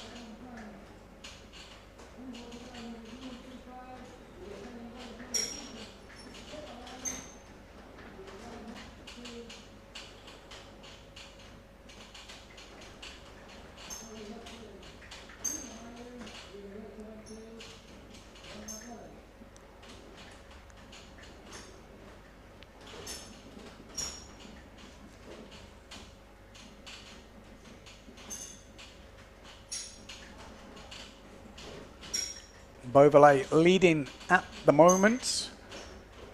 More fulfilling the score sheet rather than, you know, anything particularly stand out. You know, that's what you've got to do, fill your score sheet. But towards the end of the heat, those bigger scores will be definitely more looked at. There's Julia Meyer. Oh, Beauvalet is going to get a ramp here. Oh, doesn't make the backy.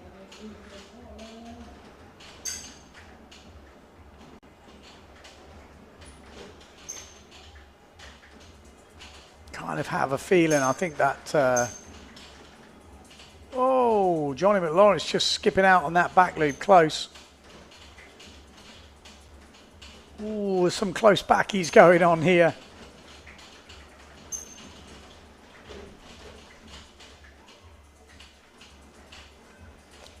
So Hugon Gerald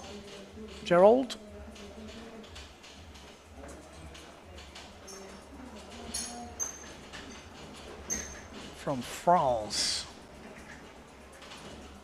Good to see, you know, 16 masters turning up this year. I think that's a good turnout.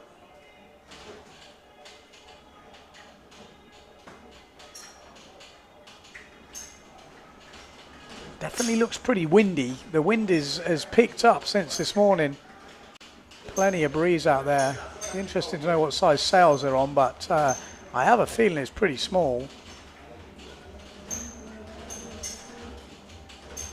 Nearly see.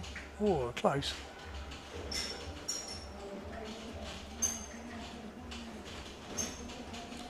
Vincent, way little stall forward there from Hugon.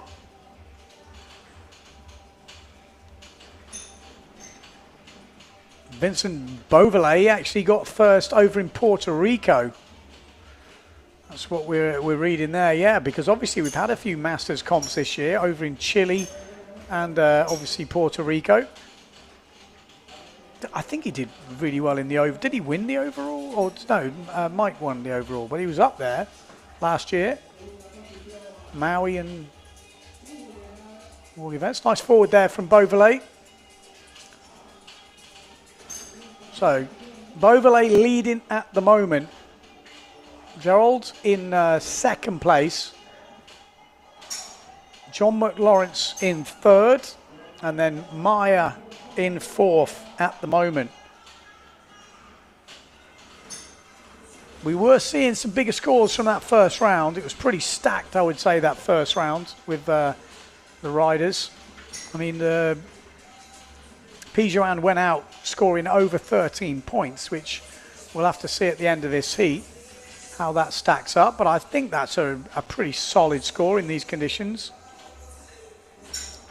Let me know what you think of the standard of the Masters fleet. Do you think you could have a crack? Anyone at home fancy it? Or are they impressing? Let us know what you think. I think they've excelled at the moment, been a really good level.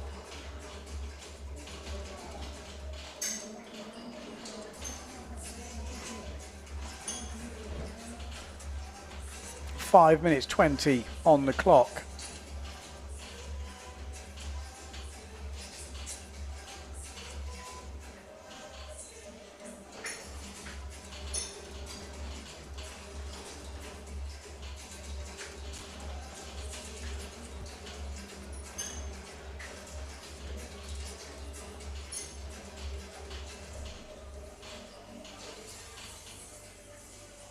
Julia Meyer on the hot sails.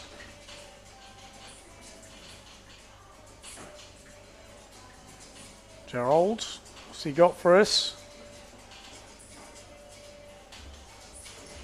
Martin Demand said, I would love to compete. Get yourself healed up. I think the average age of most windsurfers, we could probably have a full dedicated World Cup to the Masters. Youth categories increasing, but definitely the Masters is. 4 minutes 15 on the clock. Gerald, what's he got for us? Wants that forward. Oh, that was nice. We like that one. There, that was a lovely style. Yeah. He's going to improve his score a little bit, I think, there with Gerald. Might even take the lead. 3 minutes 50 on the clock.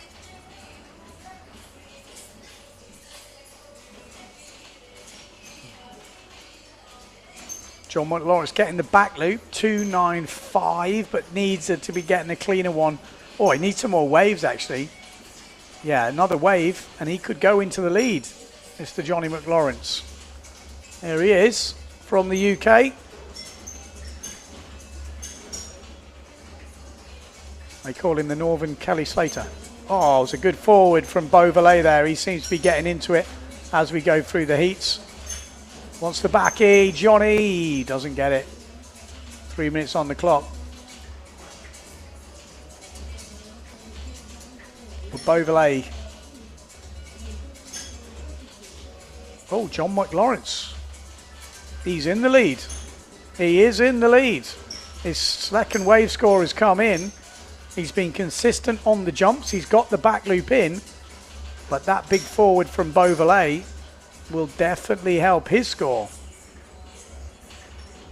So let's have another look at this. John McLawrence leading. Beauvalet now in second place.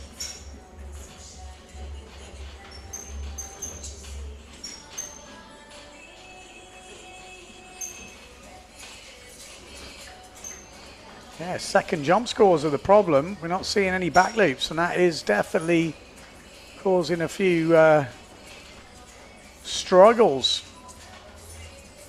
Not much waves around, you know, not easy jumping out there, very small ramps, but the scores are literally nothing in it.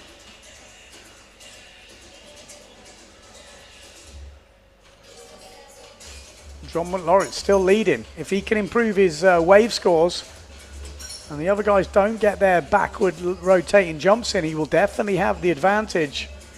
Gerard missing out at the moment.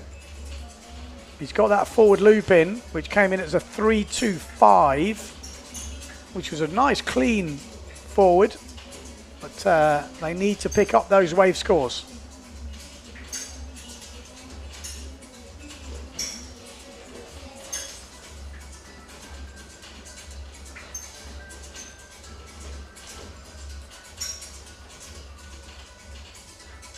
If my local lake looked like this lake, as Ben called it, yeah, maybe.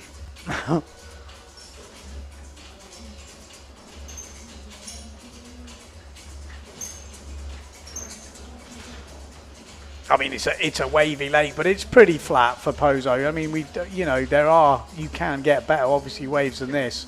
It's difficult. The guys have got, but they're having a good competition. It's super close at the moment. Oh, and Beauvalet has gone into the lead now with a couple of half-decent wave scores. Jean Lawrence slips to second place, but with a 1.88 on his last wave, he's got an advantage over Gerald. But Gerald needs to find some waves. His highest scoring wave at the moment is just a 1.38. He hasn't got that back loop rotating jump, and that's cost him at the moment. With 20 seconds to go, it's looking good for Mr. Johnny McLawrence from the UK and Vincent Beauvalet.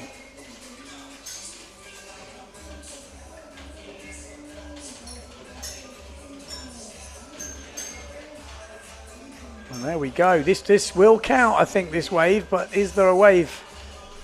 One wave score. It would need to be a half decent one. He's given up on it though. Probably needed to try and find something, because I think that's going to give it to John McLawrence and Vincent Beauvalet. 4-2. There we go. He's on a 4-2, so it's pretty breezy. Bam! That was a good forward. That I like that.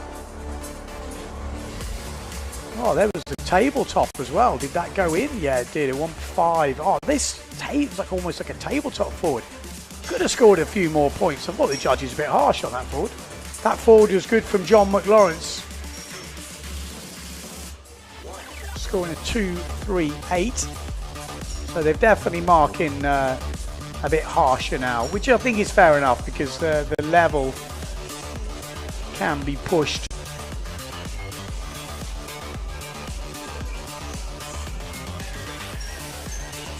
So far, what we've seen today, I think Michael Visovic and Walter Scotto looking good. Beauvalet's got a chance, but he's going to have to find that backward rotating jump. The other two guys have got it. John McLawrence got that back loop, but needs to work on his wave scores. Again, that was the first two quarterfinals. We've got another two quarterfinals coming.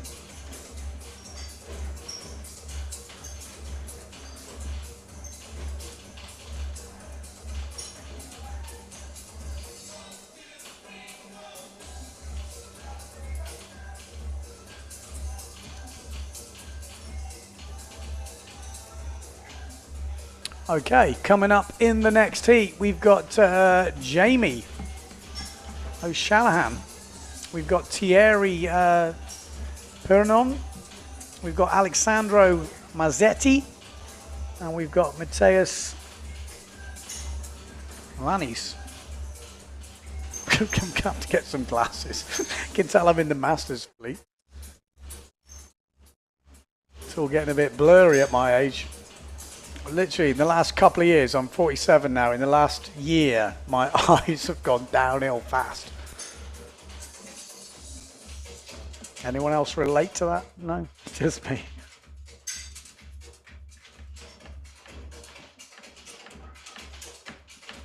Oh, it'd be nice to be out there getting wet, throwing down some stunts. Oh, it is flat though. There's hardly a wave in sight.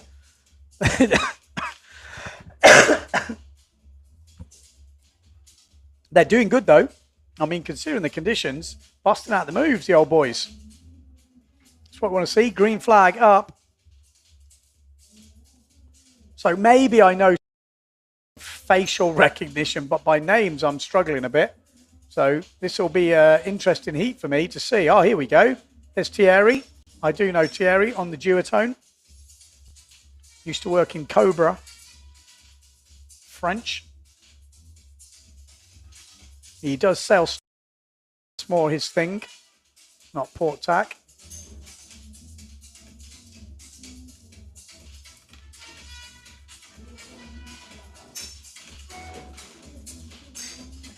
It's a good jump run. Can they get a ramp? Forward loop at this top end by the duotone. And the bunker run. Whoa, he looked confident. And we got the green Severn with a nice forward. So let's have a look at this. So yeah, we've got Jamie O'Shanahan, duotone, an OS board. Thierry Perron. This is Thierry on the duotone. This is Jamie here.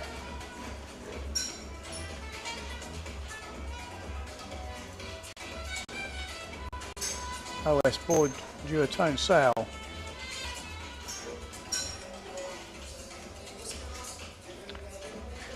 Sandro Mazzetti on the green Severn. Nice backside turn. Got to put that turn in there, otherwise that could be taken out of context. Ah, yeah. Okay, then we've got Nancy from Argentina, obviously living in Pozo.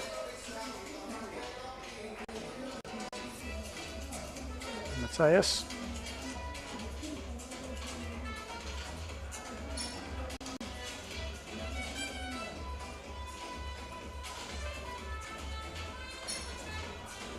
Well, we'll let some scores come in, but at the moment it's Jamie O'Shanahan is leading.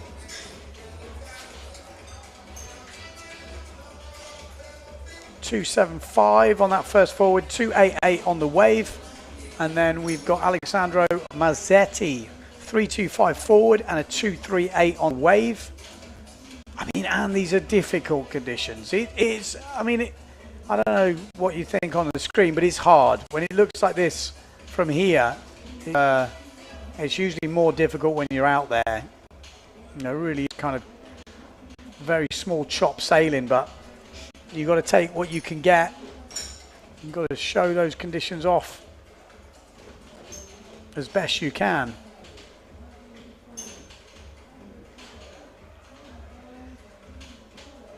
But yeah, tricky, not easy. Guys are doing good. So far that first heat has been the standout heat. I mean, Pijuan will be upset that he's out, scoring over 13 points in that first heat.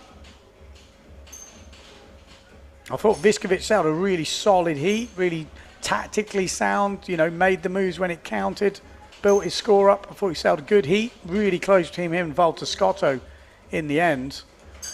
That was Thierry just forcing out a back loop in the back, but didn't make it. 8 minutes on the clock. Oh, lovely. Tabletop on the way in. That was a fair bit of height, that, wasn't it? Fair bit of tweakage. I think that might be the best tabletop we've seen in the competition. On the way in. Is that a hole in the wetsuit? I hope that doesn't bust out any further than it is. There's young kids around. 7 minutes 30 on the clock. Mazzetti leading at the moment. This is Mazzetti on the Severn. Alessandro.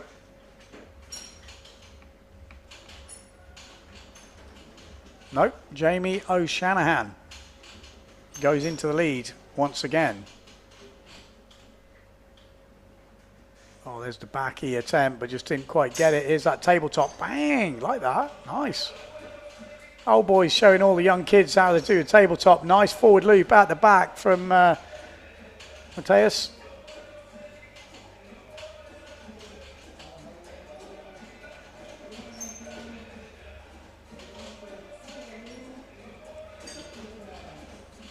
Thierry just not quite finding that wave. But Jamie O'Shanahan in the lead. In second place, we have got Alexandro Mazzetti. And then Mateus in third. Thierry in fourth at the moment.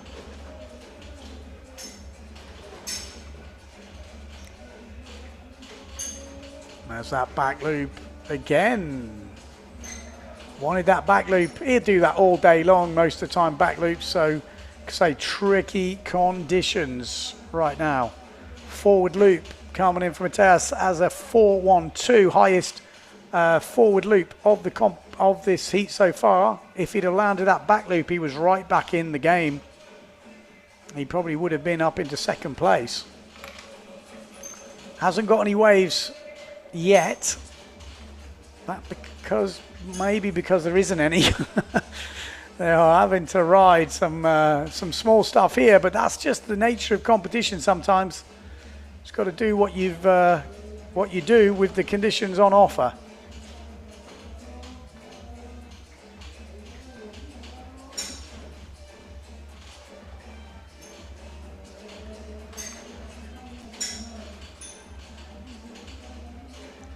There we go.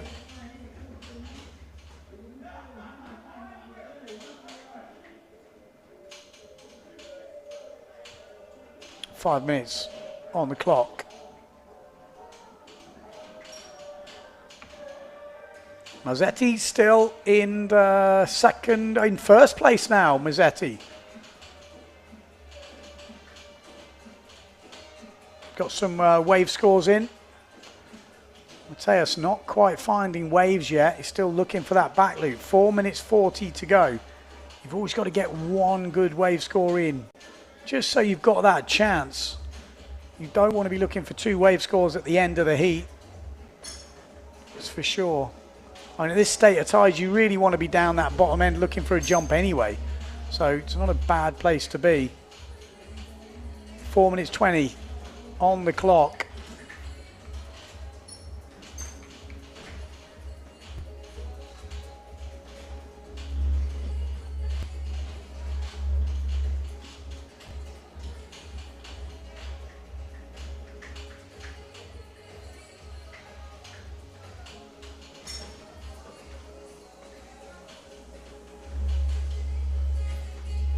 .55.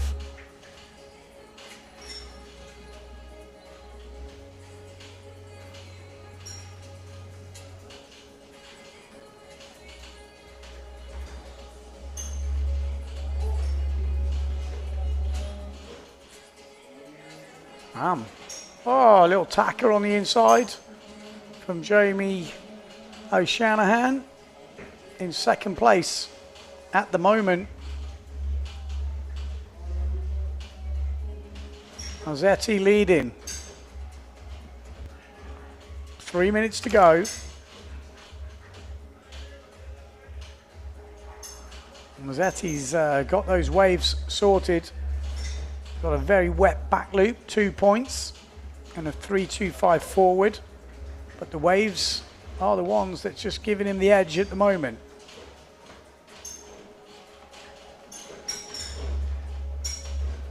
Oh, and there's a forward loop. He's already got a 3.25 for his forward.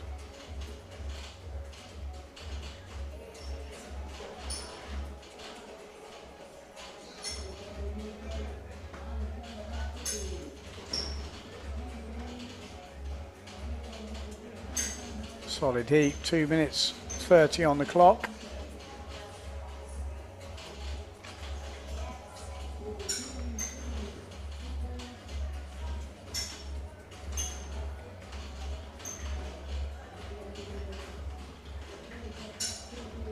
We're going to see any moves towards the end of this heat. Mateus getting a 2-point wave, which is at least better than what he had. If he gets the back loop, things will move very quickly. Just a back loop from Mateus will change things. Wait, Thierry with the forward on the way in, one-footed. Here he is.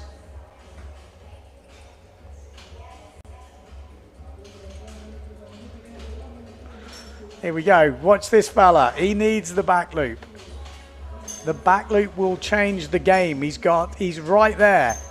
He just needs a second jump, even just a little tabletop. He needs 1.5 from a jump to take into second place. Needs 2 points to take the lead. So Mateus just needs that back loop. He can do it all day long with his eyes shut if you give him the wave. Here we go. He's got the wave. It's over. Surely. And there it is. He left it late. There's not much wind. He landed that perfectly. I mean, there was just not much wind on the landing. I'm pretty sure that's going to put him in the lead now. He has really not been at it until now. And he's just come right back into it. So he's going to push Jamie O'Shanahan out of that top two at the moment. And at the moment, it's Mazzetti that is going to take the other spot. We're still waiting to see what the judges think of that back loop, but for my money, that was decently landed. It was in control, maybe a little bit of wind lacking on the landing, but I don't think you can knock points off for that. Let's see what the judges give it, but I would imagine D's going to go into the lead, and he does. He does go into the lead. So he left it late, but with 15 seconds to go, Mateus has gone into first place, and Alessandro Mazzetti into second, and Jamie O'Shanahan slips to third place and won't be going into the semi-finals. So a good comeback there from the local rider, obviously from Argentina, but lives here in Gran Canaria. And he really did leave that late. I mean, O'Shanahan, I thought was sailing good, but Mazzetti obviously put a good heat together. Oh, that back loop hurt him. Showed some really good level. This was the forward loop. Was one of the jumps from the local rider. That and that last back loop is what changed the whole game. Not that one, obviously.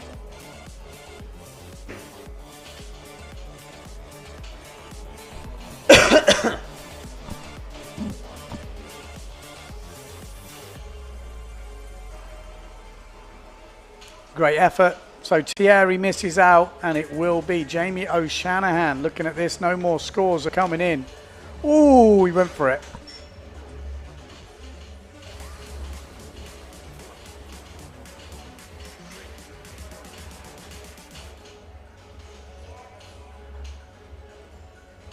So red flag up, one more heat left in this Masters competition. We've got Carlos Valido. We've got Lars Gobish in this. He's definitely one to watch, I would say. Michael Friedel, obviously last year's world champ, obviously one to watch. And Gabriel Robies. So we'll see. Again, maybe if I see... I'm not very good with full names. It's not always how you know people. So we'll have to wait and see. But Lars Gobish, obviously, I think, is a well-known competitor on the German circuit. Mike Friedel, I would say on paper, they're the top seeds on this one.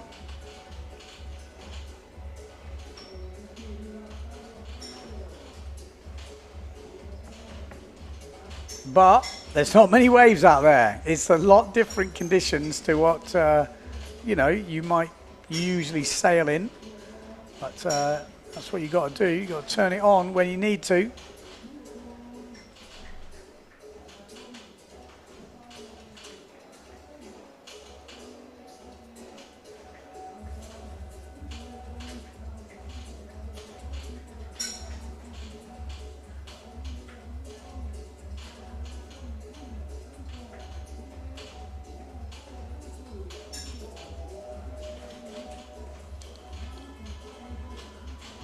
Here we go, green flag is up. Friedel on the yellow Goya, Gobish on the white duotone. Here he is, that's Gobish.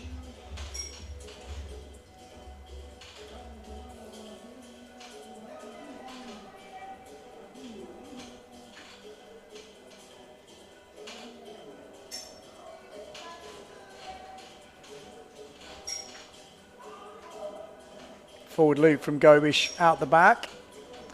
Not really a wave there, but still manages to do a pretty decent height on his forward. This is Carlos Valido. Armado Valido.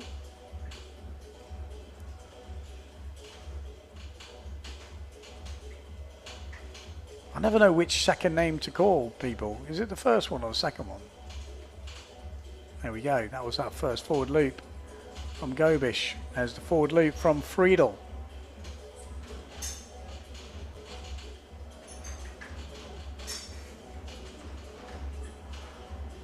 Nice turn from Carlos.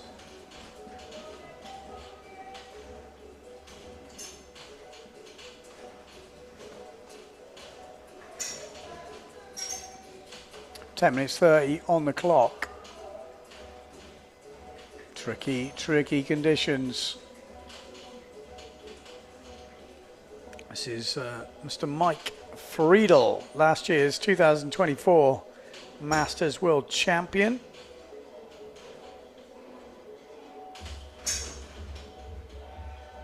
Working it down the bunker.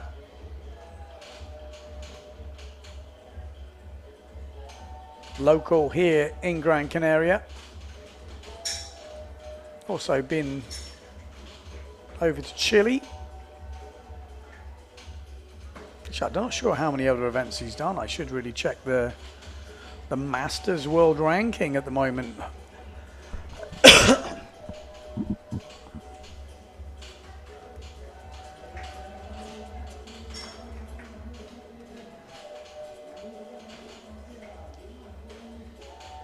(9:30) on the clock.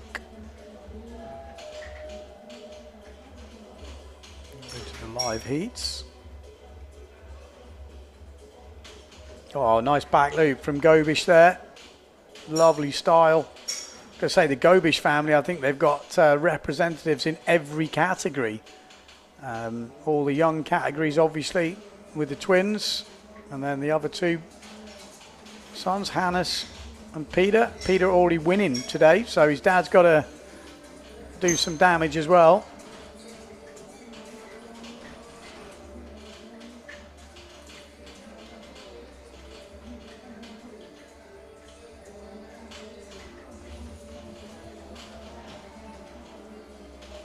Yeah, Michael Friedel at the moment sitting in 4th place in the overall. Obviously, we've had a lot of other events. Vincent Overlay in 7th from the guys that I can see that have come to this one.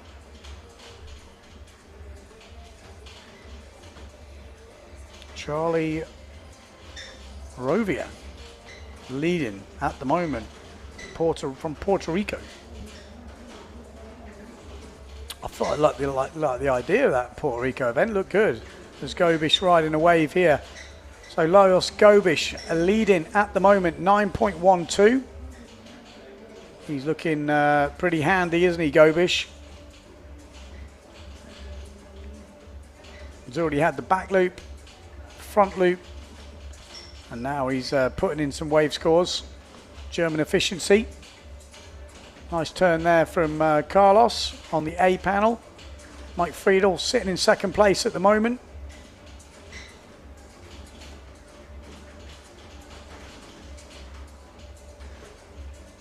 Is he still riding? I think he is. On replay of this. This will be a pretty well scoring wave.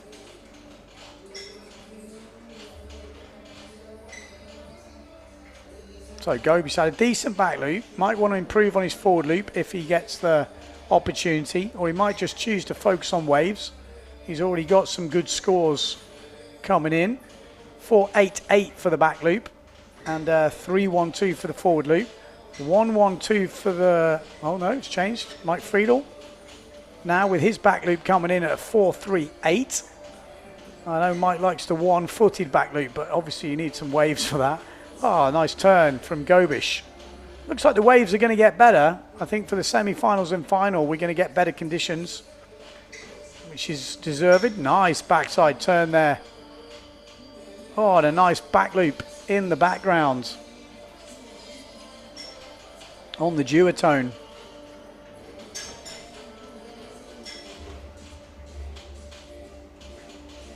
From Gabrielle. Yeah, it was a decent back loop. So good level in this one. There's the back loop. Nice. Spots it. Dry.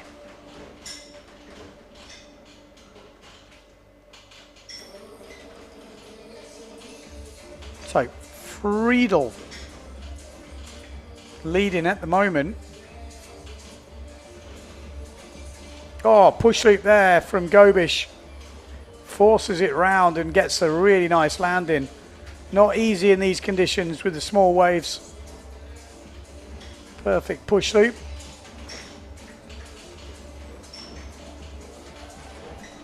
Been competing a long time. Lars Gobish had some good battles over the years with Klaas Vogt. I'm guessing Bernd Flessner and all these boys. All the Germans. And he's a real solid competitor. I don't think you want him in a heat. Push loop only coming in at 3.5 though. I think it's a bit harsh when you see what the forward loops are coming in at. I think you know, in these type of conditions it isn't easy to get that push loop round. There's a forward loop, and that might probably score more than the push loop, which I'm not so sure in these conditions.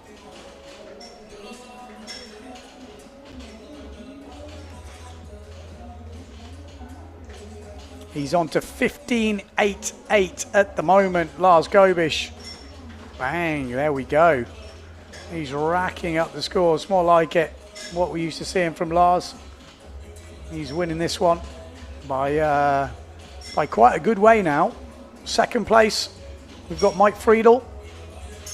And then third place at the moment, Gabrielle Robles.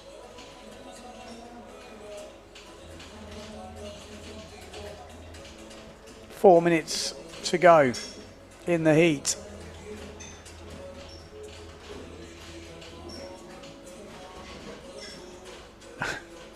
Nice.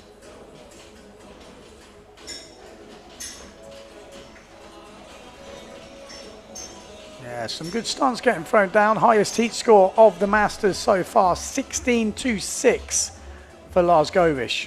And he does improve that push loop score with that forward loop, 3.88.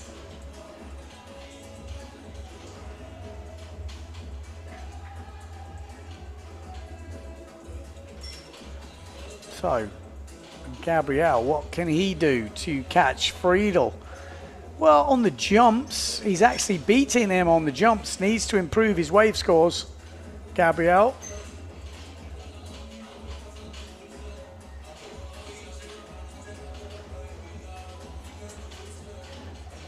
Gobish may be showing why the kids are so good when that's your dad. Doesn't want to let the family down. Good to see him entering this year. I told him last year he should enter. He's already here. Nice forward from Mike.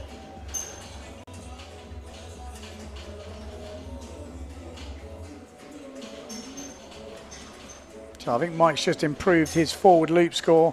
Back loop on the inside, I think, from, oh, he gets it.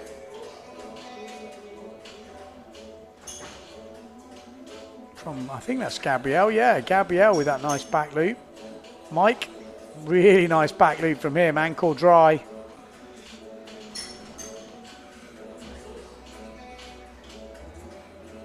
Yeah, to force that one a bit, but managed to get it. It's such a good level in the Masters, great to see. If you are just tuning in, these guys are 45 and older. I mean, off the top of my head, I know Mike is like 58. Gobish, let's have a look how old he is. 74. So, yeah. Cracking on. Cracking on. He's up there. So you've still got a few years left, boys and girls, if you're younger than 58. Aspiring level. Nice back loop. Say bread and butter for these boys. Backies, pushies, and that's why You need the competition. It comes down to those 12 minutes and what you can find and how do you stand out. You know, Mike's got that one-footed back loop, and it might take something like that once you've got your nice consistent moves in to maybe add a little bit more. And then hopefully the judges reward it enough to make the difference, because those little extra things, the one-footed backy, one-handed backy, maybe attacker, frontside 360, you know, those extra little bits, which is a lot more risk involved, the judges are going to have to reward.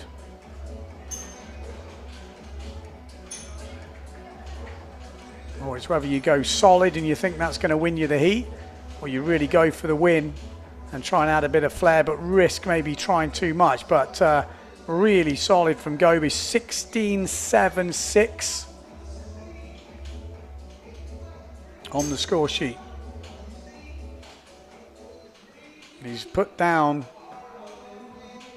oh, a nice another backy from Mike. Mike 14.63, definitely highest heat score we've seen so far, with Gabrielle on 12.5.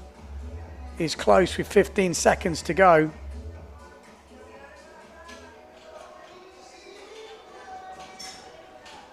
Five seconds to go. Mike just finishing up here.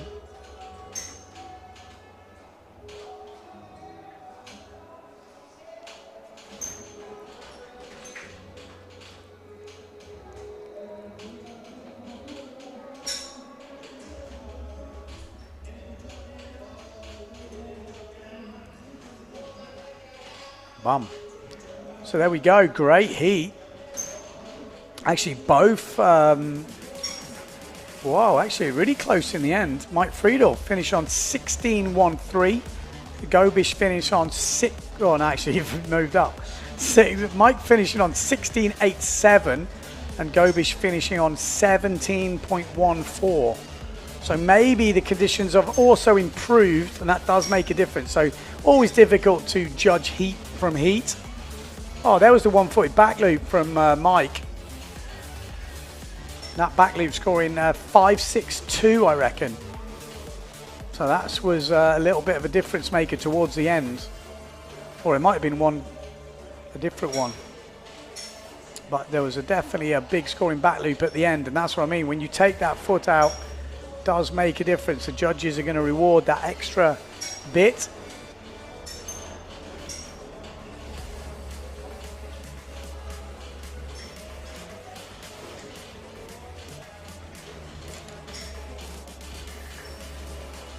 Mike did Peru 4-star, forward loop. I mean, how many stunts we see get thrown down in this heat? It definitely conditions have got better. It feels like a proper show reel. Good skills.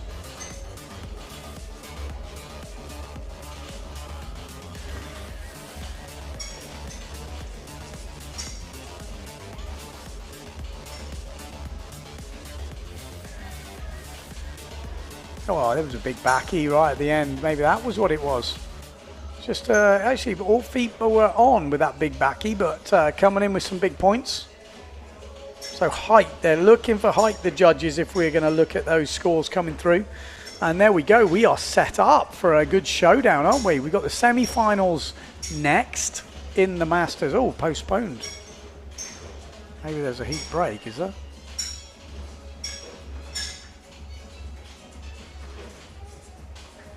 Or maybe they switch them round.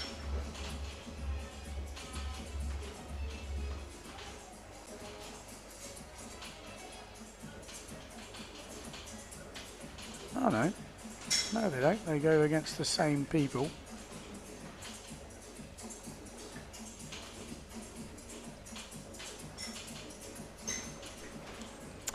Okay, so we've got a heat. Have we got a heat break? Let's have a. Not quite sure. It just looks like they're on postponement at the moment, so maybe just taking a look at the conditions. Maybe they're like, well, maybe we'll wait for a few more waves. See what the live ticker is saying.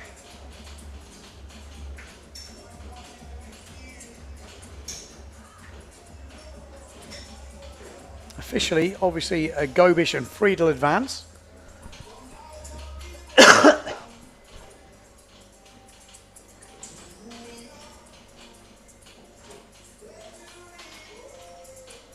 Well, as soon as I find out, I'll let you know, but I'm not quite sure. It could be just because they're waiting for the waves.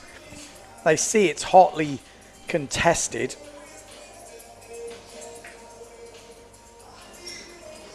Maybe there's some queries, who knows? We'll have to just stand by, but I gotta say, a bit of appreciation for the old boys.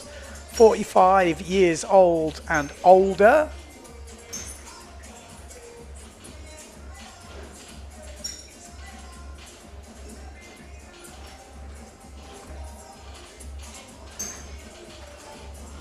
Now, just looking at a few of the ages of the Masters. 75, so 3 years old me. 50, O'Shanahan. Beauvalet is 74, yeah, pretty similar.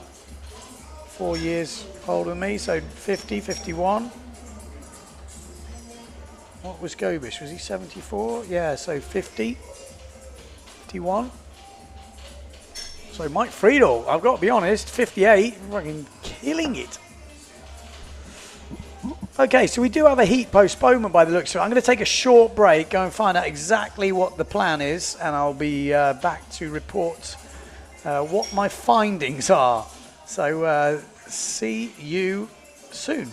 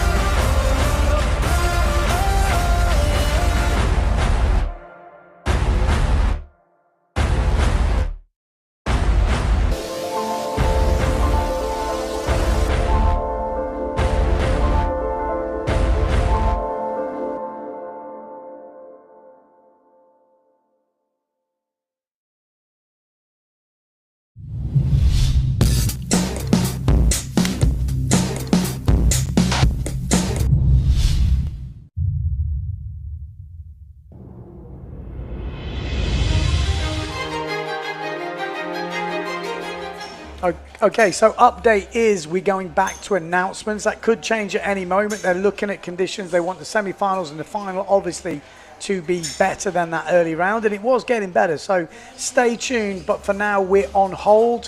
Stay tuned to the live ticker on the PWA website. That'll tell you exactly what is happening. But the official word is, let me just see before I leave.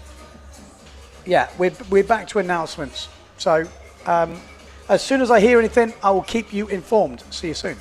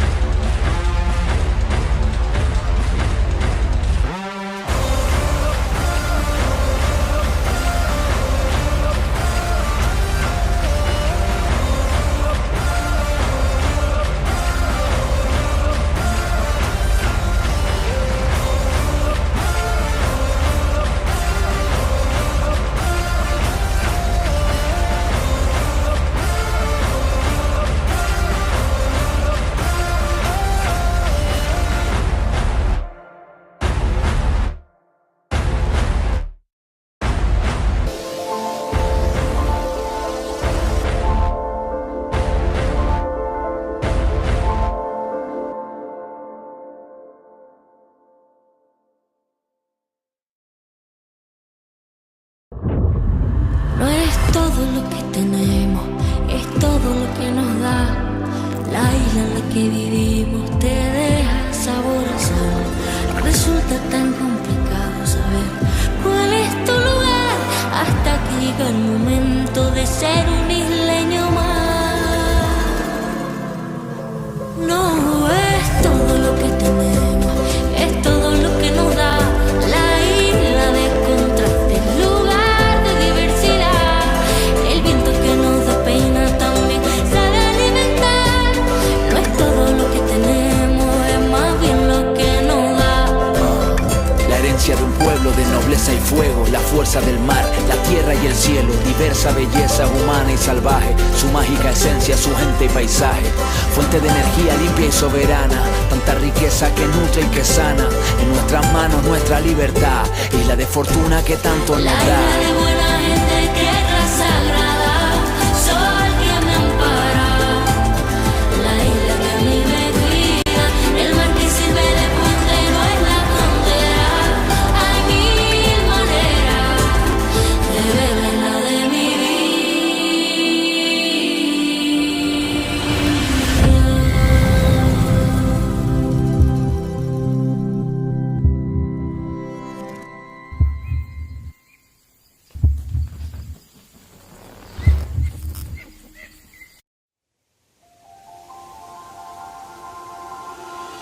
Ven y acércate a ver el viento, a saborear el paisaje y a escuchar el silencio de una visión infinita. Ven y acércate a sentir el amanecer de nuevos pensamientos que te nacen dentro cuando descubres que estar aquí es querer estar aquí. Santa Lucía es querer estar, querer ser y no poder dejar de hacer hoy las cosas que ayer quedaron para mañana.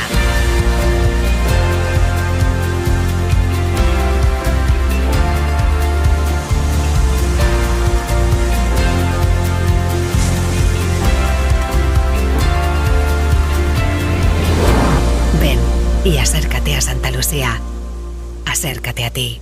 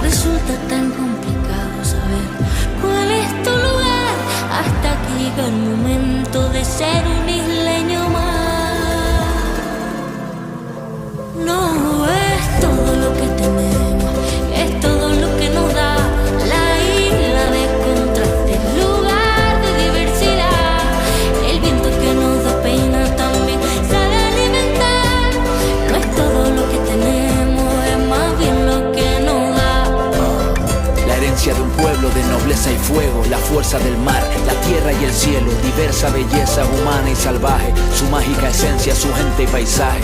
Fuente de energía limpia y soberana, tanta riqueza que nutre y que sana. En nuestras manos nuestra libertad, isla de fortuna que tanto nos La isla da. de buena gente, tierra sagrada, sol que me ampara. La isla que a mí me cuida, el mar que sirve de puente no es la frontera. Hay mil maneras de ver la de mi vida.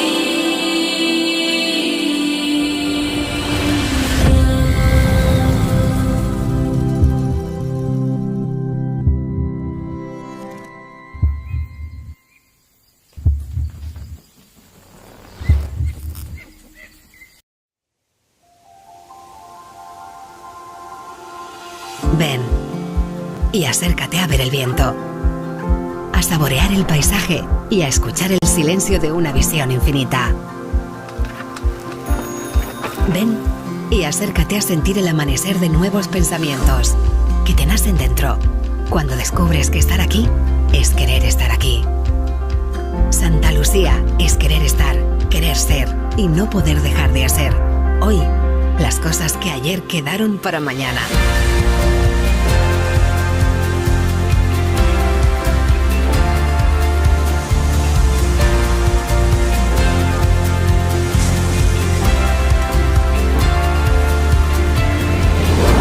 Ven y acércate a Santa Lucía. Acércate a ti.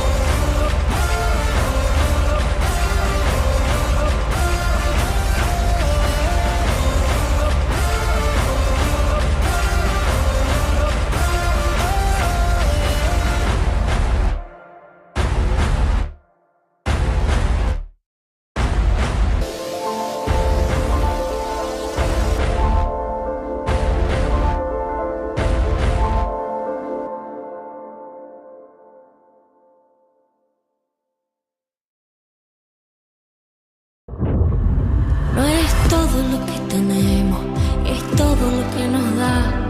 La isla en la que vivimos te deja sabor a sal. Resulta tan complicado saber cuál es tu lugar, hasta que llega el momento de ser un isleño más. No es todo lo que tenemos, es todo lo que nos da. La isla de contrastes, lugar de diversidad. El viento que nos despeina también sabe alimentar. No es todo lo que tenemos, es más bien lo que nos da. La herencia de un pueblo de nobleza y fuego, la fuerza del mar, la tierra y el cielo, diversa belleza humana y salvaje, su mágica esencia, su gente y paisaje, fuente de energía limpia y soberana, tanta riqueza que nutre y que sana, en nuestras manos nuestra libertad, isla de fortuna que tanto nos La da. isla de buena gente, tierra sagrada, sol que me ampara.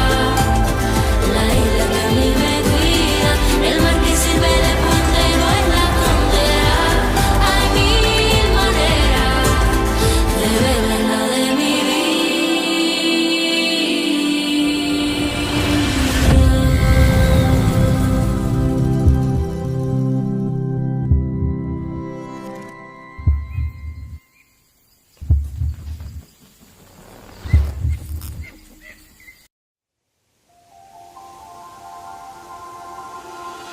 Ven y acércate a ver el viento, a saborear el paisaje y a escuchar el silencio de una visión infinita. Ven y acércate a sentir el amanecer de nuevos pensamientos que te nacen dentro cuando descubres que estar aquí es querer estar aquí. Santa Lucía es querer estar, querer ser y no poder dejar de hacer. Hoy, las cosas que ayer quedaron para mañana.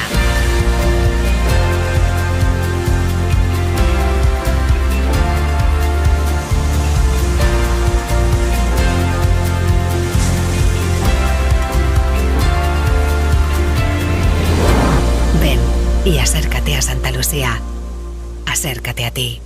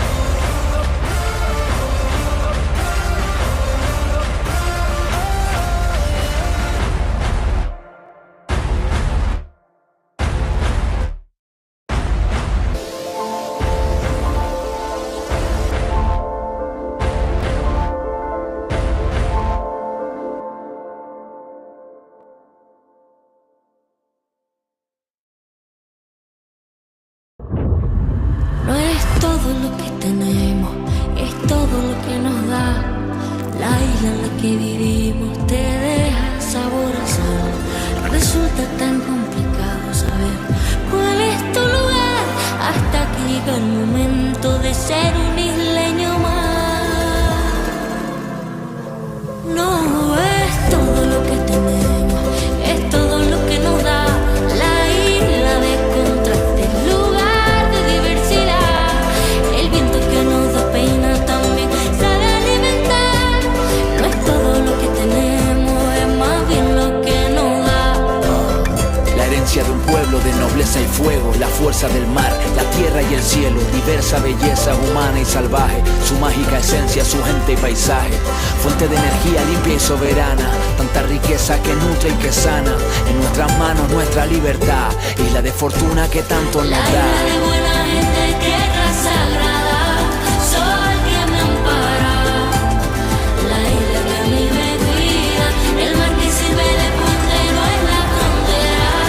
Hay mil maneras de ver la isla de mi vida.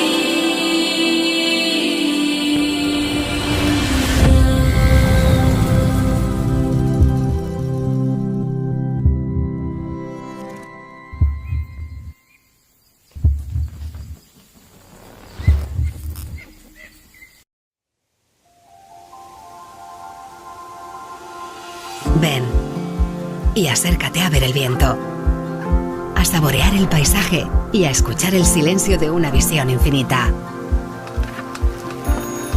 Ven y acércate a sentir el amanecer de nuevos pensamientos que te nacen dentro cuando descubres que estar aquí es querer estar aquí. Santa Lucía es querer estar, querer ser y no poder dejar de hacer hoy las cosas que ayer quedaron para mañana.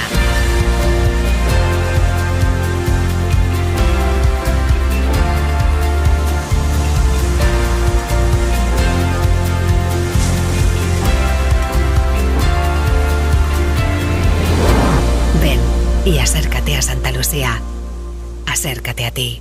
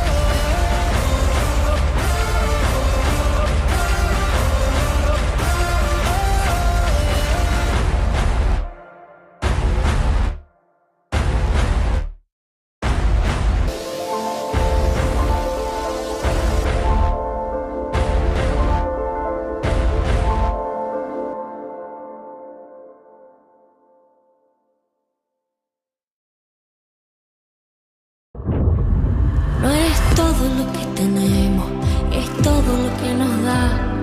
La isla en la que vivimos te deja sabor a sal. Resulta tan complicado saber cuál es tu lugar, hasta que llega el momento de ser un isleño más.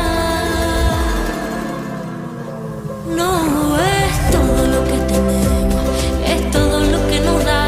La isla de contrastes, lugar de diversidad. El viento que nos da pena también sabe alimentar. No es todo lo que tenemos, es más bien lo que nos da.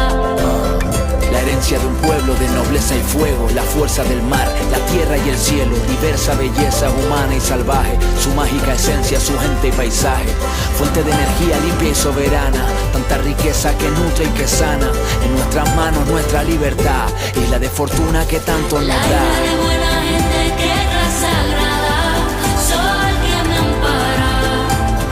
La isla que a mí me cuida, el mar que sirve de puente, no es la frontera. Hay mil maneras de ver la de mi vida.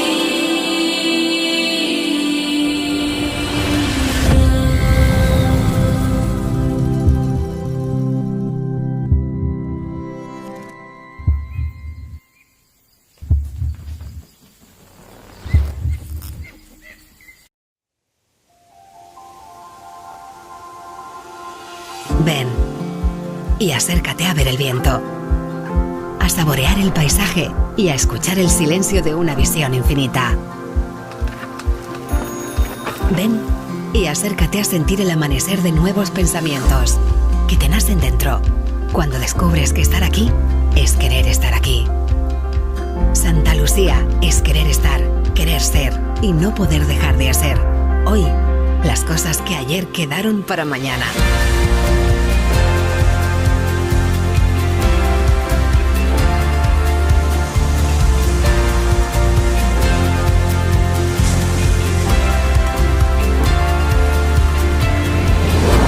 Ven y acércate a Santa Lucía.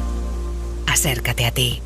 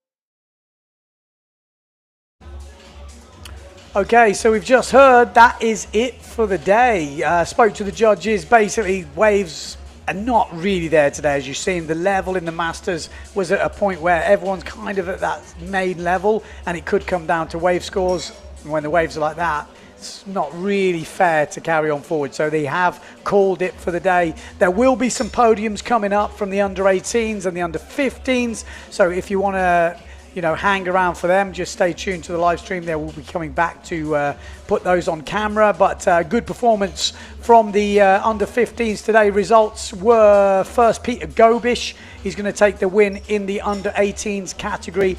Second, Bjorn Olsen. Good result for him in second, and then Javi Escriban in third place. Obviously, we've got the under 18 girls with Sol de Greek winning that one.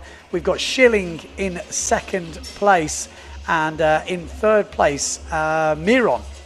So again, good performance for them. And then the under 15 boys, let me just make sure I got the results correct. First will be, yes, Yannick Gonzalez. Really good performance from him. Yeah, he was on fire, actually. Second place, Koa from Maui. And in third place, it is Antolin. Yeah, Antolin in third place. So they will be on the podiums very soon. So thanks, everyone, for tuning in. Join us tomorrow. The forecast is looking good. We're going to finish off that Masters and hopefully get the under 21s underway.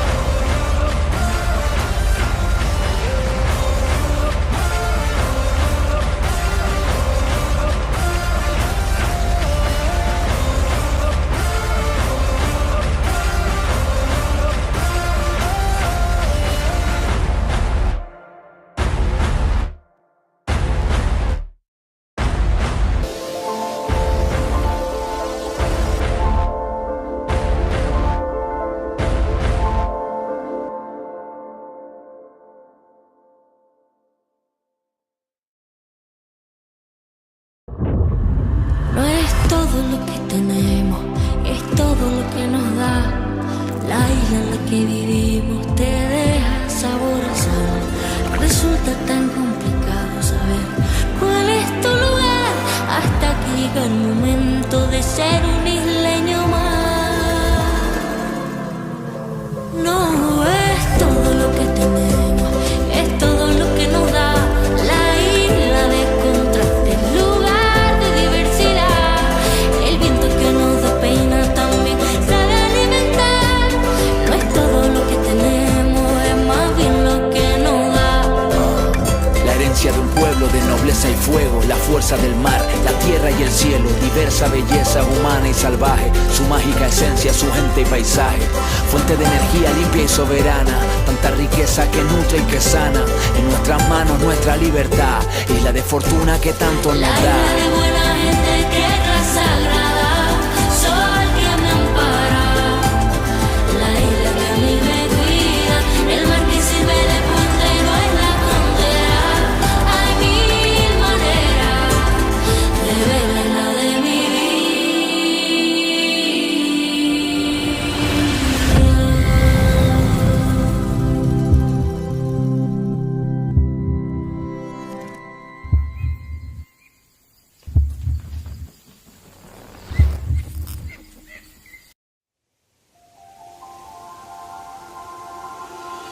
Ven y acércate a ver el viento, a saborear el paisaje y a escuchar el silencio de una visión infinita.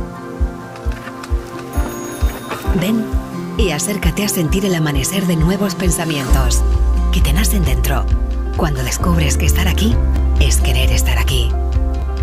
Santa Lucía es querer estar, querer ser y no poder dejar de hacer hoy las cosas que ayer quedaron para mañana.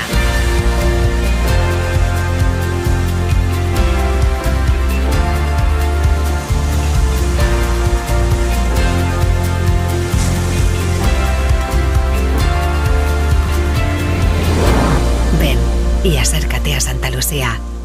Acércate a ti.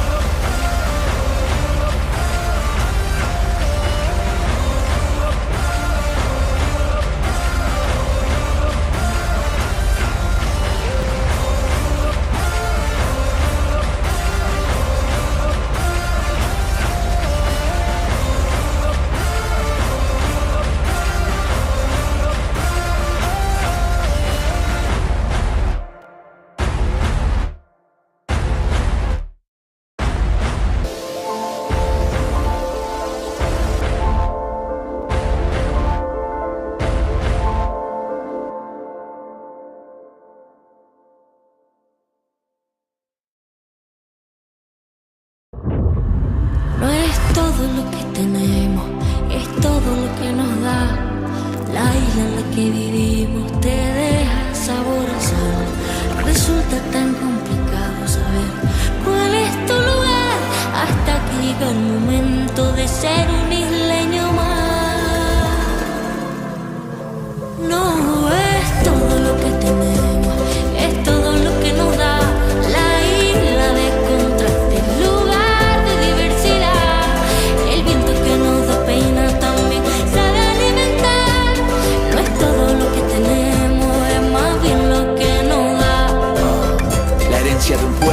nobleza y fuego, la fuerza del mar, la tierra y el cielo, diversa belleza humana y salvaje, su mágica esencia, su gente y paisaje, fuente de energía limpia y soberana, tanta riqueza que nutre y que sana, en nuestras manos nuestra libertad, isla de fortuna que tanto nos La da. isla de buena gente, tierra sagrada, sol que me ampara, la isla que a mí me cuida, el mar que sirve de puente no es la frontera. Hay mil maneras de ver la isla de mi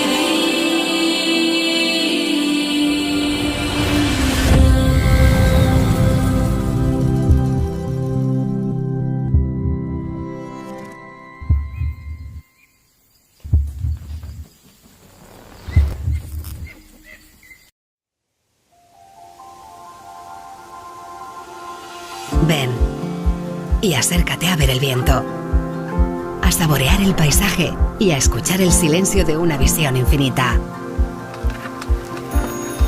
Ven y acércate a sentir el amanecer de nuevos pensamientos que te nacen dentro cuando descubres que estar aquí es querer estar aquí. Santa Lucía es querer estar, querer ser y no poder dejar de hacer. Hoy, las cosas que ayer quedaron para mañana.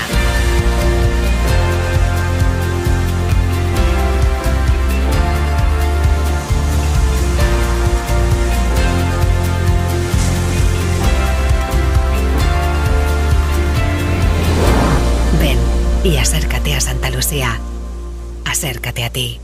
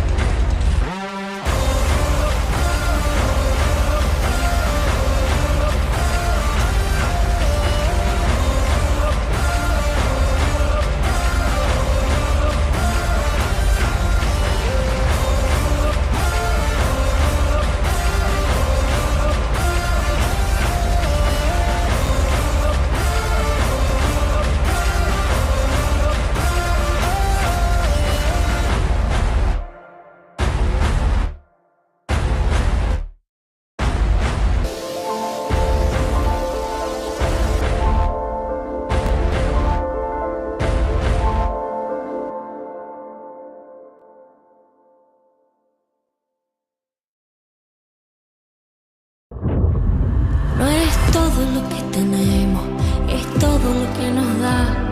La isla en la que vivimos te deja sabor a sal.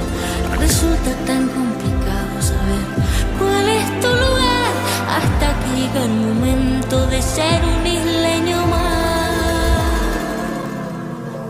No es todo lo que tenemos, es todo lo que nos da. La isla de contrastes, lugar de diversidad. El viento que nos despeina también sabe alimentar.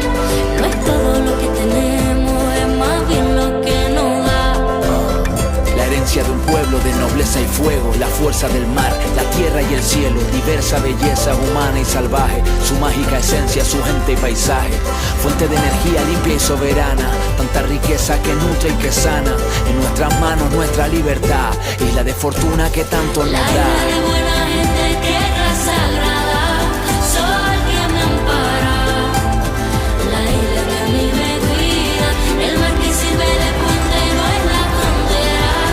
Hay mil maneras de ver la isla de mi vida.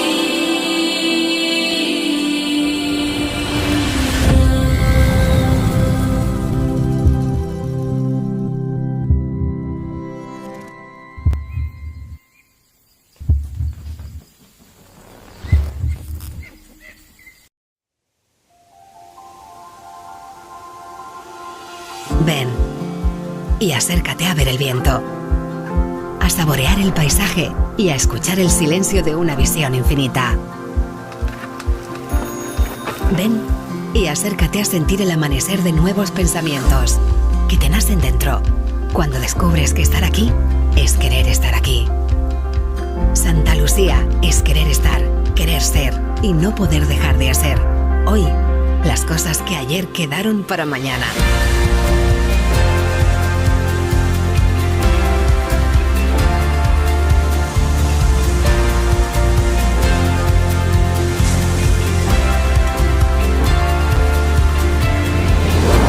Ven y acércate a Santa Lucía. Acércate a ti.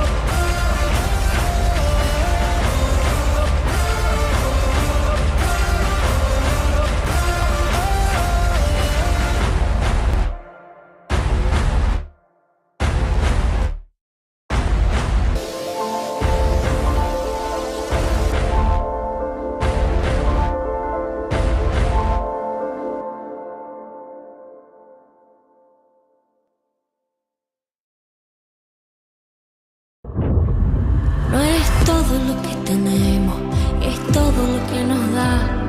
La isla en la que vivimos te deja sabor a sal. Resulta tan complicado saber cuál es tu lugar, hasta que llega el momento de ser un isleño más. No es todo lo que tenemos, es todo lo que nos da. La isla de contrastes, lugar de diversidad. El viento que nos da pena también sabe alimentar. No es todo lo que tenemos, es más bien lo que nos da.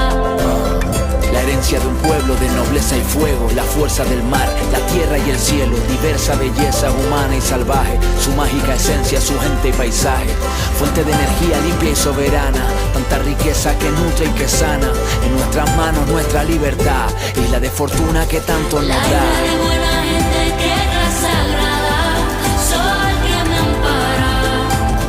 La isla que a mí me cuida, el mar que sirve de puente no es la frontera. Hay mil maneras de ver la isla de mi vida.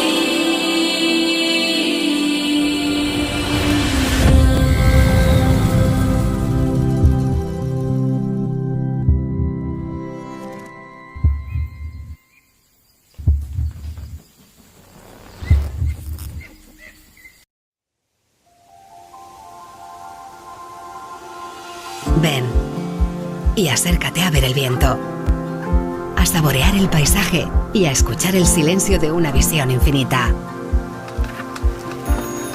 Ven y acércate a sentir el amanecer de nuevos pensamientos que te nacen dentro cuando descubres que estar aquí es querer estar aquí.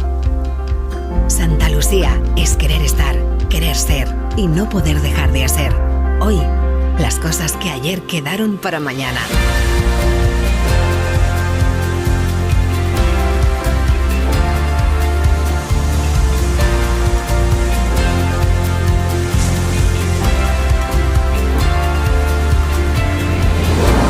Ven y acércate a Santa Lucía. Acércate a ti.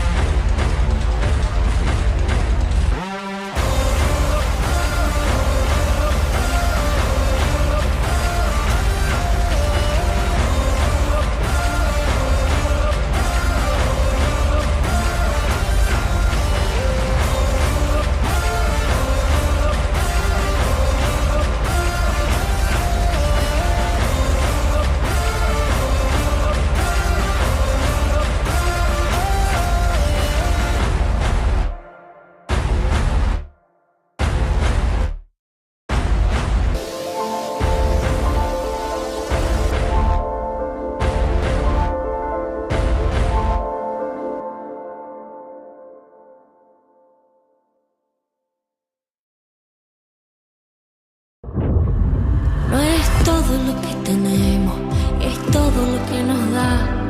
La isla en la que vivimos te deja sabor a sal. Resulta tan complicado saber cuál es tu lugar, hasta que llega el momento de ser un isleño más. No es todo lo que tenemos, es todo lo que nos da la isla de... Bueno, buenas tardes a todos. Y falta por llegar sol, pero vamos a ir empezando a ver si va llegando mientras. Bueno, sexto día de competición. A ver si no se acopla esto. ¿Aquí estoy bien? Vale. Sexto día y después de un día ayer en el que no podíamos celebrar ninguna manga, hoy he vuelto la acción al agua. Las olas y el viento han estado presentes desde por la mañana y hemos conseguido terminar 3 categorías junior, incluso comenzar la categoría máster. El presente, el futuro, y no vamos a decir el pasado porque los máster cada año están más motivados y demostrando más nivel, de nuevo en el agua, y prometen 3 días estupendos. Pero bueno, vamos a proceder al podium de las 3 categorías que hemos conseguido terminar. Vamos a empezar por la categoría de chicos sub-15, donde se ha terminado la eliminatoria simple. Todavía habría opción de hacer la doble, pero de momento tenemos los siguientes resultados. En cuarta posición, categoría de chicos sub-15, we're gonna go with the boys under 15 years old. Anton Gobisch, el alemán Gobisch, en cuarta posición. En tercera posición y repitiendo en el podium desde Tarifa, Elías Antolín.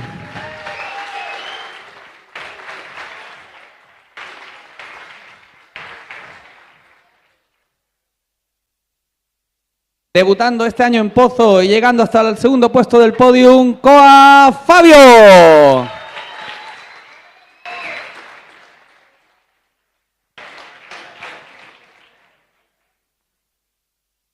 Y ganador de la categoría sub-15 desde Conil, Yannick Kolb.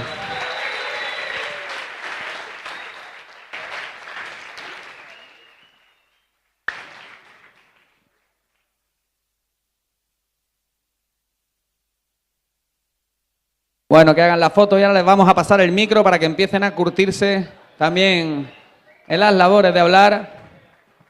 Okay, let's have some words because you have to get used to talk. What are your impressions?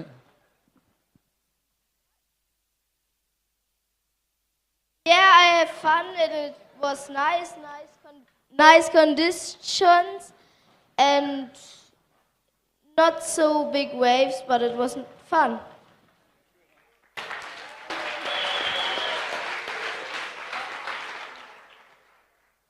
Elías, repites en el podium, ganabas el año pasado, ¿no? Este año, bueno, no es fácil, solo estar en el podium un mérito. ¿Estás contento? Sí, la verdad que estoy contento, pero no he tenido mucha suerte con las olas y el viento, pero muy contento de haber estado en el podium este año.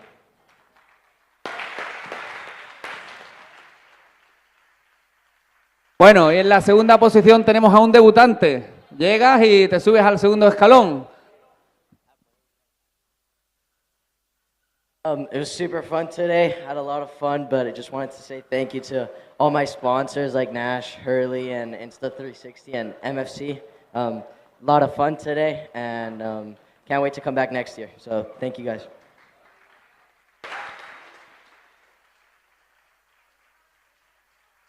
Y tenemos 3 hermanos Cole participando y Yannick ha ganado en su categoría. ¿Qué nos cuentas? Muy contento por ganar este año aquí en Pozo. Las condiciones no eran las mejores, pero se podía competir. Me pilló una a la buena y pues la aproveché. Pero tenemos mucho nivel también, no ha sido fácil. Bueno, pues este es el podium sub-15. Mirar a la cámara para la foto.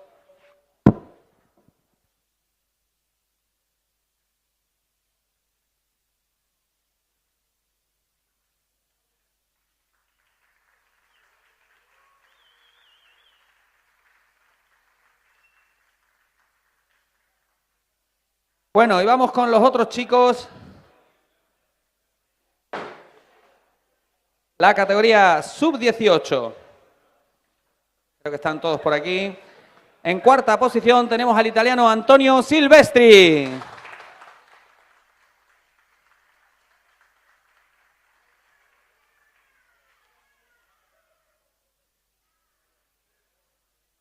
En tercera posición al tarifeño Javier Escribano.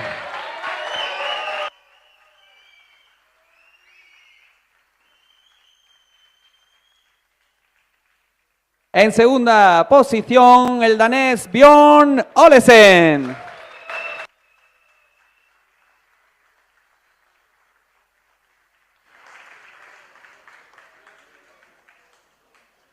Y en lo más alto del podium, otra saga familiar desde Alemania, Peter Gobisch.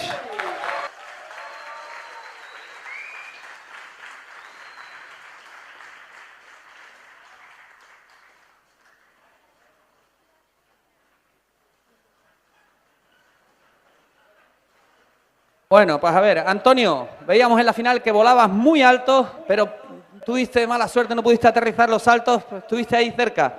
Cuéntanos. I'm super happy to be here and congrats to my friend and thanks.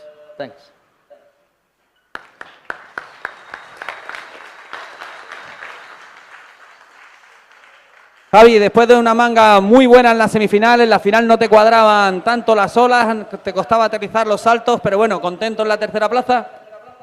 Sí, muy contento, pero mañana para la doble espero poder mejorarlo. Las condiciones no eran las mejores, pero se ha intentado, se ha surfeado bien y los saltos es lo que me ha fallado. Muchas gracias.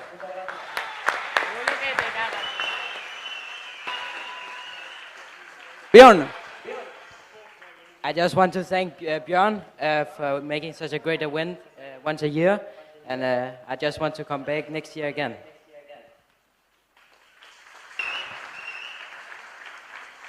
And we have the whole Gobisch family here, Trine, Anton, and now Peter in the first place of the podium. Yeah, I'm super happy to be here with all my family and the friends competing here. It's super fun. And just wanted to join Björn. Thanks for the organization and everything very nice here. Estoy muy contento.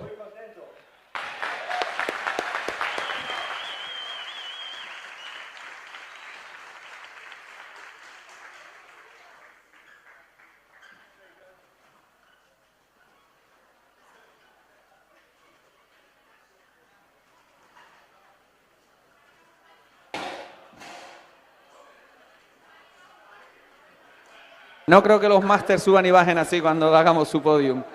Bueno, y ahora vamos con la categoría sub-18 femenina, que estos resultados sí son definitivos. Vamos a llamar a las 5 chicas primero, así que por favor podéis ir subiendo al podium aquí al escenario. Natsuki Wakasa, Frida Miron, Emma Miron, Lislot Schilling y Sol de Grid, por favor, si podéis ir subiendo. Sí, all of you please, you can come to the stage. We have these results are already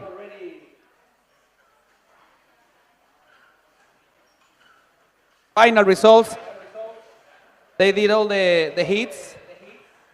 So these 5 ladies have fought in 3 heats. Se han peleado en 3 mangas. Y finalmente la clasificación de las chicas sub-18, y esto sí es definitivo, queda de la siguiente forma. En quinta posición desde Japón, Natsuki Wakasa in 5th position.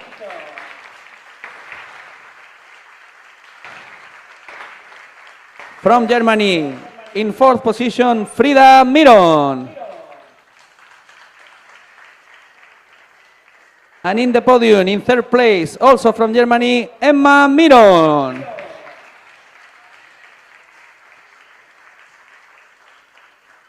In 2nd, our local rider, Lislot Schilling. And winning the under 18 years old category, la ganadora de la categoría, las chicas sub-18, Sol de Grid.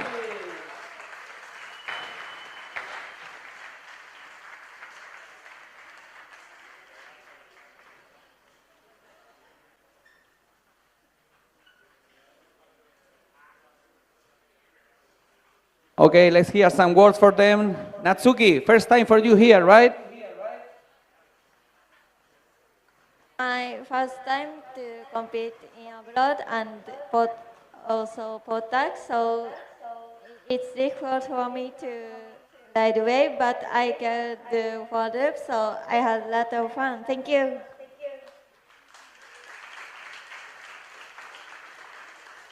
I'm super happy to be here. It's always a lot of fun with these girls on the water.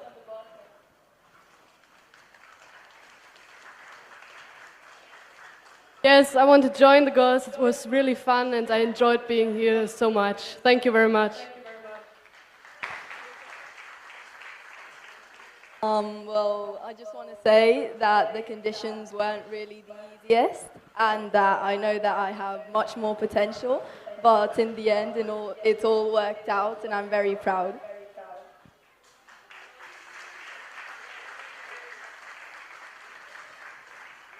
I'm really happy to be on the podium again and sailing together with these girls. They're also my friends for quite a long time now, and it's just amazing to sail here in Pozo in some nice conditions.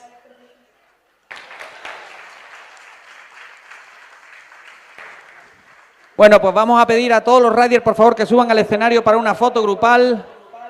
Y como no, vamos a pasar mientras hacemos esa foto al sorteo de Red Bull.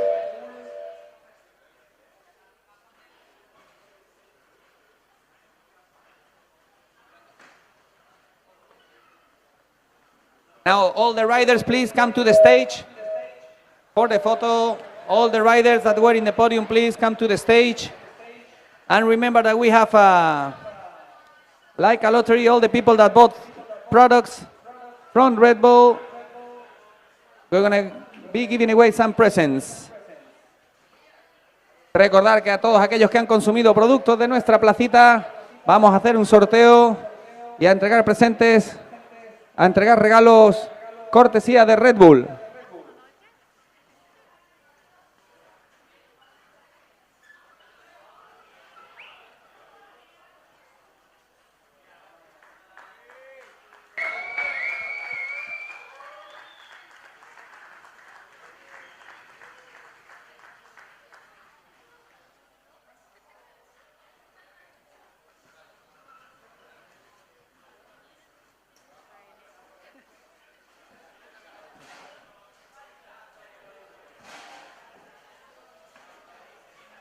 Bueno, a ver, necesitamos una mano inocente.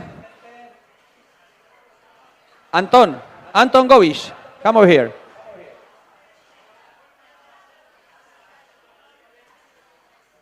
You have to get one of these.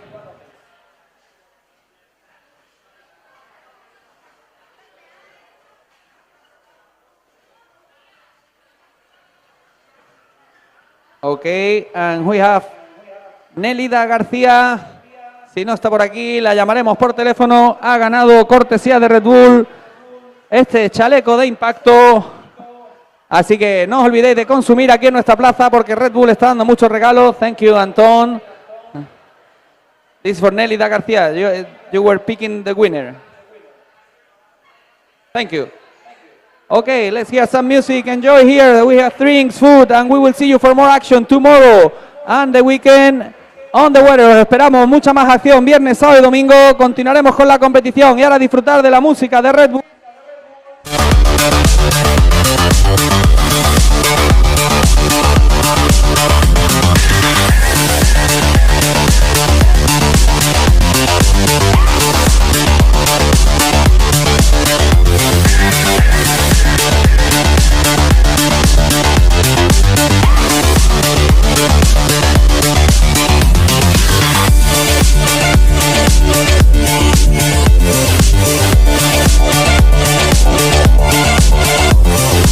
Oh,